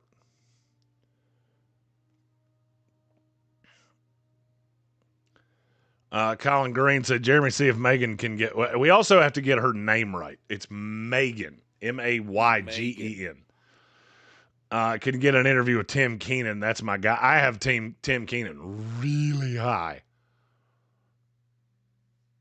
Tim Keenan's my top 100. And I will go ahead and tell you, Megan is going to be able to get interviews that Tank and I probably never imagined. Did I tell you we confirmed Mark Clayton for Friday? No. Yeah, so we've got Logan Paulson. We've got me. We have an unnamed Cowboy to be named at a later date.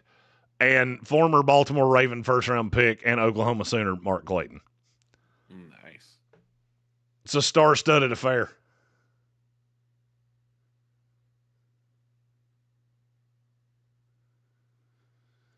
Yeah, Miami fucked up calling timeout there.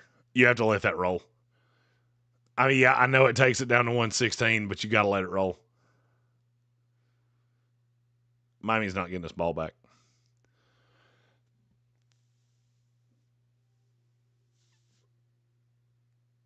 If they are, it's going to be with so little time, it's not going to matter.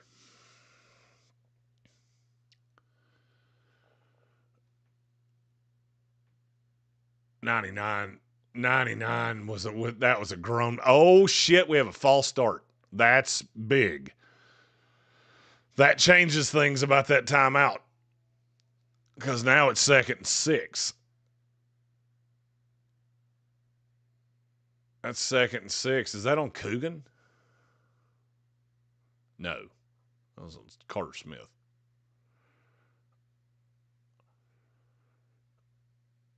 Oh, that was a big fuck up. I like Carter Smith too.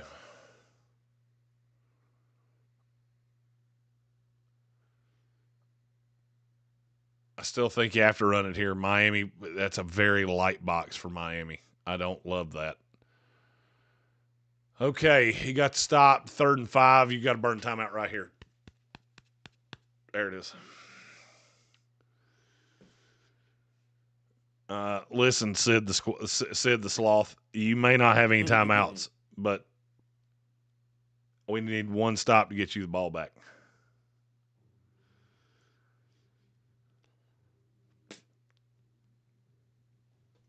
Randy said, I know a bunch of people that have Keenan late, like undrafted free agent late. I think those people smoke crimes.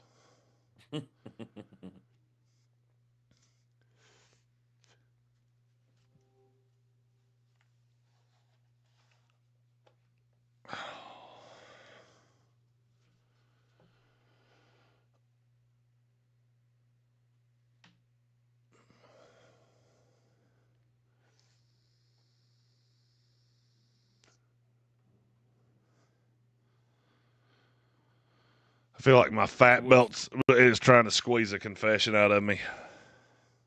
So what's your play here? If I'm Indiana? Yeah. I mean, I got the Heisman Trophy winner. I'm putting it in his hands.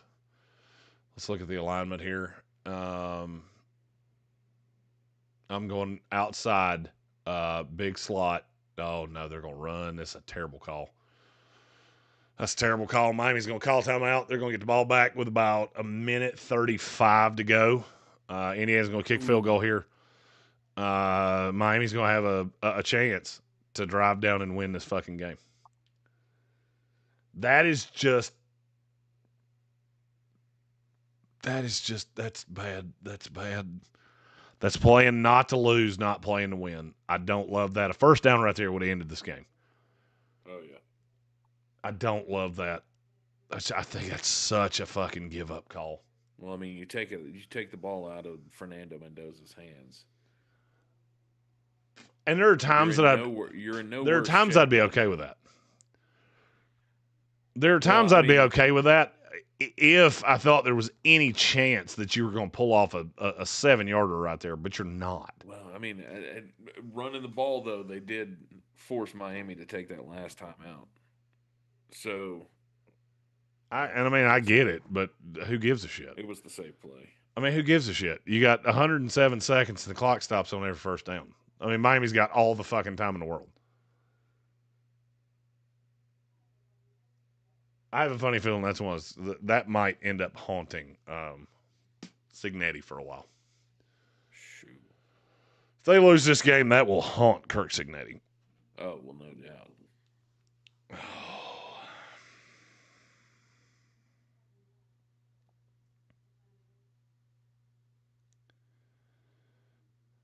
But it's down to Carson Beck with 1:42 to go.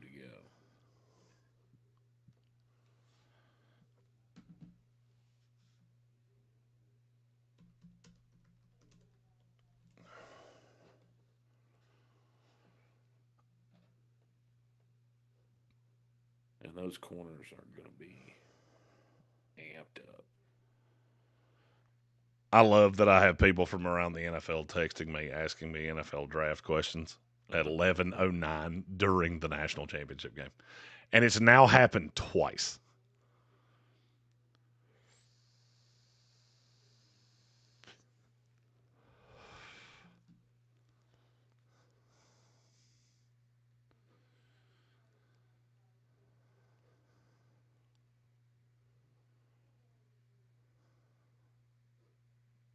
Was one of them about Mark Fletcher? No. Although I would have understood that question if somebody had I'm asked it thinking to me. top 34 right now.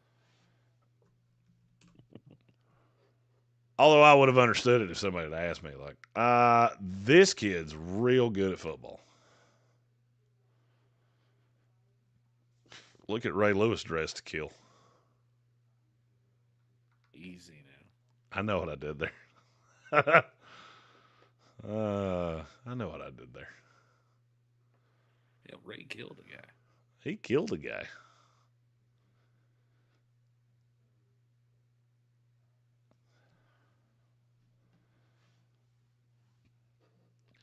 Still killed fewer people than squirrel attacks. For sure. The silent killer in the sky. The silent killer in the sky.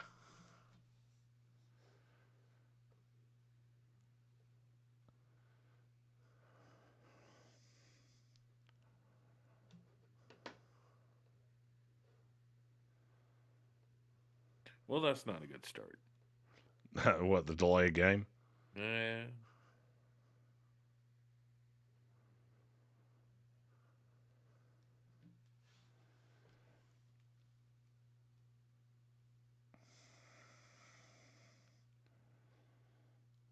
What the see, that's the shit.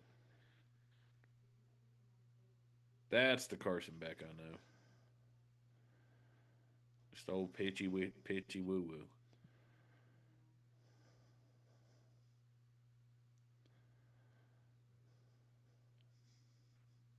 That was very Josh Allen.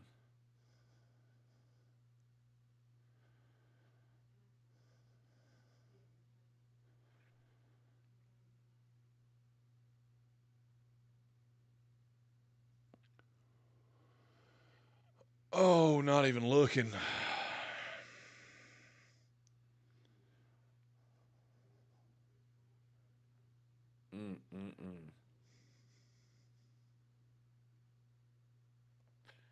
Beck took a shot on that one. Are they going to say he slowed him up? Oh, roughing the passer. Let's go. That's a big one. Oh, I don't love that call.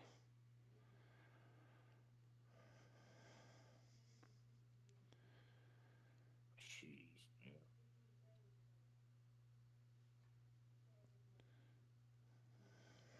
That's definitely after the ball's out.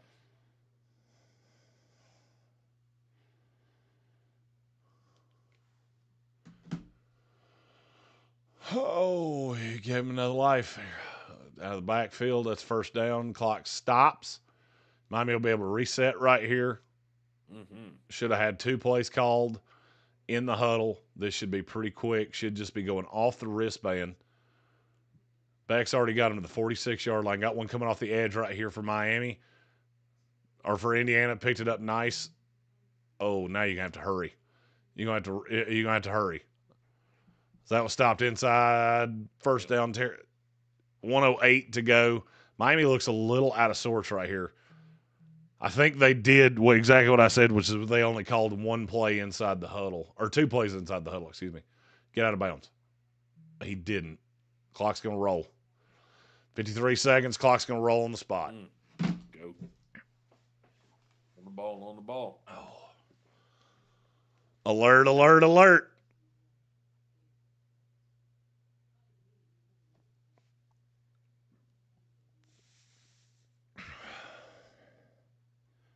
What they blowing it dead for? Timeout. Indiana takes their final timeout. 48 seconds to go. Miami's 1st and 10. They're in striking distance. God damn you bastards. Keeping it close. Great game.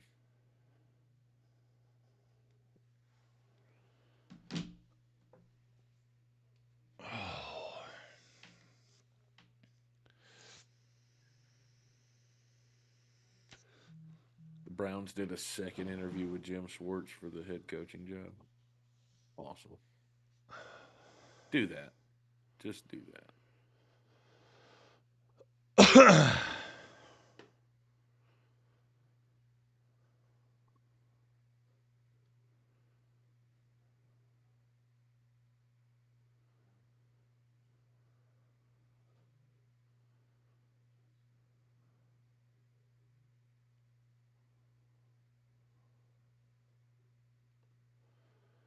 51 seconds. Miami ball on the 41. Beck drops back.